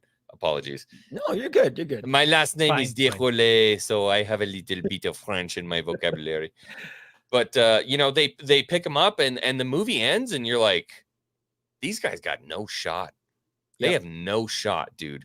And this guy is rolling around on the high seas. And at any moment, if he decides he wants to, he'll body the whole crew. He'll body them. And I miss villains like that. And, you know, so far as I know in the story, he's not really a villain because, you know, as the season progresses, what happens. But yeah, let's continue. So drawing to his thoughts to a close, Shamel told Chang that ultimately, I see so much stuff going on and it's all mainstream. I still don't feel like Hollywood higher-ups are ever going to get it until all these kids who grew up in it gets jobs doing that and start doing that. Yeah, I would say so. I think getting people who are like really, really big fans of this is like, okay, we're going to be respectful to the source material. If we're going to do something, we're going to pay homage to it. We're not going to fucking spit on the, you know, on Tolkien's, you know, grave and release the Rings of Power on his, you know, his death date. You know, same thing with like George Lucas. Like we got to make sure that everything does well. But the thing is that the people who are in the industry right now, like I do agree with this last statement that he mentioned. It's we need people who are big fans of it to go into it and continue the legacy of whoever created the, you know, the whatever, you know, medium it is, whatever genre, right? Yeah. Like if you have people who go in and they're like, oh, I'm a really, really big fan. I love this stuff. We're going to make sure that this feels like Star Wars. This feels like, you know, whatever movie it is because we want to make sure that we're faithful. I guess I just haven't really heard yet in the article, like, what's the problem with it? I feel like they're just complaining, but they haven't really listed it. Yeah. They're like, can it translate? Will it translate? I don't know. Do I have a problem with it? Maybe, but they haven't really given any examples about why this doesn't translate into live action. Yeah. It's just grift. It's like, it's the rationale that it has to be on par with the anime, which I mean, I think everyone knows it's never going to be. I mean, the goal here is just to bring in new people to get into the anime, hopefully. That's always been the goal for the live action. It's never been too... I totally get that for sure. But I mean, at least like if I'm going to be pissed about something that happens in Star Wars, I'm going to tell you like, this doesn't line up with this. This would never have happened. This is an issue here. These are the reasons why I'm upset. But this just seems like more of a teenage girl being upset Yeah. about not saying why they're upset. Hopefully, maybe in the end of this, they tell us why. Yeah. Let's see. In support of his theory, the voice actor pointed out how, as made clear to him by the Avengers: Earth's Mightiest Heroes director Roy Burden? The last season of Picard, the showrunner Terry Matalas was a giant fanboy who ended up growing up around Star Trek or was on the set of The Assistants of Next Gen. Now he's digested it so much that you've got a fantastic last season of Picard. I don't even tell people to watch the first 2 seasons, he recalled. My point about the anime is the same thing. Once you have somebody like that helming something, the test will then finally be, we've got the right person in the slot. So, Xwing or Grae, have you seen the season 3 of Picard? I'm not a Star Trek guy. You're not a Star Trek guy because you're a Star Wars guy, right? Yeah, I'm not a Star Trek guy. Yeah, I was supposed to, but yeah, never. It's hard to find time. You know what I'll tell you? Actually, believe it or not, I listened to my parents for Star Trek feedback because they were Next Generation freaks. They loved Next Generation, and they watched 1 and 2. And my dad, out of it, he called me and he was like, "I don't know what the fuck is going on with Star Trek anymore. I'm sick of this shit." And then he watched season 3 and it was like, "Well, they turned the corner. Apparently, I don't know. Somebody over there got their head out of their ass and they started making Star Trek." Like, okay, Dad. And he doesn't know a damn thing about Star Wars. He doesn't really give a shit about Star Trek. But I mean, it was woefully apparent that they clearly changed something in the 3rd season, and people were fans. But in the first 2 seasons, I can tell you, my dad was real pissed off.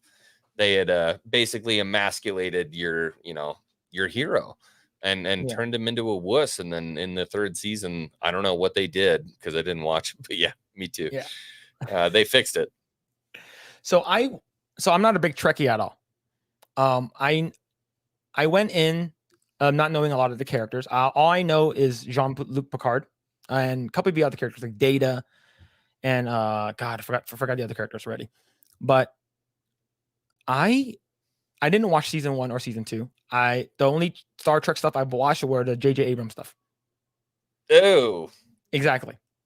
I watched season 3. I'm like, this is. Have you ever watched Wrath of Khan? The No. movie Wrath. Add that to the list. Wrath of Khan is a fucking great movie. Yeah. You'll never look at earwigs the same after watching that one. Yeah. So here's the thing. I'm not a Trekkie at all. I don't know this. I always thought that William Shatner was better than Picard. Then I sort of changed my mind after watching season 3. I was like, this is really good. And I was like, they did something that Star Wars should have done. Bringing all the characters back in one room. Yeah. All of the OGs, bring them all back with one room and just have that nostalgic feel again. Like, oh man, this is why I loved Star Wars. And they didn't do that with Star Wars, but they did it with season 3 of Picard, and I enjoyed it. Yeah. So I'm like, and I do agree with this. I think if we have someone who's a big fan of One Piece, whatever in Naruto, Dragon Ball Z, or something like that, if you have a big fan of it, they need to be the showrunner. They need to be like the person who's like either directing it or whatever, right? With that said, like only some of the stuff that Dave Filoni that's done for Ahsoka was good. I think, like you said, episode 5 was the only one that was like really, really worth anything. You talking about Ahsoka? Mm-hmm. Like yeah, in terms of like it's still it's really not worth anything though. But yeah, to your point, it was because they were rehashing a character that they didn't create, and every other character, with the exception of Balin. And I'm sorry, I like Shin. I'm gonna catch a lot of shit for that, but I like Shin. I think she's fucking great, and unfortunately, she's really gonna be the only character that we can take out of the show that I have any interest in moving forward with, because Ray Stevenson's gone. So yeah. I think Shin's could be pretty cool, but I'm not sure. Like that, I forgot. I think it was like the last episode we talked about last week. They locked eyes. Shin and there's that Sabine. tension between her and Sabine. Yeah, I'm like, yo, they're gonna be fucking, they're gonna be tripping and scissoring each. Disney. Yeah. All right, let's finish this. Will this genre translate to live action? The man who was voiced behind Goku for nearly a quarter of a century, concluded, "I'm not convinced it will yet, but I could be wrong for sure." It should be noted that despite Chamel's belief that anime style is impossible to capture in the real world, numerous productions have shown some progress is being made on that front. From the live-action Gintama film rather successfully recreating protagonist Sakta's messy blue hair to James Cameron's enlarging of the titular heroine's eyes in the 2019 take on Alita Battle Angel, Luffy's use of the Gum Gum abilities in Netflix's One Piece, it's clear that Hollywood has, at the very least, left its days of turning the Kamehameha into an impotent burst of air far behind them. Yeah, I saw. Okay. Yeah, All right, here's my question. Did you guys see Man of Steel? yes. That fight between the Kryptonians and Kal-El, does that not scream Dragon Ball Z if you rethemed it? Hell I yes. mean, you've got guys right in front of each other and they and fucking flies, 780 feet into a building and it explodes. Like, that's, if I was gonna watch a Dragon Ball Z live action, like, that's pretty much what I would expect. Extremely expensive? Oh yeah. But I mean, that same kind of combat style, I think that's what I would expect from a Dragon Ball Z live action. Now, I didn't watch the Dragon Ball Z live action movie, and the really hard thing is, how do you make them look believable? So, I always go back to the Joker and Heath Ledger, right? You remember, everybody, when we hear Heath Ledger's going to be the Joker, we're like, fuck that. The pretty boy from Australia? Get the fuck out of here. And then we watch the movie and we're like, yep. Just so good. Like, just absolutely entranced. So that's where I think it'd be really cool. And I say this about all of my nerd IPs, and I think it's just because of what he did with Batman. You take Christopher Nolan and you tell a Dragon Ball Z story, I'm sorry, it's going to be amazing. It's going to be incredible. I would say you have to have the same effect, like that's the reason why I know we talked about this last week with Epic Mike. I know a lot of people didn't like Man of Steel because of what they did with Superman's personality and how dark it is. Love that movie. I actually love it. We actually really enjoy it too. Yeah. It's incredible. So, I'm sorry. But the fight scenes and the choreography and the flying, it felt like you were there. You felt the impact whenever they lock hands, like boom, you feel the shockwave. Like, it felt like, for the story wise, like, it could be different, right? Like, for people who don't like it, but the fighting, the flying, it felt fucking good. I'm like, that shit was fucking comic book fighting. You know what? I'm not sorry. That shit was comic book fighting, and I loved every minute of it. And then right up into the point where he's like, damn, I got to make a decision to roast this guy's head or kill a bunch of civilians. Oh, God, I love that. I loved that movie.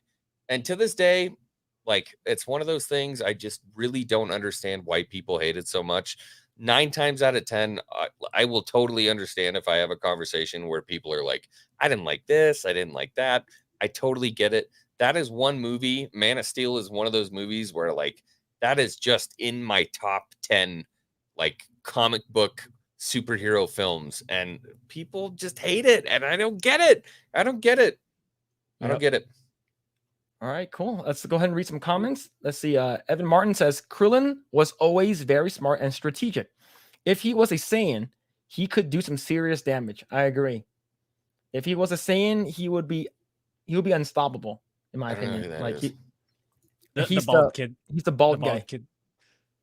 Let me bring up a photo of him so for context. Who's the pink thing? Boo. But there's many. He has many forms though. Yeah. He did, like, one time he's muscular, sometimes he's fat, sometimes Yeah, so this one's Krillin. Thing. Yeah, okay. Yeah. I remember him. Yeah. So he's the OG. Is that the kid of the freaking the old guy? No. The old guy is their master, like their sensei. They just have the same shaped head, so I wonder if they were, like, related. Yeah, let's see. Was he the same age as Gohan? No, Krillin and Goku are about the same age, Oh, okay. but Krillin is human and Goku's a Saiyan, so Goku age is completely different from him. Oh, like- okay. So Krillin is not a Saiyan. No, he's a human. He's just bad as fuck. Yeah, but he, in terms of being a human, he's like one of the strongest ones. Like, Yeah, that's what I'm saying. Yeah, he's just bad. Yeah. Let's see. Mavis says Goku is so irresponsible. He's even worse in Japanese subs. They changed his character a bit for the dub. Yeah, he's a terrible father. Really? Yeah, based off of what I told you with Cell, where like he basically gave Cell a sensu bean so he can beat up his turn. He's like, yeah, fuck my kid up. Yeah. Okay. Let's see. Mavis follows up with dub Goku is a hero. Sub Goku just wants a good fight, even if he puts others in danger. Yes. Man, so the dub actually changes the character. Yeah, a little bit, just a little bit, but overall. Now here's the thing. I don't like that. They're like way into the future. There's this thing called the Tournament of Power, and it's against now this is expanded universe stuff where you're fighting against universes now. Was that in an episode though? Because I feel like I remember something about there being like a Mortal Kombat stage and people fought each other in like a tournament. Yeah, so it happens in Dragon Ball, OG Dragon Ball, and it comes back up in Dragon Ball Z when Cell shows up. So that's called like the World Martial Arts Tournament. But Goku is like, I can beat anyone on Earth. They're no issue. Like, I have no challenges right now. So he goes up to like the supreme god, the god, like Lord Zeno, which is like a god. And he's like a little kid. And he's like, hey, Lord Zeno, I'm wondering if we can set up a tournament that we can fight other people from different galaxies. And it will be like entertainment for you. And the god was like, oh, really? You want to do that? He's like, yeah. Okay. And he's like, cool. And then the god's like, well, so what happens if you lose though? Like if your universe loses? And then he's like, how about this? If a universe loses, their universe gets deleted. What a dick. And then the god's like, ooh, that sounds cool. Let's do that. And he sets that up without talking to anyone about it. Wow, what a dick. Yeah, so so what happens is that there's like I believe there's 12 universes, and I believe 8 of them are participating in it. So Mortal Kombat, basically. Yeah, it's basically, but it's a battle royale. But so it's like a 10, it's like 7, like it's basically 10 versus 10 versus 10 versus 10 versus 10. And it's all like battle royale, Royal Rumble style, and it lasts for like 20 minutes or like 40 minutes. And this arc stretched out for like 50 to 60 episodes. Wow. Yeah. Fuck, that's too much, bro. Yeah. What happened to those who their universe died? They basically just get deleted. The Zeno just like bye, boom. Like it's like King of the Ring. You throw them out, Royal Rumble style. They fall off, they lose, and then they get Thanos snapped, and they're instantly gone. No, the participant I get, but what about their universe? Their universe completely gone. Not just the participants, the entire universe. Even the gods that live in that universe is gone. What a dick. And Goku kind of fucking sucks, man.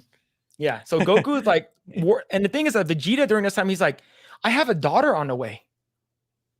Like, you want me to participate in this tournament? I have a daughter. She's coming. And he's like, but he would have been in the universe that Goku fought in. Yeah, but it's like we need the strongest people. He was on Goku's team. Yeah, so Vegeta's like, it's like, I have a daughter. I'm not gonna do man. It. Yeah, he's like, I have a daughter. She's gonna be born anytime. And then Goku's like, yeah, but you're like the strongest. You're the second strongest, best buddy. And then he basically goes to the angel, and he's like, what? We need him on our team. And then one of the gods of destruction is like, yeah, we need him. What can you do, angel? And the angel's like, let me see.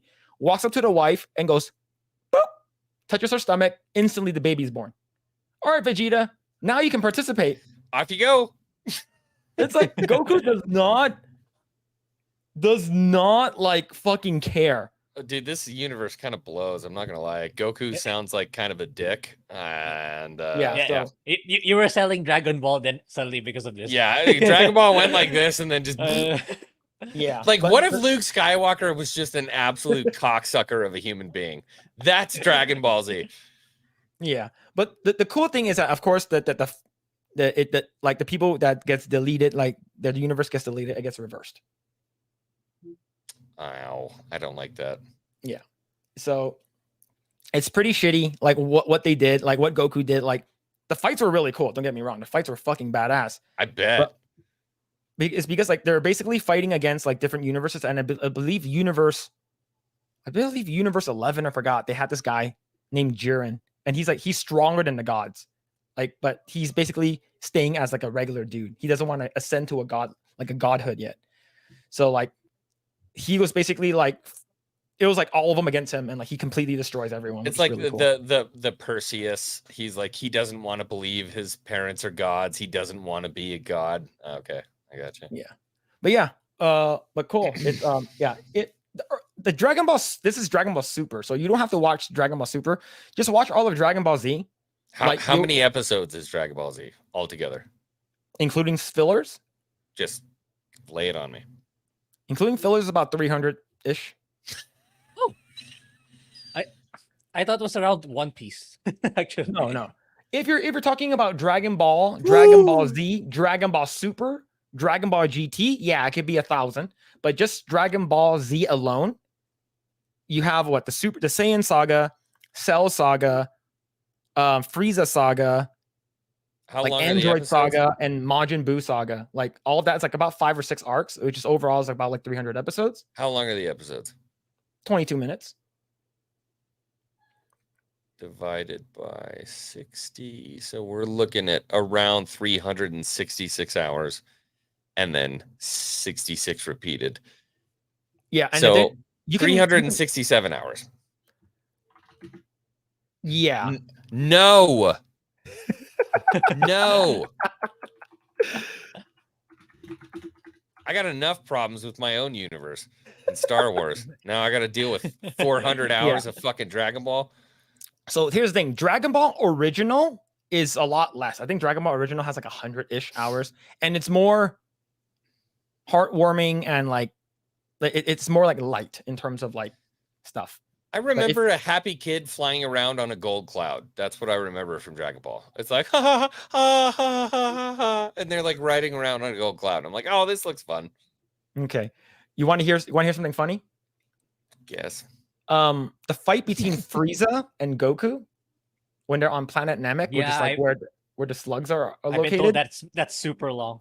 Which one is Frieza? The purple, The purple and white one. Yeah, the Yeah, purple and white one. Mewtwo. Yeah, the Mewtwo, Yeah, looking the one, Mewtwo yeah. looking guy. Yeah. So that fight was like he gets really mad, he gets really salty. He's like, if I can't beat you, Goku, I'm gonna destroy this planet.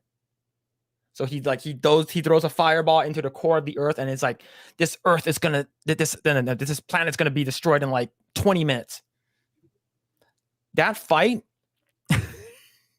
is about 40 episodes. Just them two. 40 episodes of them fighting? Yeah, it's like about 30 to 40 episodes. Is Frieza Saiyan? No, he's basically an alien. But like on the power level of that of a Saiyan. No, he's was that 5 minutes? Alan Voss? Okay, Alan Voss says the fight. Yeah, it's supposed to be 5 minutes. Like this planet will just be destroyed in 5 minutes. And then it's like a 40 episode fight. What the fuck? Oh shit. So that's the reason why I asked you if you want to watch Dragon Ball Z abridged. Because it's funny. It makes like the jokes are good. Is unabridged.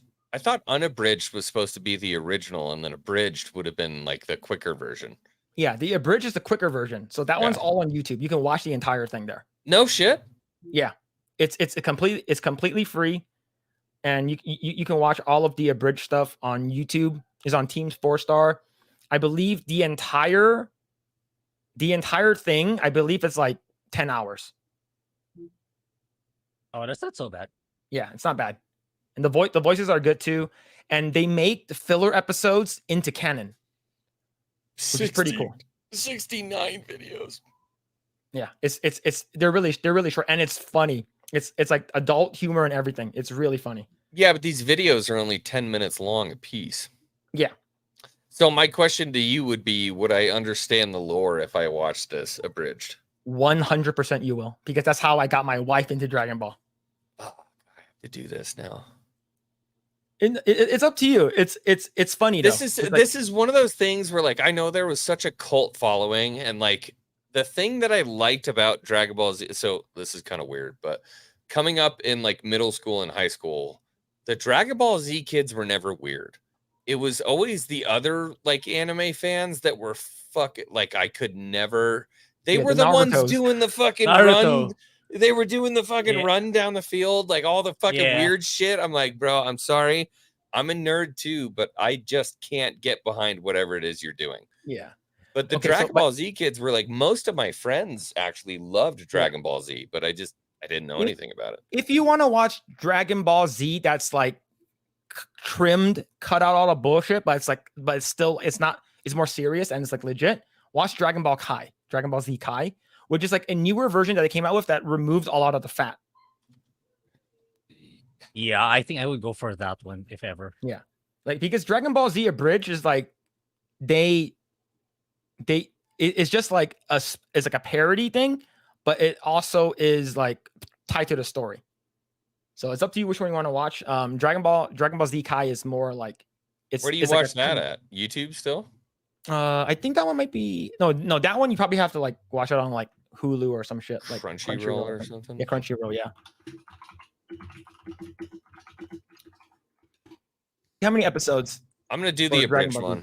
I'll be honest with you. I think I'm gonna do the abridged one, especially if it's funny. Like I'm down. Yeah, it's so funny. Like there's this one thing where he's like so for my son's birthday we're doing a Dragon Ball Z birthday party for him. And I'm going as Vegeta, my wife is going as Bulma, my son's going to be Trunks, baby Trunks. And there's in Dragon he wears this pink shirt and the back of it says bad man, which is so when Vegeta lands on Earth, if that was a joke, I didn't understand it. No, it's in the show. It's not a joke. It's just like he's wearing a pink shirt that says "Bad Man" on the back of it. There's no reason.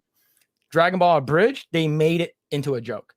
Okay. So he's like, "All right." It's like Bulma's like, "You're very smelly from your training. Go shower." He's like, "All right, I'll go shower, but just get me some shirt, all right?" And he's like, he's showering. He's like, Bulma's like, "Vegeta, I got you some shirts." He's like, "All right. As long as it's not pink, I hate that color." And he comes out of the shower. He goes, "Oh, what is this? What the fuck?" So he gets really fucking mad. So they make it into a joke. So, but the cool thing is that it's like the voices are good. Like in the beginning, the first couple episodes, the voices aren't that great, but it gets really, really good like later on. So it's super, super funny too. I think I'm gonna get through this, man. I got luckily I get some free time at work. I'm watching. It's so hard for me to get into. I'm gonna do it. Like just watch like watch like 3 or 4 episodes. If it's not like what, this comedy's not for me, don't watch it. But that thing, Dragon Ball Z Abridged came out a while back though. Yeah, it looks like it was released 11 years ago, and it has 25 million views. Yeah. Jesus Christmas. Yes, the Lost Tale says, "Holy shit, Xwing, One Piece cranks it up to 10 on weird scales. Be prepared." Okay. Yeah. Let's see. Danny Brooks says, "One Piece gets to Dragon Ball Z level fighting later in the show. They can't translate to live action." I don't think that's true. I think they can. Yeah, I think with the tech, with how stuff is, like if I'm pretty sure One Piece live action got a shit ton of money. Like after like the resounding, they did. Yeah. Look at all the graphics they've done and shit. I mean, dude, you're not separating a clown into 15 pieces without a shitload of money. Like, I'm sorry. Yeah. They got money. I actually really like Buggy. At the end, you remember he gets back his body. He's like, yeah. He said, "I'm gonna go now." And he just leaves. This pop out so good. Let's see. The meme of if Goku was an Avenger, he will give Thanos the stones just to fight him. Yep, that's true. I didn't see that, but now this meme makes sense. Yep. He's like, fuck it, Let's I'll see. give you the Dragon Balls. I just want to kick your ass. Yep. Let's see. I can't wait for the black face power up. I think that's the one of if you're talking. I'm not sure if you're trolling, but if you're talking about One Piece, I know Yeah, that. I think he's being sarcastic in regards to race swapping live action. Oh, okay, yeah. The one that I posted on Twitter, where if Disney got a hold of it, Goku will be black and he'll be gay with Vegeta. Didn't they make a sister in the One Piece black or something? Yeah, I believe they race swapped her, but I believe they made her a stepsister. They're like, which is fine. I think it's fine. Like it doesn't Yeah. really bother me. If they were like legit like blood sisters, then like it would be, yeah, it would have been like what? Makes a little bit less sense. Yeah, but and same thing. I think some people tried to make it like, oh, actually, it's One Piece is actually really woke.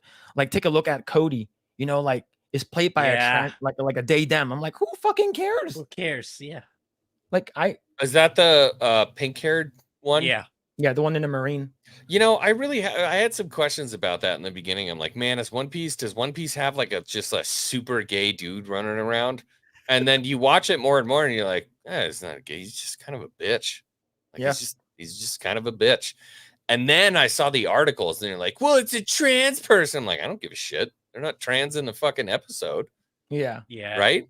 You know, Yeah, you don't hear any shit in the show about it. It's not, he doesn't walk up to the head of the Marines and go, well, I want to be a woman, but I'm a man. Like, yeah. okay, Like, I don't give a playing shit. chess with him. It's like, Yeah. it's man, it's ma'am. Yeah. I don't give a shit what you do in your personal life. Just don't bring it on screen. That's the only thing I'm saying. Let's see. Grizzle Entertainment says writers often forego the hero's journey in their stories. What's up, Grizzle? Good to see you, man. What's going on? Hope you're doing well. That was like 30 minutes ago. Oh shit. Way to be late on the chats, my guy. Yeah, because I usually go through and read everyone's like comments about something, and it's like usually like half an hour. And it's like, oh shit. You gotta catch them quick, dude. You gotta catch them as they're coming. Yeah, I'm fucking slow, man. Sorry. Let's see. Let's see. Grizzle Entertainment said Dragon Ball Z live action was pure garbage. That means I probably have to watch it and make a video about it. I kind of want to watch it now. Yeah, me too. I want to see how bad it is. That main actor, I feel like I've seen him in something else and I really liked it, but I can't remember what the movie was. Let's see, Justin Chatwin, I think. Justin Chatwin. See what he's in. Okay, he was in Dragon Ball Evolution, War of the Worlds. Oh, War of the Worlds. He's a son. Shameless. Weeds, Invisible. Die in a Gunfight, Summer Night, Assassin's Code, In the Cloud, Doomsday. He was in Smallville. Maybe it was Smallville. Let's see. Teen Joss led by Whitney. So I don't know what that is. But yeah, I remember if you watched A War of the Worlds with Tom Cruise, he was the oldest I one. remember that. Yeah, he was like there's a guy out there. There's a guy out there developing a game right now for War of the Worlds that is insane, dude. It's one guy doing it by himself, and you can be in the pods if you want, and he's bringing in the. That'd be pretty cool. I would love to play that. The population of the city, or you can be a civilian like running away from the pods. It looks cool. Oh, I want to check that out. Yeah. Let's see. Nolan is overrated. Get the fuck out of here. Look, you know what? I'll be honest with you. Nolan let me down once, and he let me down on one movie, and it was Dunkirk. That's the war one, right? Yeah, that was about all the Brits. So we're very early on in World War II. Basically, the Brits got pushed back to the port, and they had no fucking way to get out of there. And so essentially, they sent a bunch of fishing boats to pick the guys up, and there was something like 500,000 fucking British troops sitting on the beach at Dunkirk waiting to get picked up. I didn't like that one. I think wasn't Tenet a Nolan film? Yes. Yeah. I never watched Tenet because I didn't want to lose faith in Nolan. Because when I saw the previews for that movie, I'm like, I don't want to see this. It was like if Nolan was watching what was the dream one? Inception. if he was watching Inception, did a bunch of Hunter Bidens and was jacking off and was like, how do we make this crazier? How do we make it crazier? Like, that's what Tenet looked like to me. And so I just didn't want to watch it. I'm like, fuck that. I want nothing to do with it. Every other Nolan film, love it. Love it. Yeah. Love it. I think he's an incredible filmmaker. He's a, like James Cameron does, his style of things, and they're incredible movies. For me, Nolan is always going to be an incredible filmmaker.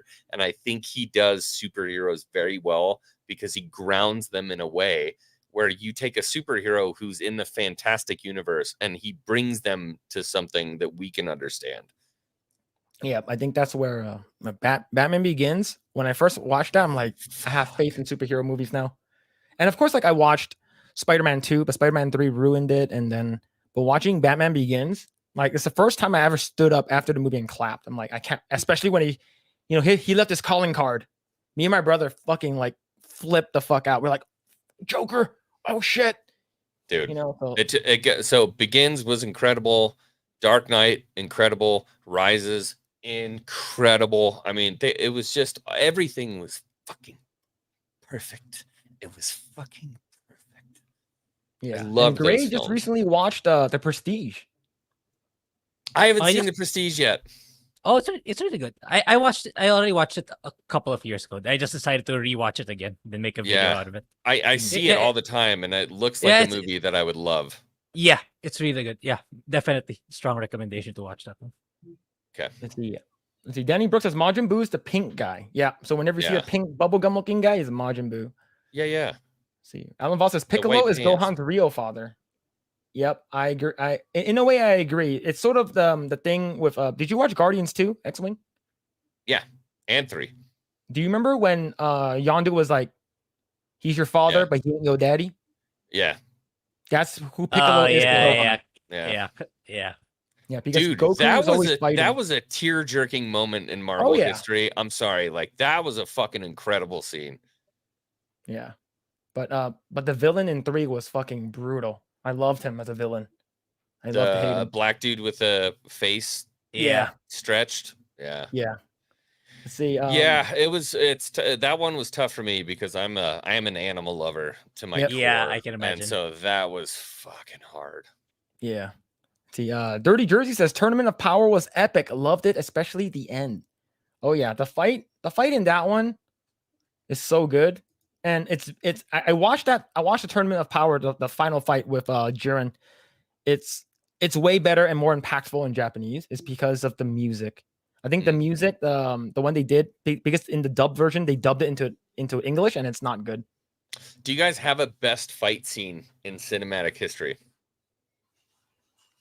Best fight scene in cinematic history. And this is live action? This could be anything. Cartoon, live action, whatever you want. All right, Grae, what about you? You go first. I can't think of any at the top of my head. I'm sorry.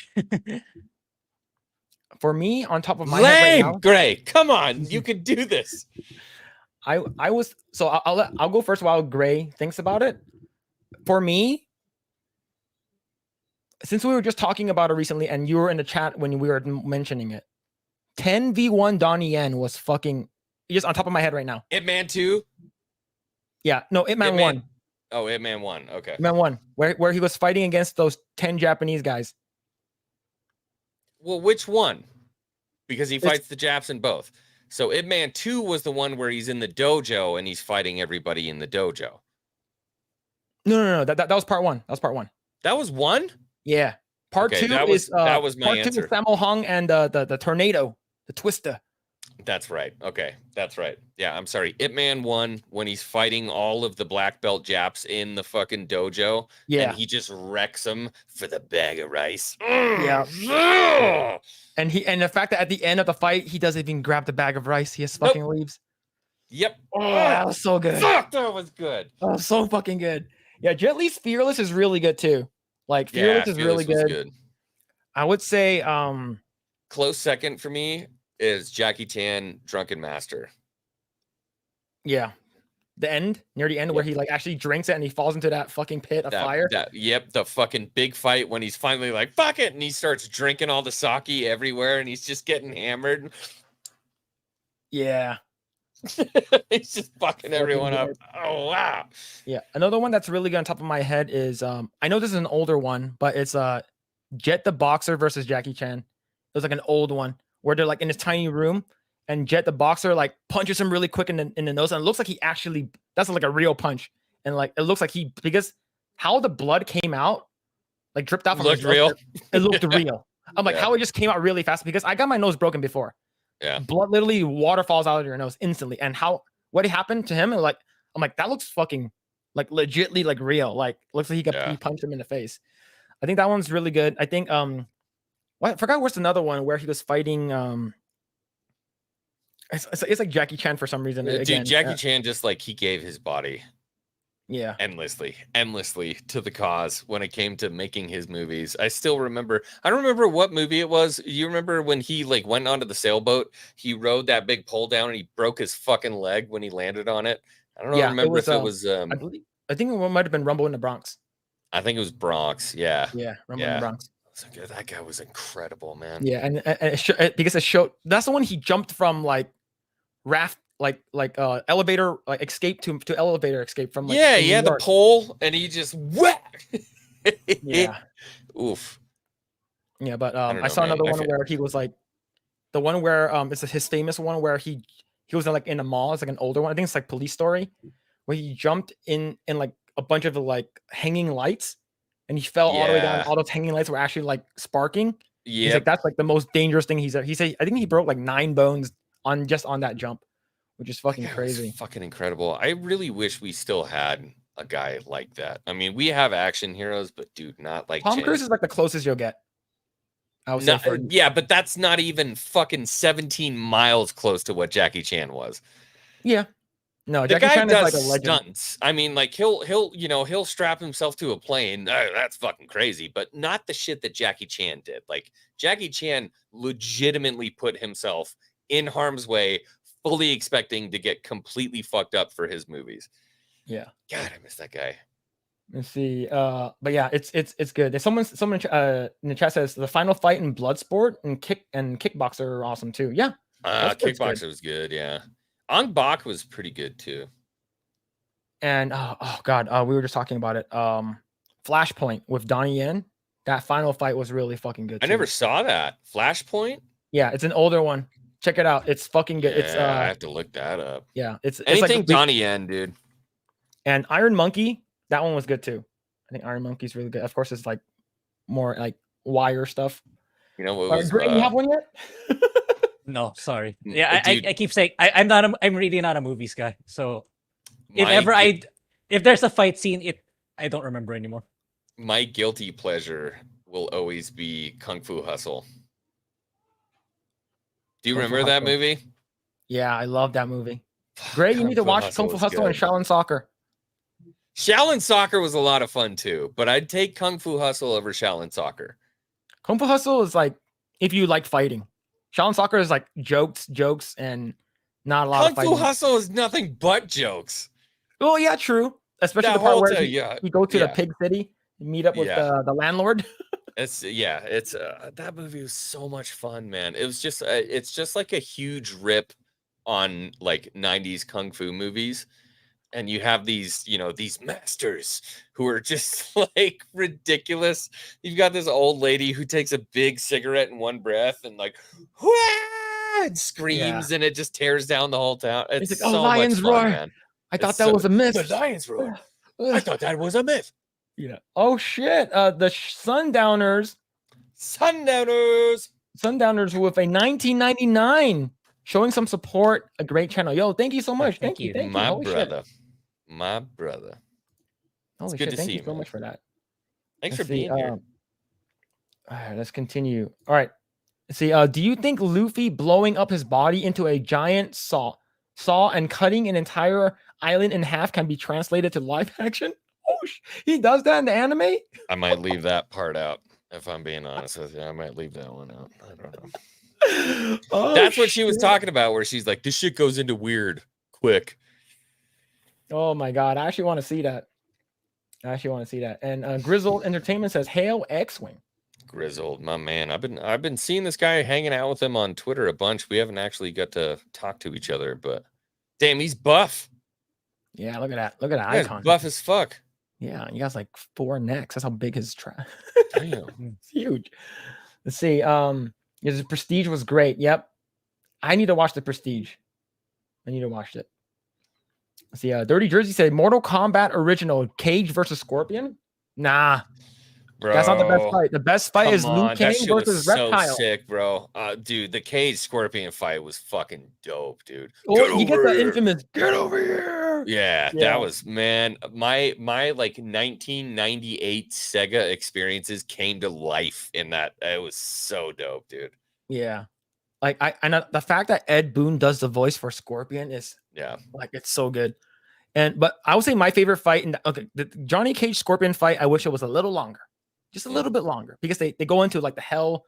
You know, he grabs him, teleports him to hell and stuff like that, and they fight, which is pretty cool. But I Did you thought my watch favorite the fight new was one, the new. What do you think about the new one? dude. Everything but this is so hard to describe. I loved how they made the Scorpion shit make sense. You know what I'm saying? Like, everything that happened with him and the farm and the hook and everything, the whole, like, I just loved how they made the story happen. I thought the fights were really good. I could not tell you a fucking thing about the story from that movie. Couldn't tell you. I was just waiting for the fights. I don't remember either. I was just waiting for the fights, and I liked Yeah. the fights. I thought it was great, man. I thought the fights were great.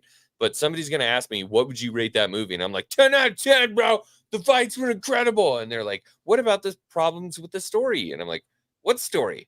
It just It's fucking Mortal Yeah, Kombat, yeah, moron. Like, Yeah.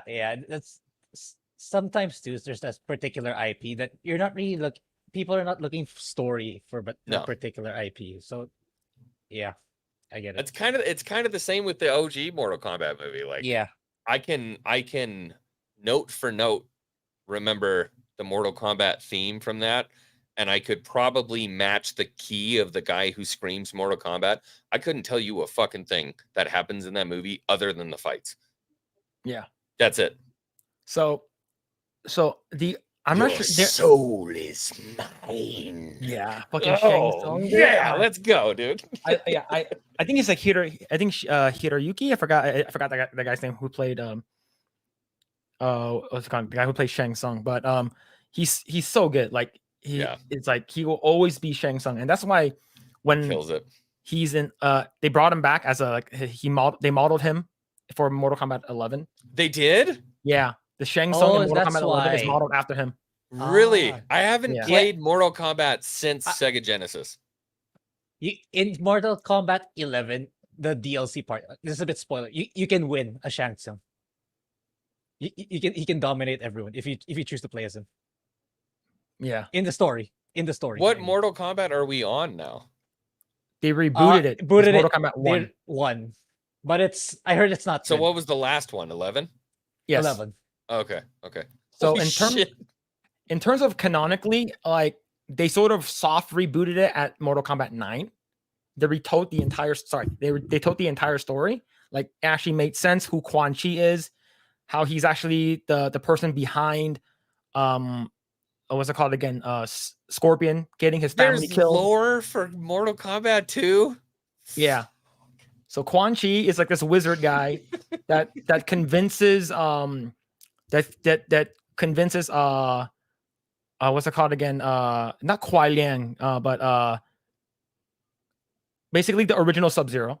He convinces him to basically murder the entire Shirai Ryu. Basically that's Scorpion's backstory. He convinces him to kill his entire clan, his family, everything. And in order So that's why they hate each other. Yeah, so basically it's a rivalry. Yeah. And then when so Scorpion comes back and kills the OG Sub-Zero, and then the OG Sub-Zero's younger brother, which is Kuai Liang, he basically takes up the mantle of Sub-Zero. Yeah. And basically he's the current Sub-Zero.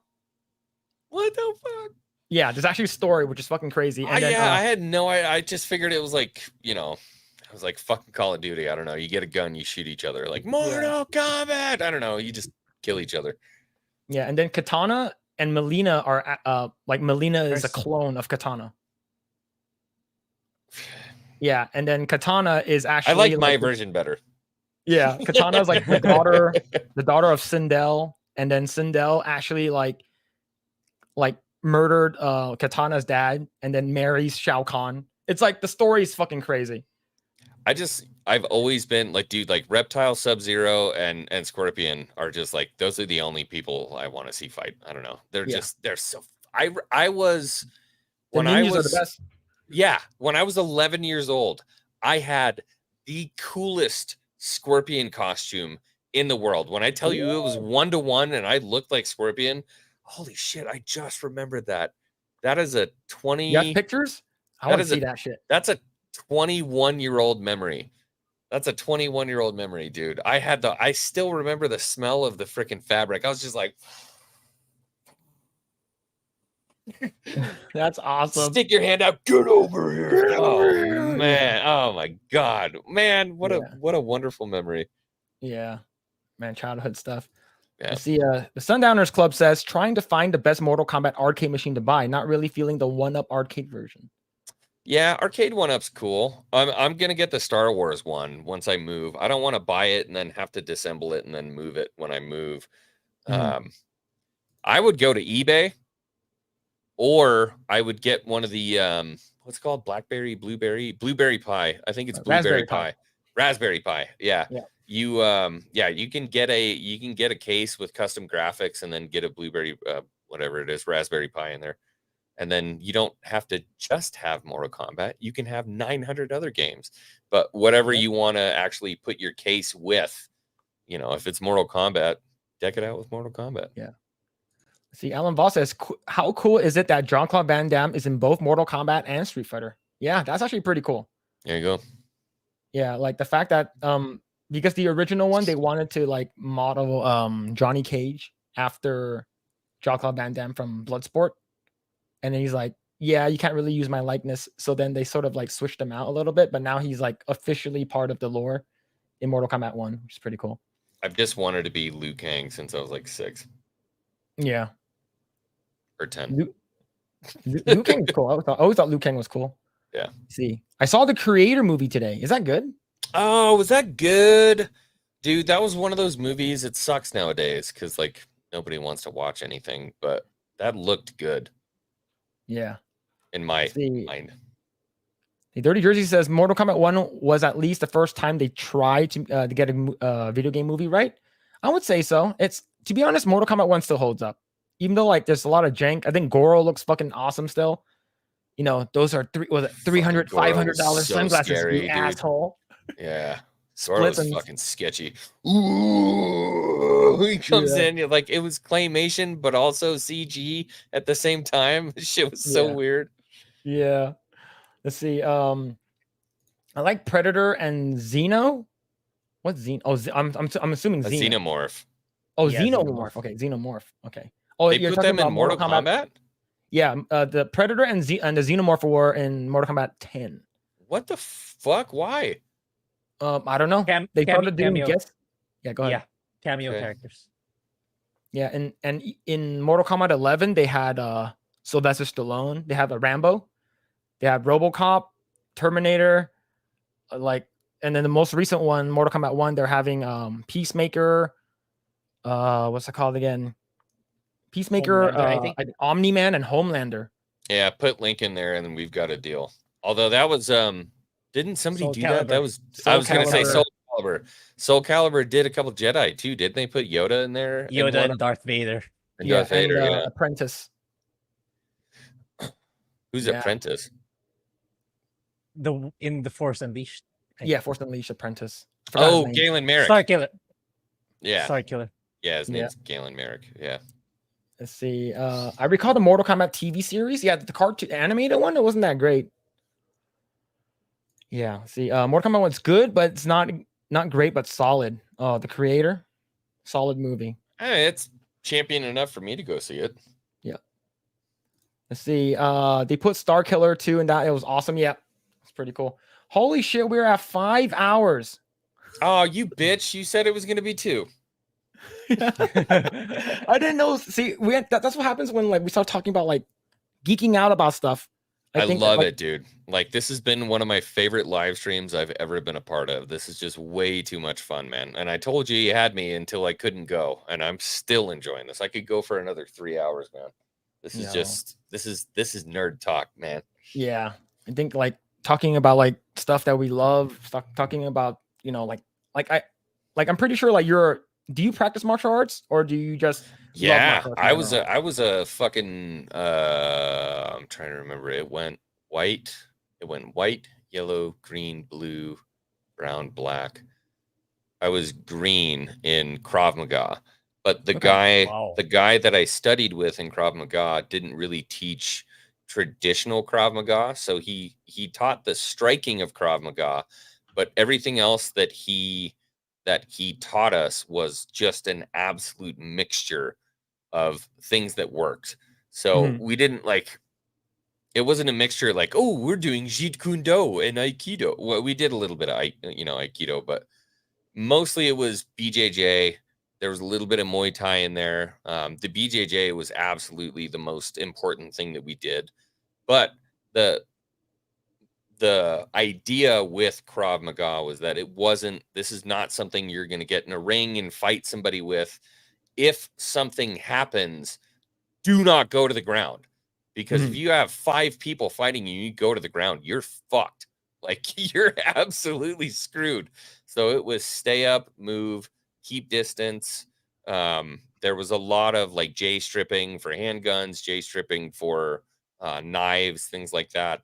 A lot of body kicks, a lot of distance. A lot of it was kicks and maintaining distance. But I mean, you did get to do, the occasional what was that move? Ippon Shiinagi. Do you know Ippon Shiinagi?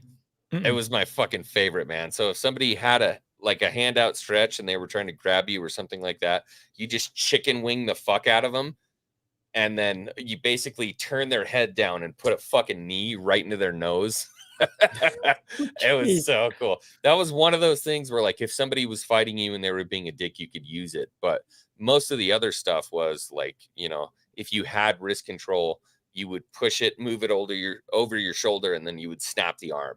Or like if somebody had a gun, you would J strip and then pull the trigger. Like it was not street fighting. Which kind of sucked because a lot of people were like, oh yeah, you study? Yeah, like show me what you got. And I'm like, I can't fight you. Like this is not fight stuff. Yeah. Well, what about you, Grae? Did you study any martial arts or anything like that? Nah, not nothing serious. Just PE, but it's not even remotely close to an actual martial art class. So yeah, I don't really have that kind of story. Yeah. Let's see. Yeah, for me, I never studied anything. I always wanted to. Like I do some like Wing Chun stuff that I see. Like I always wanted to buy a dummy, but dummies are like $500 to $600. Always wanted to learn some Wing Chun, man. They called that a female's martial art, and I call bullshit, man. I've seen Donnie Yen do his shit. Yeah, I think if you can incorporate the Wing Chun into like whatever martial arts you already know, I think it'll be a lot better. Yeah. I think like that's where MMA comes in, right? So just to round it out, yeah. Yeah. Like I remember I wanted there's like three of my coworkers. Like one of them is a TKD, like 3rd degree black belt. Another one is like Kali stick Filipino fighting style. That shit's cool. And he does a little bit of Wing Chun and capoeira, and another one is just karate. Never understood capoeira. Yeah, I've never understood capoeira. Yeah, it's like dancing is because like they outlawed like martial arts there, so they made their own underground martial arts that looks like they're dancing. Yeah, it was slaves. Yeah. So like the thing is that I used to work in Marina del Rey, which is like near the beach area in Southern California. And I asked one of my friends who's like he's the one who like does the Kali stick stuff. I was like, hey, I want to get into martial arts. Like what class, like what school do you want me to go to? And he's like, you should go to Ino Santos Academy. And I was like, who's Ino Santo? And he's like, oh, Dan Ino Santo is like an old guy, like 80s. He's like 80 something years old. and I googled him, and like, so I'm just gonna bring it up so you know what it is.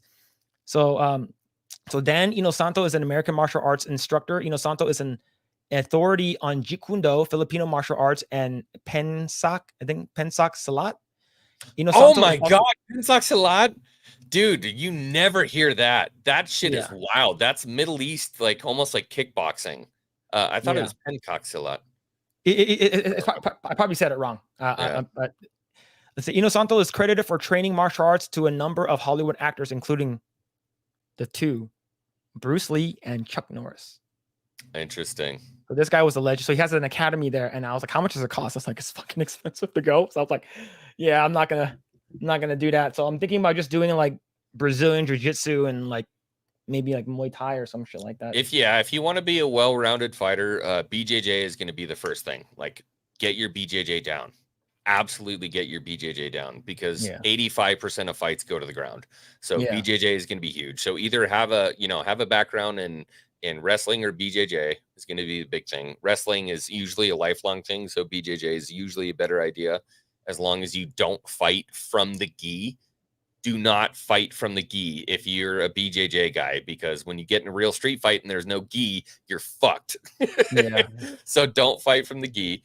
And then the other thing I would say is, kickboxing. I mean, Taekwondo can work. Stay away from karate. But Muay Thai is always going to be incredible, because if you can get somebody up to a wall, you can fight from the clinch, or you're just a good striker. Muay Thai is going to be good for you. Someone said in the chat right over here, Cavatenio says, Morgan in Ahsoka is Dan Inosanto's daughter. Really? Really? Morgan Elsbeth? The person that's in a, let's see. Morgan Elsbeth, that's her name. Yeah, I don't remember her actress name. Dan, are you sure about that? I don't know. Diana Lee Inosanto. What the fuck? That's fucking cool. Yeah, let me bring it up really quick. Holy shit. There you go. Oh. That's fucking cool. All right. Whoa. I like her character just a little bit more now. Kind of underutilized. Wow, look at that picture. Yeah, look at that.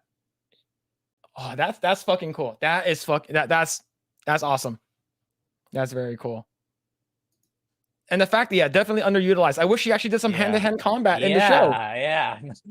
She's just standing around there. She did do that one fight in season 2 of Mandalorian, but it was not good. But with the staff. But now I know it was Rosario Dawson, not her. Yeah. That's cool. That's really cool. Thanks for the info. That's awesome. Yeah. See, Roto Kamish says Xwing is the man. You're the fucking man, Roto. Yo, what's going on, Roto? How's it going, man? Let's see. Dirty Jersey says he did Jeet Kune Do and Brazilian Jiu-Jitsu. Nice. I always wanted to learn anything about Jeet Kune Do. It's for me. I always want to do like fancy kicks and stuff like that. Like, is that what Jeet Kune Do is? Jeet Kune Do is the Bruce Lee's invented one where he used Wing Chun and like kickboxing, and he basically merged it together. Lots of hook kicks and crescent kicks and shit. Yeah, there's all like side kicks and stuff like that. But it's I'm a big fan of side kicks. I say, hey Phillip, Grae, have you seen Dead Fantasy 1 remastered yet? I don't know what that is. Me neither. Let's see. Sundowners Club says, in a real fight, you got to be trained to injure someone quickly if you're dealing them with more than one person. Yeah. Mm-hmm. Like I remember I was watching a guy, and it was like I think it's like a Cholo guy who was like going against like a guy who's like an MMA, and he didn't know he was an MMA. He's like, let's go. He takes off his shirt. He's all like being all like, think he's all cool. And so he goes at the MMA guy. The MMA guy does like a little sweep and he kicks him. He knocks him off. And he's like, he gets back up. So he does like a fake out. And then the Cholo guy punches him and he ducks down. He does like a lift him up and he pounds him to the ground. His head hits the pavement.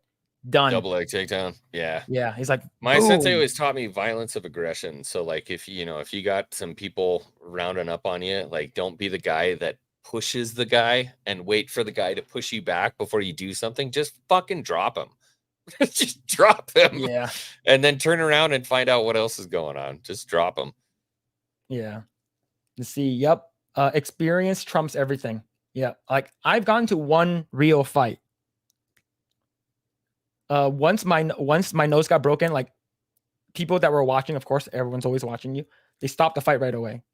But the thing is that, like, for me, like back then, I thought that I knew what I was doing. I was in high school and shit like that. Like that guy just basically just did like a standing boxing thing, and I was like, oh, I'm Chinese. I'm gonna do a bunch of flashy shit. Flashy shit don't work, man. No, it doesn't. Flashy shit doing the that shit don't work. That shit don't work. Nope. Let's see. You can do whatever the fuck you want, but yeah, when it comes to, and everybody has a fucking plan until they get hit in the face. I learned that one early. Yeah. See, Alan Voss says Grae being modest, like he's not a grandmaster. We know he is. Yeah. Let's see. I think Raptors. I remember in Soul Calibur they had 2 console exclusive Star Wars characters. Xbox had Yoda, Darth Vader for PlayStation, and then GameCube had Link. No. That was older. There. No, that was Heihachi. Heihachi Link was on GameCube. Yeah, I very specifically remember Link being on GameCube. I never played it, but I remember the ads. Yeah. It's an older Soul Calibur. Yeah, I think it's Heihachi and Link. Yeah. It wasn't on the same Soul Calibur with Yoda and Darth Vader. Yeah, sorry about that. Let's see. Capoeira is style over substance. Looks cool, but not very useful. Yeah, I mean, yeah. Yeah. Look, if you catch somebody with one of those swings, I mean, the way that they move their body weight, if you get caught with a heel, you're fucking out. Yeah. But you have to catch them with it. That's the problem. See, Jean-Claude Van Damme thought his training was elite until Chuck Zito knocked him out cold.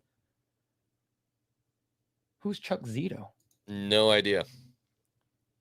Let's see. Yeah, see, this is the Cavateño thing. That's crazy. That's cool news to hear, though. Yeah. Cool. See, Sundowner says BJJ is good foundation. Wrestling in high school is good for start for kids. Then they have to learn striking from there. Yeah. Yeah. Get your feet underneath you and then learn how to strike. Bruce Lee sucks. Oh, that's some fighting words, dude. Shit take. That's some fighting words there, man. That motherfucker was fast, dude. I don't care who you are. He was fast. Yeah, and he was tiny. He was like 5'4". Like he was a small dude.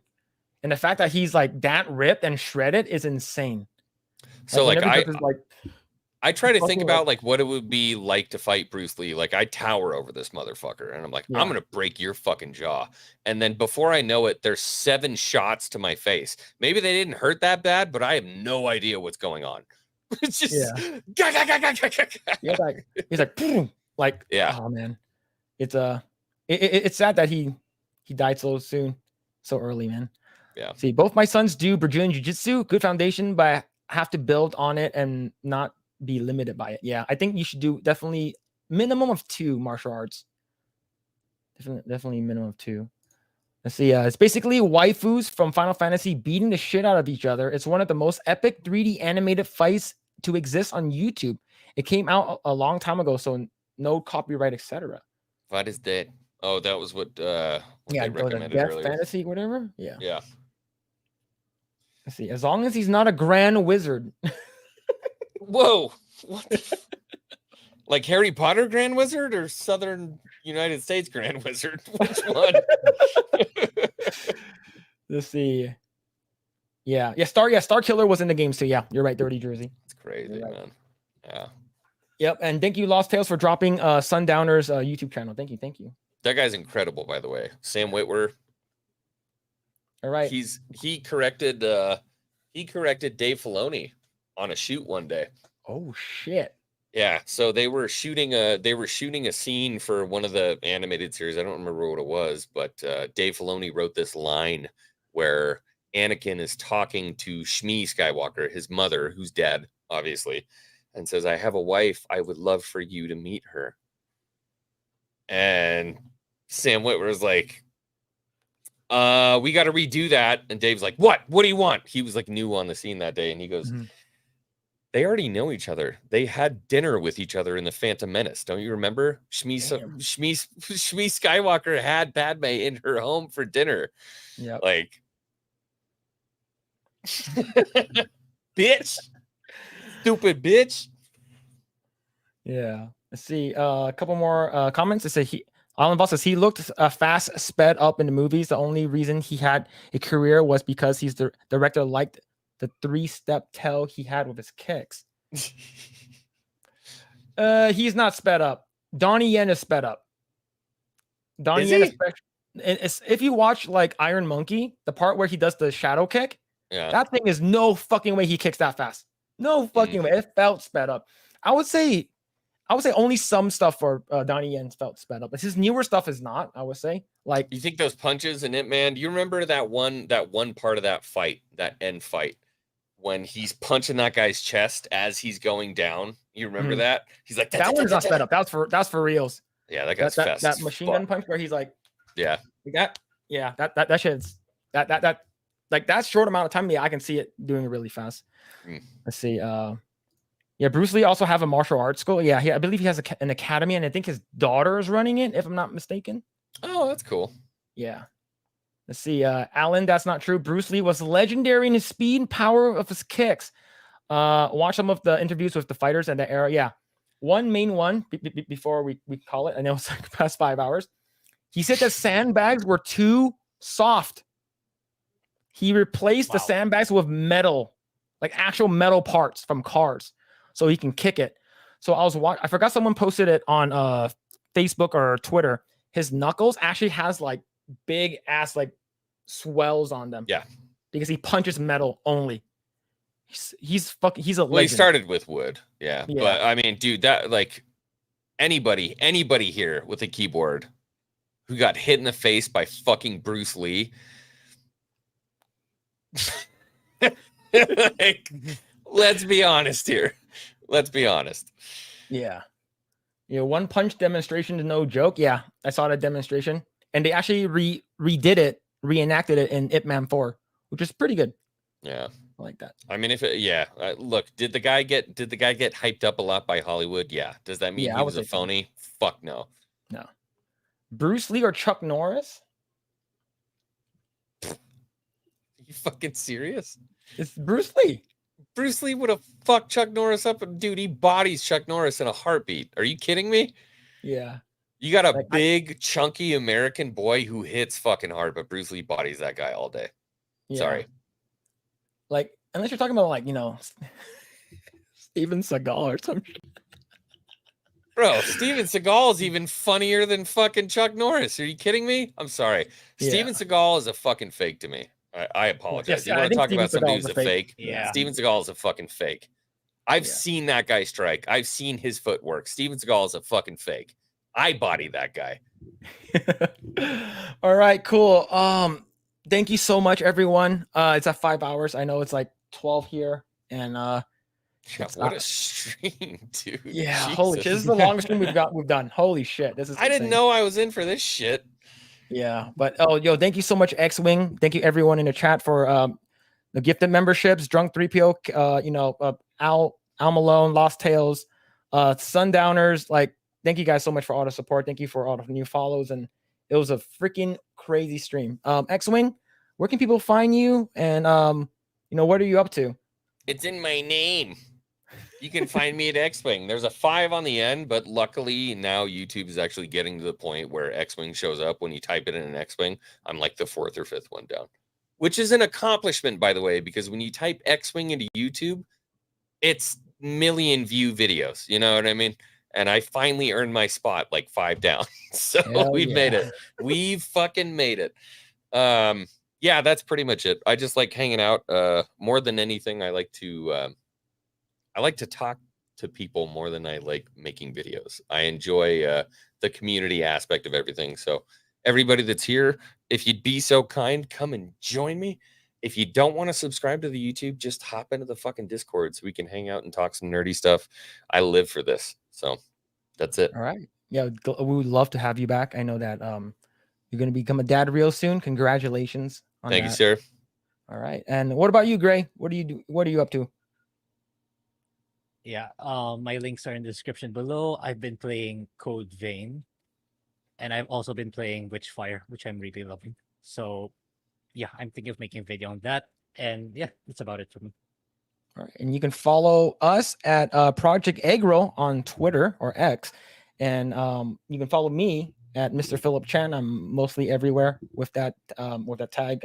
I have my own channel. I'm just posting up random shorts and reacts and stuff like that. And I've been playing Baldur's Gate 3. I should be able to beat the game in my next stream, I believe, on Monday. So we'll see. We'll see where that goes. But thank you guys. And thanks everyone. Thank you again, Xwing. Holy shit. Thank you for staying this long as well. I told you. You had cool. me. All right. We'll see you. We'll see everyone next week. Should be the same time. The 7th, I believe. We might be going live as of right now.